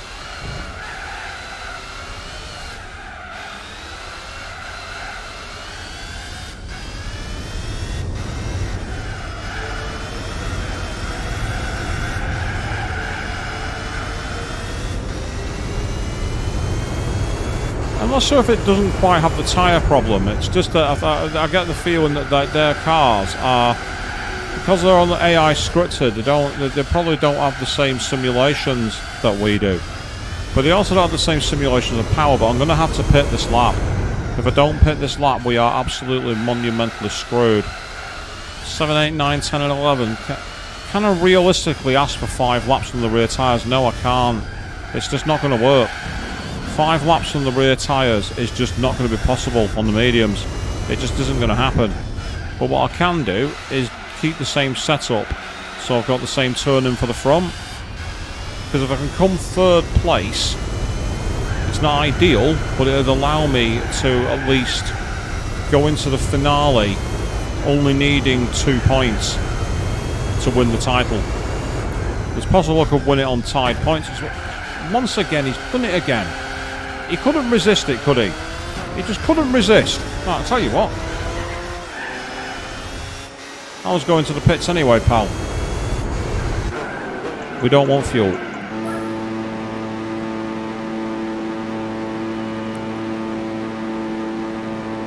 So I'm keeping the same setup, but we've only got 1 less lap to use them, so the tyres will last better. Or I'll have more tyres to attack with. Of course, the key question is when they stop and how long they stop for. So out we go.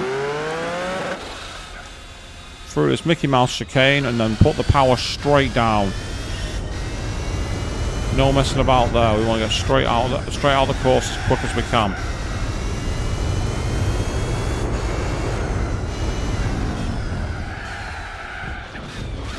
No, that drift kind of helped, believe it or not. We managed to stop the car and get into the corner. Drifting's not a very fast way to drive, it must be said. On the Gran Turismo games, drifting is not fast.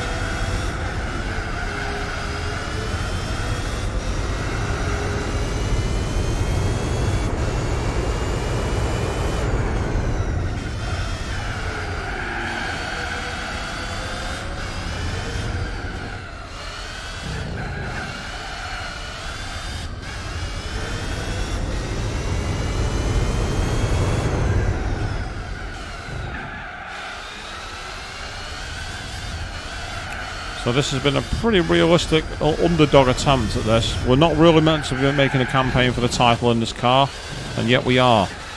We're campaigning for the championship. We're out of our class, we're out of our depth, and we're attacking as much as we can.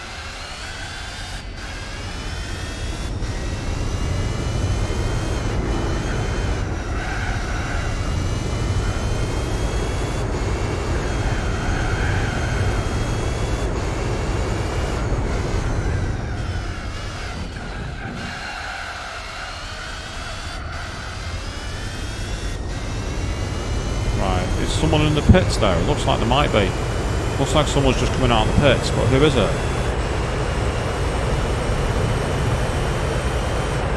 If that was the Jag, then that's a problem.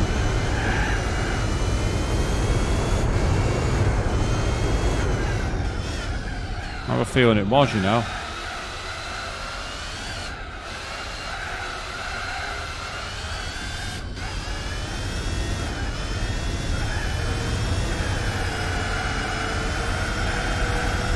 If that's the Jag, right, okay, I'm punting him off.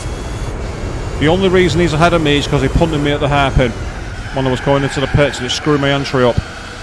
Once again, the aggressive AI have caused the problem. So the first chance I can, I'm smacking him off.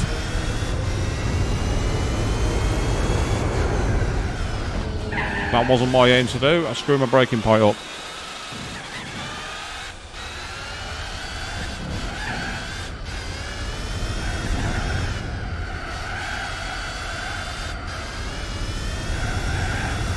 Yeah, I'm not close enough. I'm not even going to think about it. That.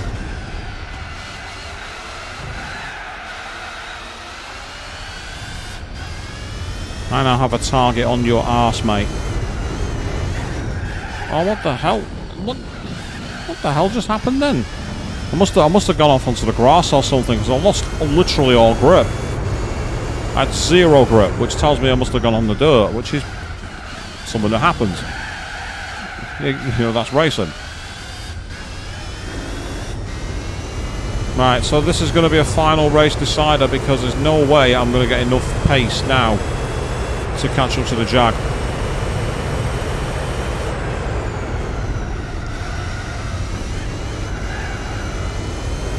Because I'm not having this as a race that's won on countback.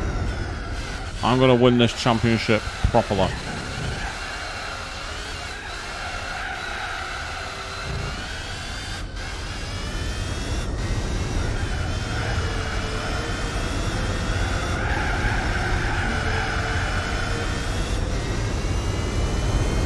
Closing the gap on the Jag, so if I can get a couple of laps in quickly, I might be able to do something about him. It'd be nice to get rid of him, because that would make it easier. But I think realistically for the title, 2 fourth places would be enough. Because I had 15 points on the Nissan, and there's only 20 available.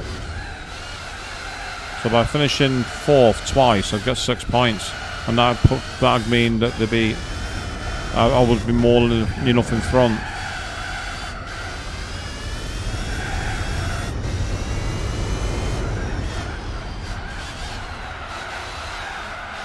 So I'm not risking the game screwing me over if we end up tied. I'm not risking that happening. Not after all the effort we've put in.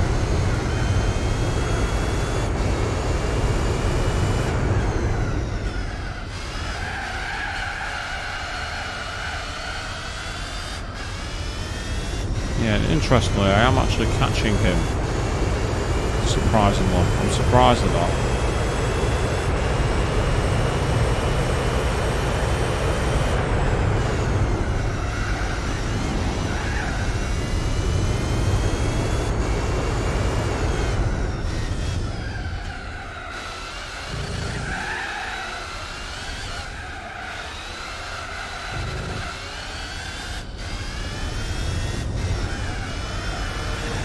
Ooh, got the inside, that hurt.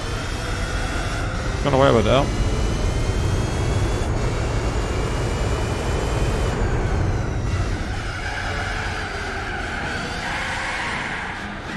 What the hell? What just happened then? Once again, the car randomly lost grip.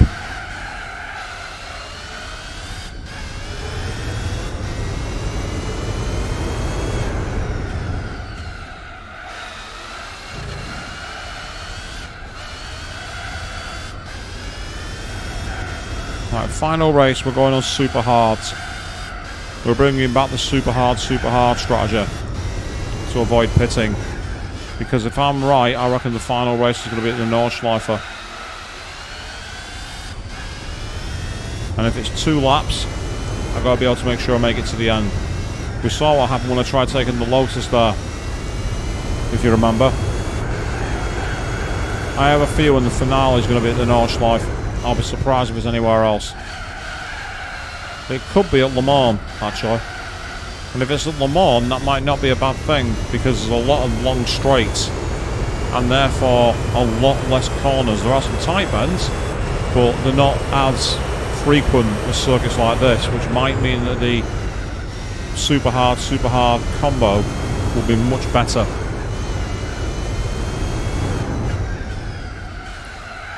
So it's going to be either at Le Mans or the Nordschleife. My money's on the Nordschleife. Final race of the championship to determine if you're champion. Mate, you have to put it all on the line on the hardest race there is. That's what I'm expecting.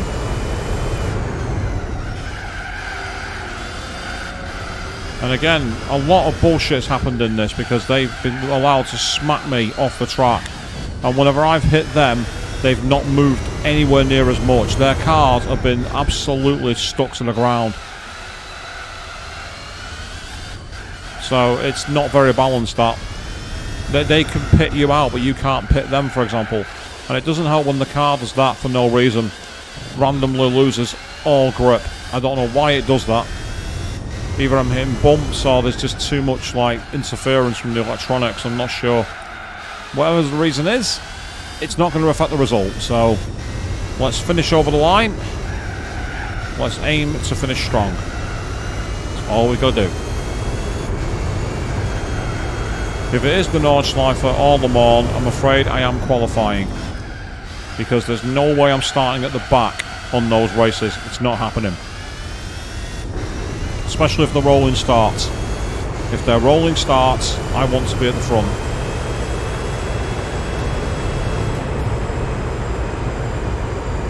So there we go. Yeah, it ended up being 14 seconds of drift of the Jag. So that now puts us, in terms of points-wise, I'm on 66. And they're on 58. So they're 8 points adrift of me, meaning I need 3 points in order, because if they get 10, they'll end up on 68. I need 3 to finish on 69. That'd be an appropriate number to win the title, wouldn't it? I'm so mature. Yes, the individual race score and the money payout doesn't matter. Doesn't matter one jot.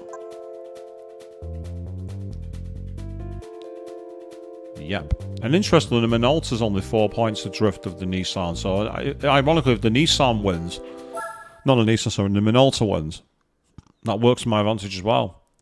And we are at... No, we are at the Circuit de la Sarthe. There's a 4-lapper. Okay.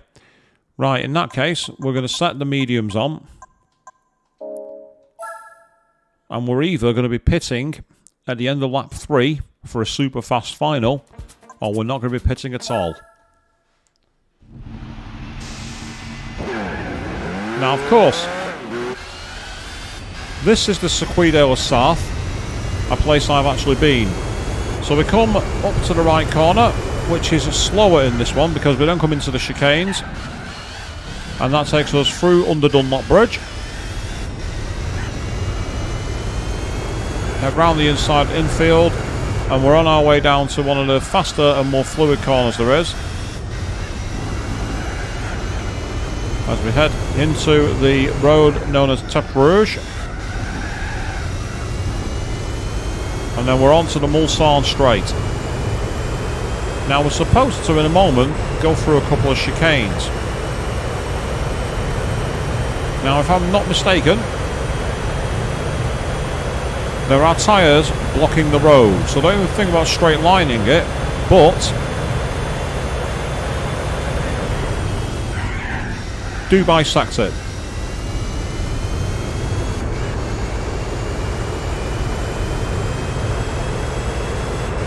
That will save a lot of time.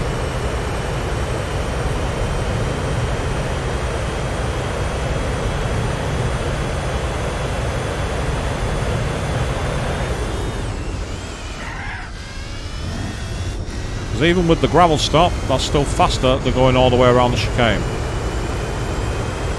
Yes, that's right. In the finale, we're going to revert to our dastardly ways. And we're going to cheat. And then this is the very tricky Mulsanne hairpin. As we head down towards Indianapolis and Arnage. Got a few kinks on the way. This is where the super hard tyres are going to be a bit of a liability, potentially. We're going to get on a little bit of the braking point here. And we've still gone with too much speed, and that's messed up our line into Arnage. Never mind. This is only a warm-up lap. It doesn't count.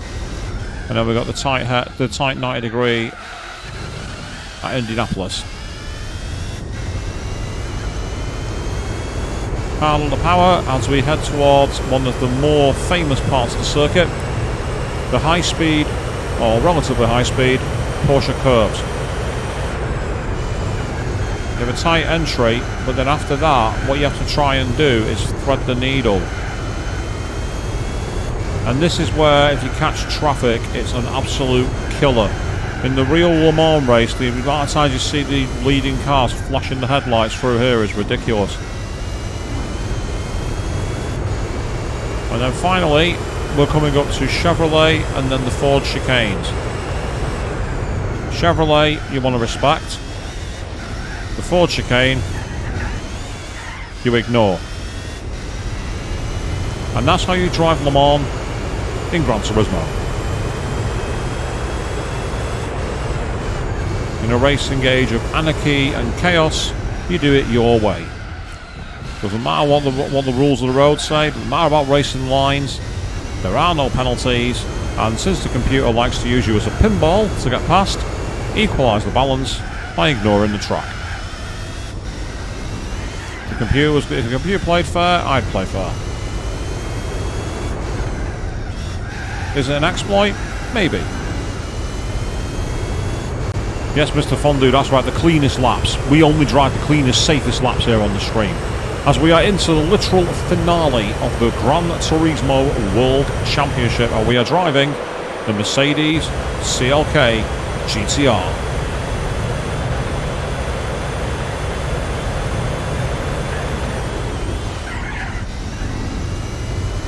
That right there is a major, major exploit. That right there.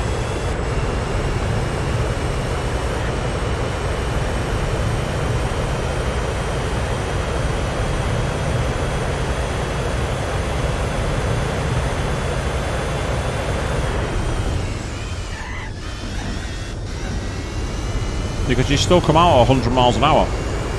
I mean, there's actually one of the driving missions, I think it's driving mission number 11. You're driving in a Renault Clio, trying to overtake a load of Clios on Le Mans, and it is the most sluggish thing in the world. And you can just not close the gap. And I remember going on a forum saying, what should we do to get through this? It's really annoying me. And someone went, drive through the sand, there's no penalties. And I was like, yeah, there is. You get penalties if you hit things. You went, yeah, just don't hit anything, just drive through it. Didn't think it worked. It did. Again, back in the golden age when Game FAQs was a great resource. I miss those days. A lot of those forums nowadays, they're completely pointless. Likes of Reddit have taken over, and even they're sometimes annoying too. Anyone who's been on any of the major active subreddits will tell you that.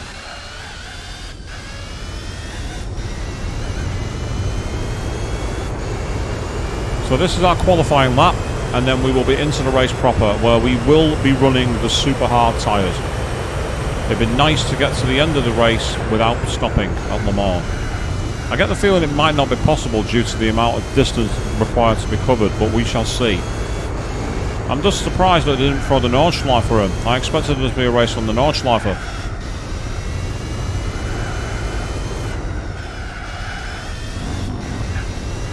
So first time you did this for Mr. Fondue, you were driving the Toyota Minolta.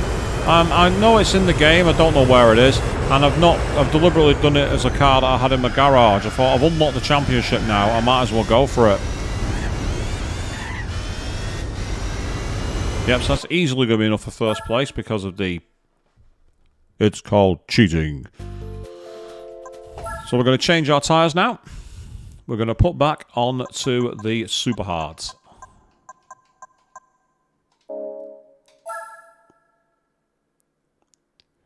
And as we can see, we are on 66 points for the season. Second place is the Nissan RC92 on 58, and the third is the fourth in the race, but third overall is the Toyota Minolta on 54 points. So I only need to get 3 points in order to be world champion. So that means fourth or better. Let's give it a try. We are in the Mercedes-Benz CLK GTR here at the Circuit de la Sarthe in France for the finale of the Gran Turismo World Championship. You can hear the air horns from the crowd. They're baited with excitement. They're ready to go. It's the Group C Legends versus the GT cars versus a random old Le Mans car, which doesn't really have much of a hope because it's not very competitive. And here we go. We are away to the races. And at the start of the lap, I'm expecting to be gobbled up because I have terrible traction on these tyres. So I mean, I can barely get the car stopped. I'm struggling to even stop the car.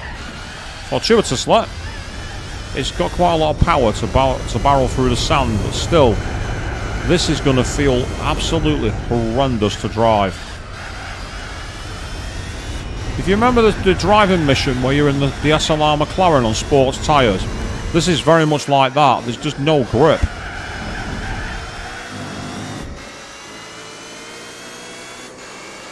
Still, thank you for the draft.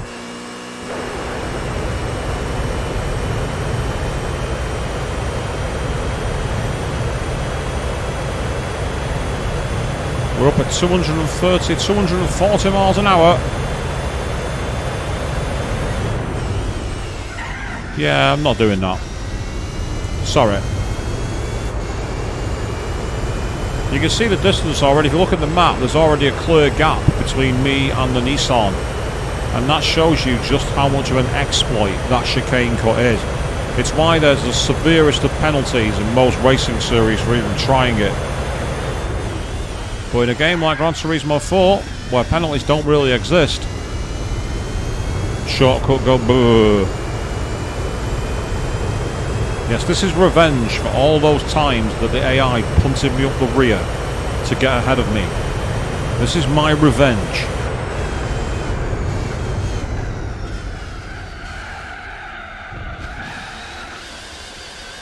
So I mean about the understicks, the tyres just don't grip and you slide all over the place. But the idea is I want to try and avoid pitting. I want to try and not stop. If I can, that gives me a great opportunity. I only need to come fourth. But it'd be nice to win at Le Mans as a way to crown yourself champion.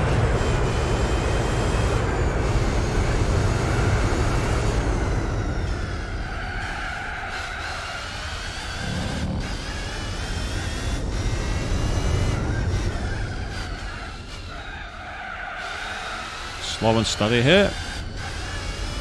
That's the way to do it.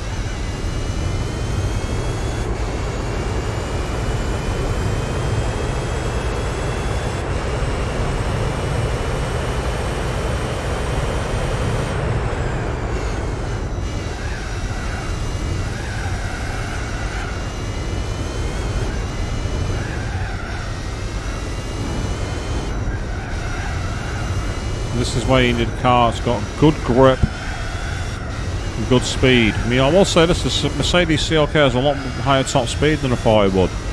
But it clearly is not quite as good as the other, like the Group C cars or anything like that. It's just not as fast.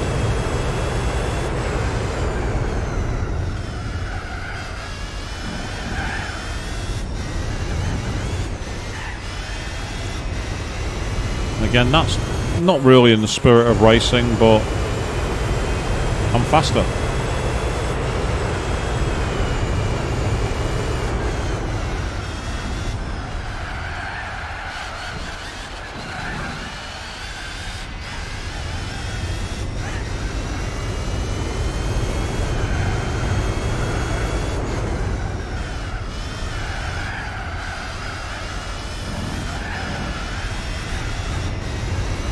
As you keep on going, that's all you can do.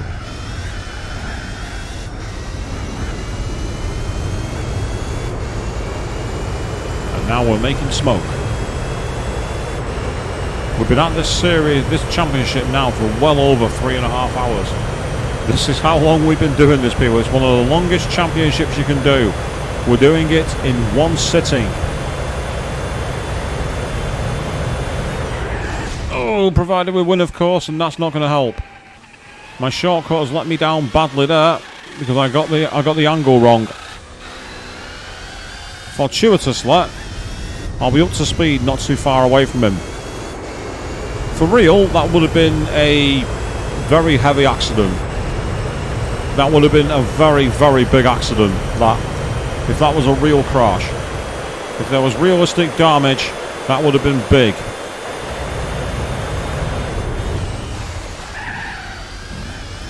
Yeah, you can see the difference that makes, don't you? Just look at the speed differential. It's like, it's funny, there's been so little strain on the front tyres that I've actually got ice cold front tyres. They're ice cold. They're super hard and they're still cold. They've not even warmed up yet. That's why I'm struggling to get the car turned in. If you came here tonight watching like an expert play of this game and someone who's a sim racer, I'm sorry to say you are very much in the wrong place. Sim racing is not what this stream is about. Don't get me wrong, you sim racers out there, you're all amazing. I've seen the gears that the gear you have and the amount of hours you put into it, and it's just amazing. But it's totally, again, not my cup of tea personally. Ironically, I much prefer being in the commentary box. So if any racing leagues need a commentator, let me know. Yeah, you're not wrong, Mr. Fondue. This thing doesn't like turning at all. Again, it's because I'm on the super hard tyres. And it's just, it's not got the grip on the super hards. On the mediums, it's better, but on the super hards, it just really struggles. It seems to have like I don't know if it's something to do with the tyres or if it's something to do with the chassis.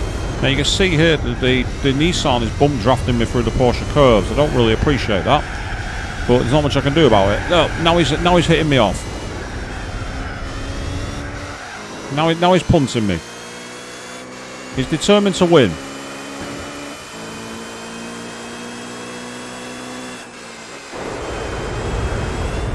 Unfortunately for him, so am I.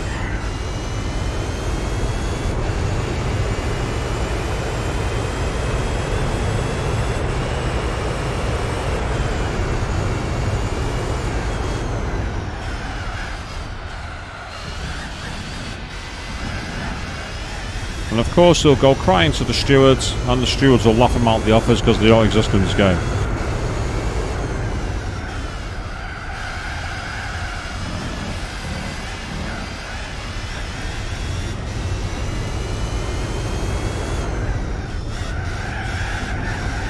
You can feel the understeer there, it's just horrendous. It's like I'm trying to turn a turret on an old M1 tank around. Now the question is, are these guys going to go into the box? That's what I want to know. It looks like one of them might be possibly going in now. I can't really be sure, to be honest. Right, this time, if we're going to go for the chicane, we've got to get it right. And by that, it means we've got to aim to hit the sand. There we go. My excuse, the car's got terminal understeer. I can't make the chicane, governor. Probably.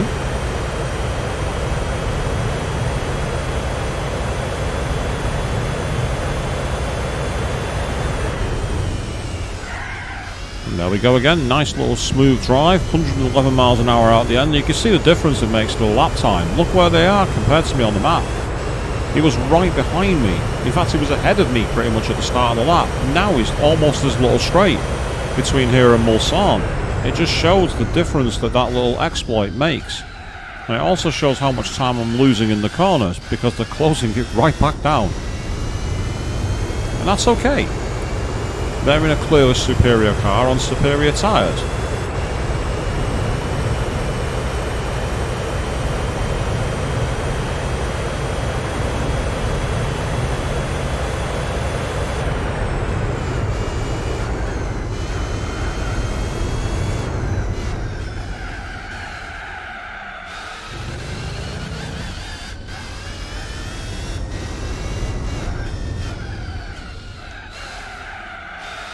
I'm still surprised at some of the circuits that didn't appear in this championship. I'm surprised there was no Fuji 2005 GT layout. I'm surprised there was no Twin Rim Motegi. I'm surprised there was no Laguna Seca. I'm surprised the Côte d'Azur didn't appear. Quite a lot of the circuits, of course, I'm really surprised the Nürburgring Nordschleife didn't appear. Yet they had room for Opera Paris. It's like, really? Seriously? That's your idea of a World Championship race? Opera Paris?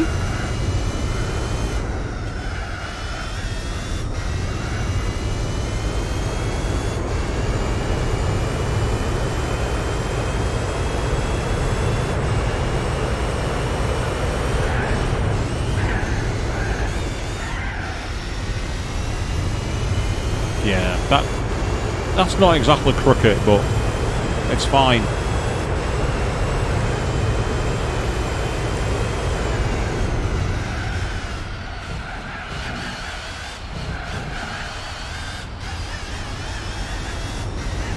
Listen to the wheel spin there, people.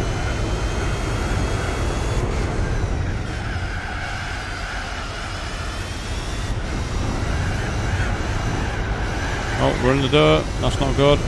We're back in the dirt. That's even less good. Still, we're alive. We've made it.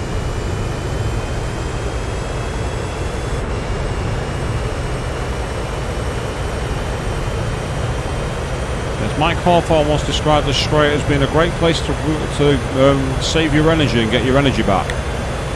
when he did his amazing one-lap guide in the Jaguar D-Type in 1956.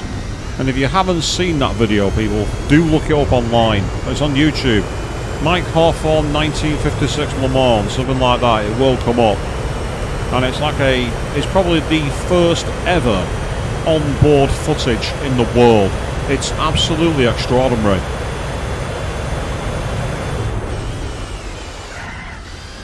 The rig they used to get that footage is absolutely mental. Now, so you agree, Mr. Fonda? You always felt it was weird they chose the original street circuits over the actual real-life events. Exactly, it just seems pointless. Why pay money to license the likes of Laguna Seca and the likes of the Nordschleifer and Swimmer and Motegi and Fuji if you're going to instead use the El Capitan, which is a good circuit to be fair, or Opera Paris, or Seoul, or Hong Kong? Nothing wrong with them, but there's a bit too many of the same kind of races.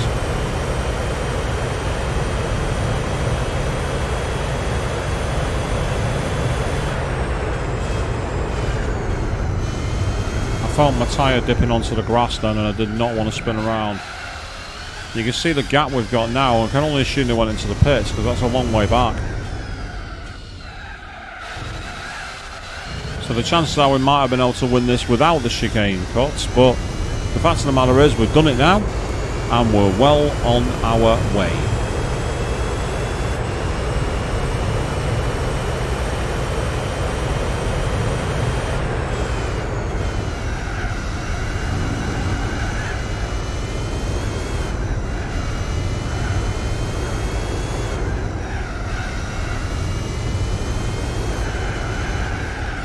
All we got to do now is get through the final sets of chicanes and we will be there. Oh, and what do I do? The moment I say that, I go onto the grass.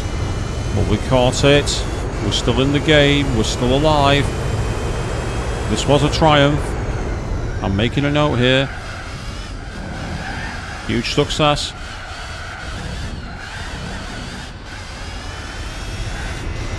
And there we are. We are world champions. And we've done it with a victory. Nice.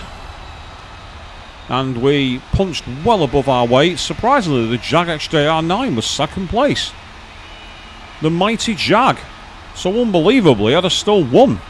Even if I'd have come all the way down in fourth. Because the Jag of all cars was the one that scalped a very important second place. There we are. Finished we were well clear. 14 points to the good in the end. We had a race victory in the bag. Absolutely amazing. And there's the Minolta on 56 points. And it was an interesting surprise at the end with the Jag getting a podium in its final race of the season. That was the Circuit de la Sarthe here at Le Mans, the finale of the Gran Turismo World Championship. At least I believe it is. We've been on long enough, I'd like it to be. Yet, we won the overall championship in Gran Turismo World Championship. Yeah, you won the overall championship in Gran Turismo World Championship. Wait, what? Why didn't you say you are the Gran Turismo World Champion? It would be so much easier. So, that is the end of that. Onward we go.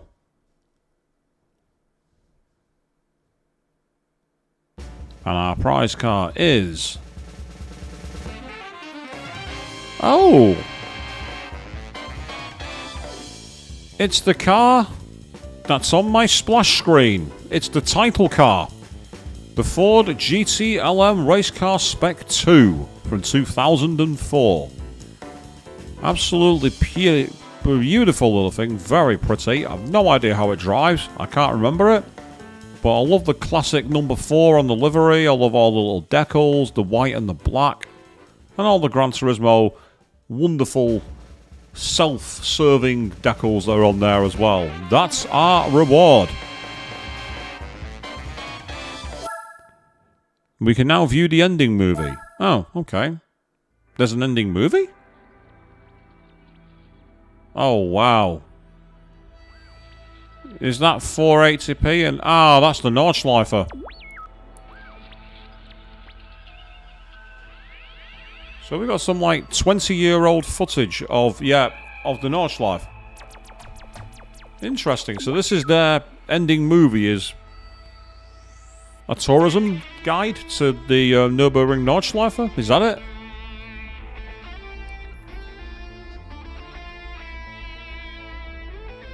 God, look at the low-res footage.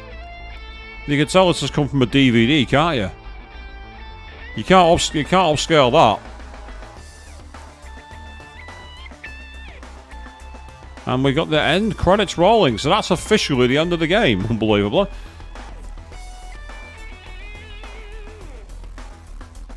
Pretty cool music, actually, to be fair. But there's like, this is their idea of an ending movie.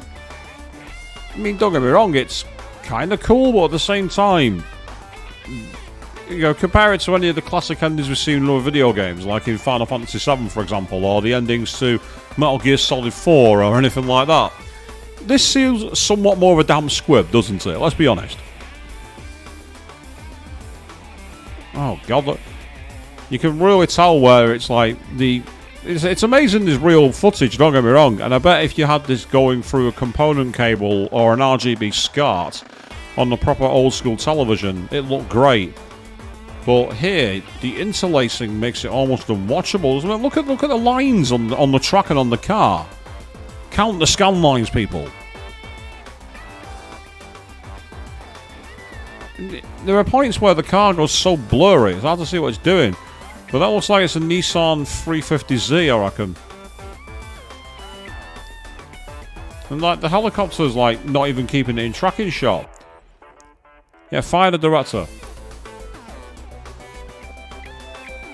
So with that one there, the question is, do we carry on and do some of the other events, or do we use the next few times that I've got available to stream something else? Well, as I say, next week I'm planning to I'm taking this weekend off because I'll be watching my sister doing a marathon race, which is going to be amazing. A massive, massive thanks to be given the opportunity to watch that. I'll be there cheering her all the way. And I'm going to be back on Monday and Wednesday next week. Then after that, I will be away for 3 weeks. I'm not going anywhere special. I'm not going anywhere in particular, you know. It's not anywhere that's been on the cards for 3 years or anything, is it? No. Meanwhile, just fun to say, major flashbacks of you watching the Nürburgring 24 hours in the late 90s. Oh, wow. I remember the old 90s Le Mans races, watching the Le Mans on BBC in 1999, the Tires of GT1 versus the BMW LMR. So I imagine that the Nürburgring back then was even crazier. Now we've gone to a techno soundtrack for some strange reason. Yeah, let's throw our hands up, people. That's about as elegant as I get. That's why I don't dance. Let's go. Yeah, that's right, Queen. It's nowhere special, nowhere important. It's nowhere that's been on the cards for too long and loads of money's been drawn out for anything like that. It's fine. It doesn't matter.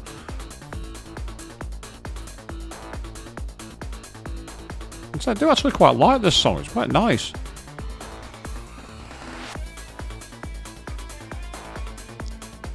And it's a nice mix of like, you know, like the electro and some classic rock guitar. Kind of thing that Joe Satriani would have done if anyone's ever listened to his music. Stuff like Surfing with the Alien or Flying in a Blue Dream.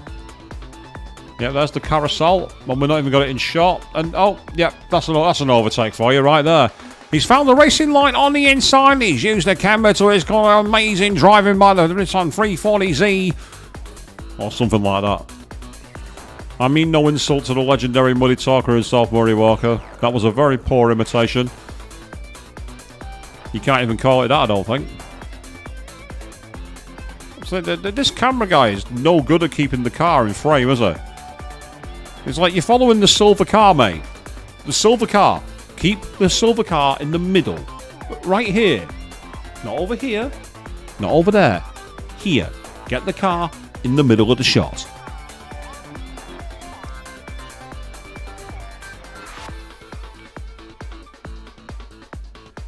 So it's a pretty long credit system for this, but I'm not surprised at the amount of detail that we got in the game.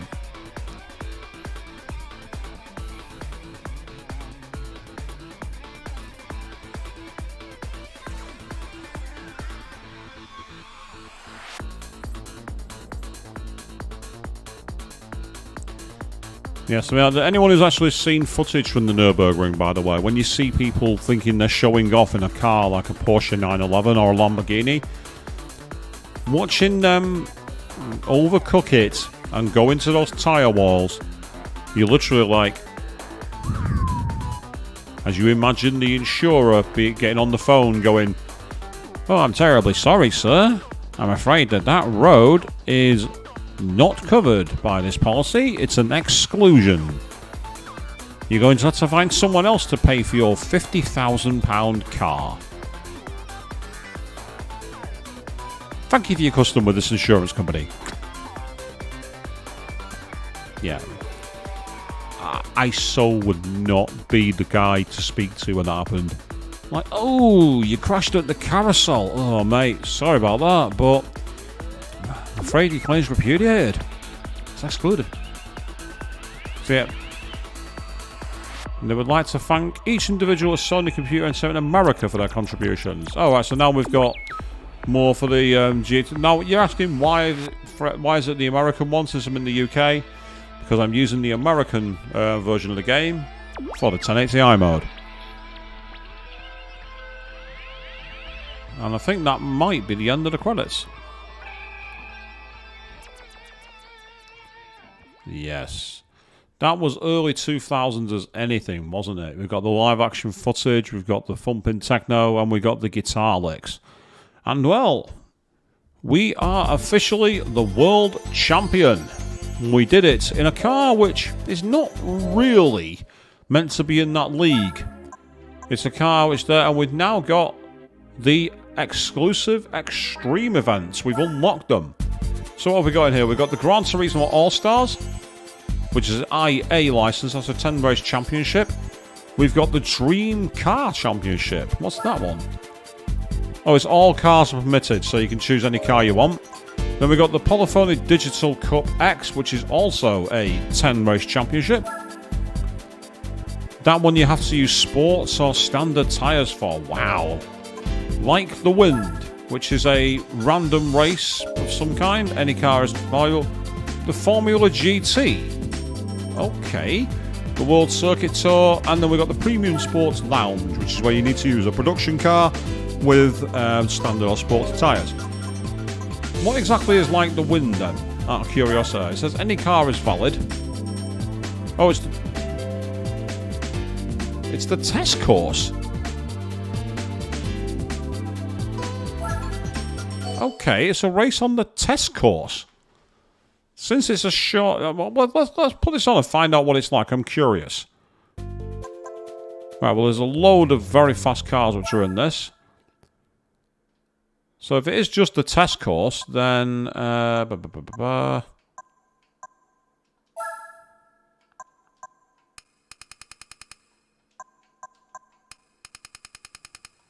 it's the test course, we're not going to need downforce. Meanwhile, gears... We want to go very long. We want to go for maximum speed. In fact, it might even be worth going all the way to the top. Especially with the drafting. If it is just a test course, if it's what I think it is, it's going to be a very fast race indeed. And I've got the super hard tyres on, don't I? Let me just double check that. Yep, I do. Let's see what this is like. I mean, we were looking at potentially wrapping up the stream and won the World Championship, but I'm curious to see how this goes. Yep, it is literally just the oval.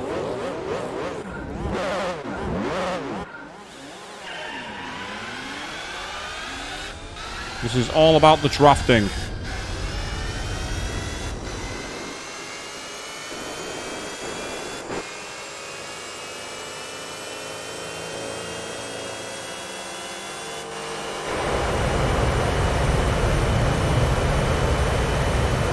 So here we go, people. Get comfortable.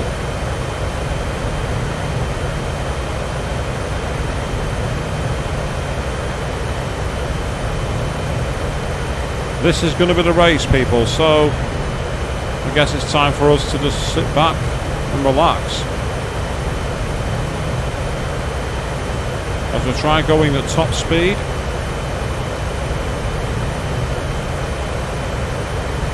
5 laps of the test course. This, of course, is not in Gran Turismo 7.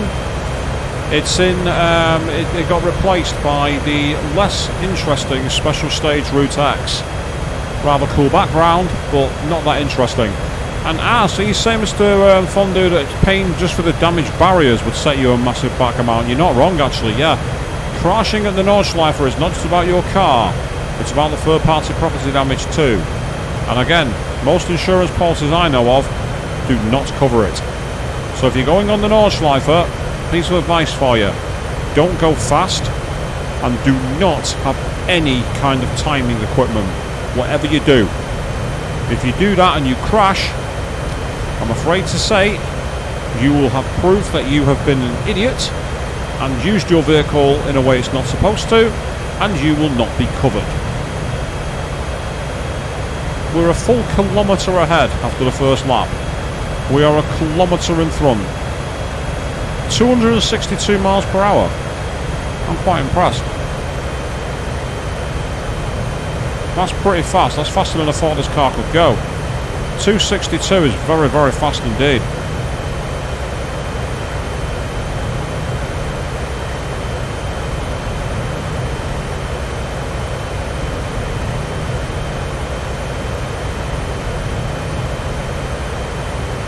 So this is probably like a nice wind down race to finish with so far, because myself and my fellow CLK GTR driver are in the lead. I can't even see him in the rearview mirror that far back. And as you can see, we're topping out at 262 miles per hour. So we are very, very fast indeed.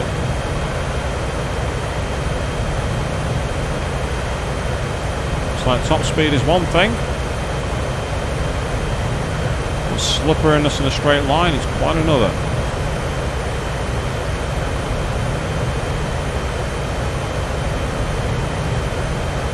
Apparently in GT3 there's a race at the test course which is 10 laps long, and you're driving in the Toyota Yaris or something as equal as slow as that.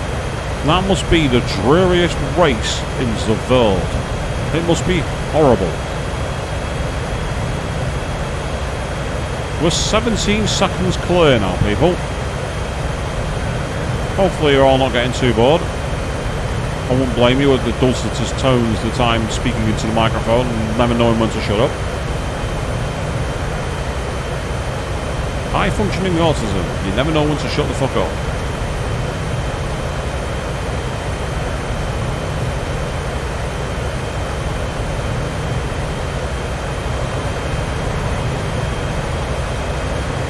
So that's what it was, the infamous Yaris Cup. Right, I was right. I remember seeing it on a video by, I think again it was, what's his name? I mentioned him earlier, Ruffle Waffle, talking about some of the problems that GT3 had, but how GT7s are worse. And he actually mentioned that tournament.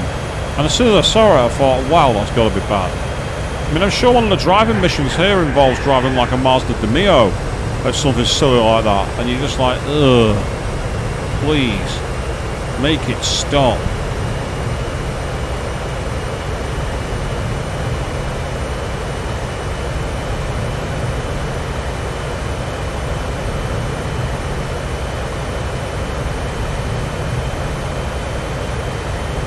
So we've got the extreme events and the endurance events, and we've still got many more things to do. So the game series is not over. I was surprised at some of the tournaments we have available. Could do with a few more cars unlocked, but we've done alright so far. Oh yes, that's right, Joe. Then you get a pink Vitz after all that effort. That's all you get.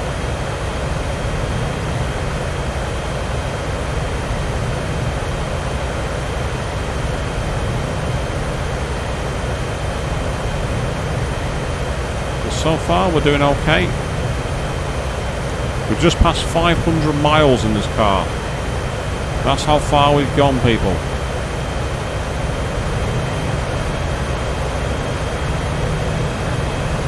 So this is easily the fastest course in this game, because you just don't stop. You just go, go and go. What was wrong with the Monaco race? Was it like in a Yaris basically around Monaco? Because I can imagine that being quite annoying.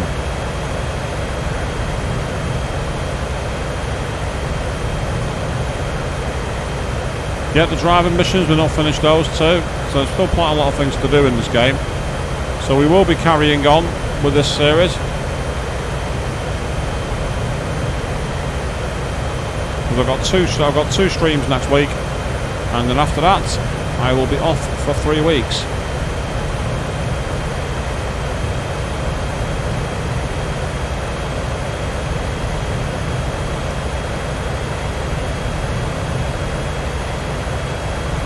You can really see the difference in the pace though that's being caused by this as we're getting the car really far along.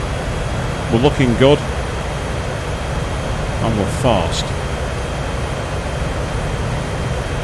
Everything about the Yaris cut was annoying. Right, well that makes more sense now.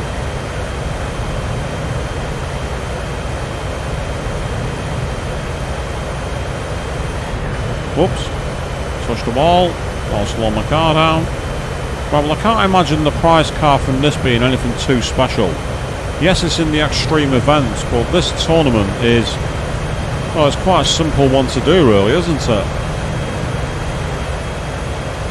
I'll need to change my downforce settings and my gear ratios and all that again after this, but it can wait for now.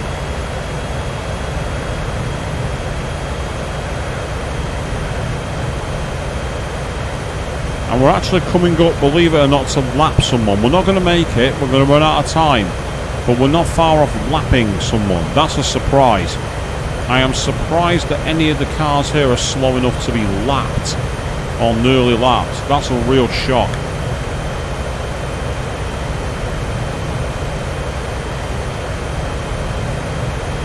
Well, there we go. Ill for finish.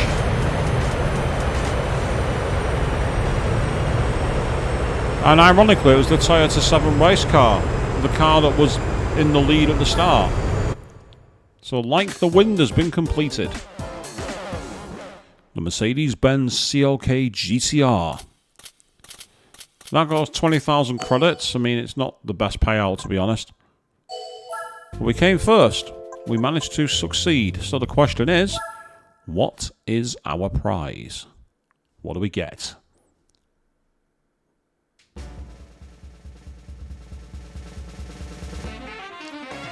Oh! The Volkswagen W12 Nardo concept car. Nice.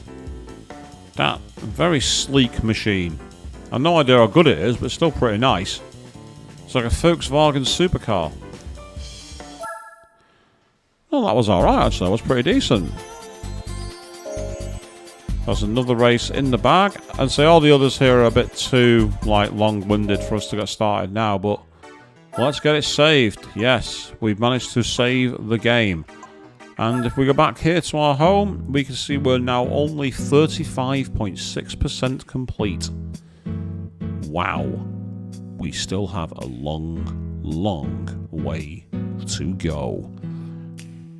But not tonight, because having won the World Championship and rode like the wind, as well as taking control in our pickup truck, it's time for us to say farewell for this evening. It's been an endurance marathon stream and you've all been absolutely awesome. I'm going to be back on Monday evening at 8 PM BST because I've got commitments all weekend where we're picking this up and we may potentially look at becoming an all-star and see what's in that championship. Well, until then, thank you all very, very much for watching. And that Jaguar driver, you owe me a very big dinner first.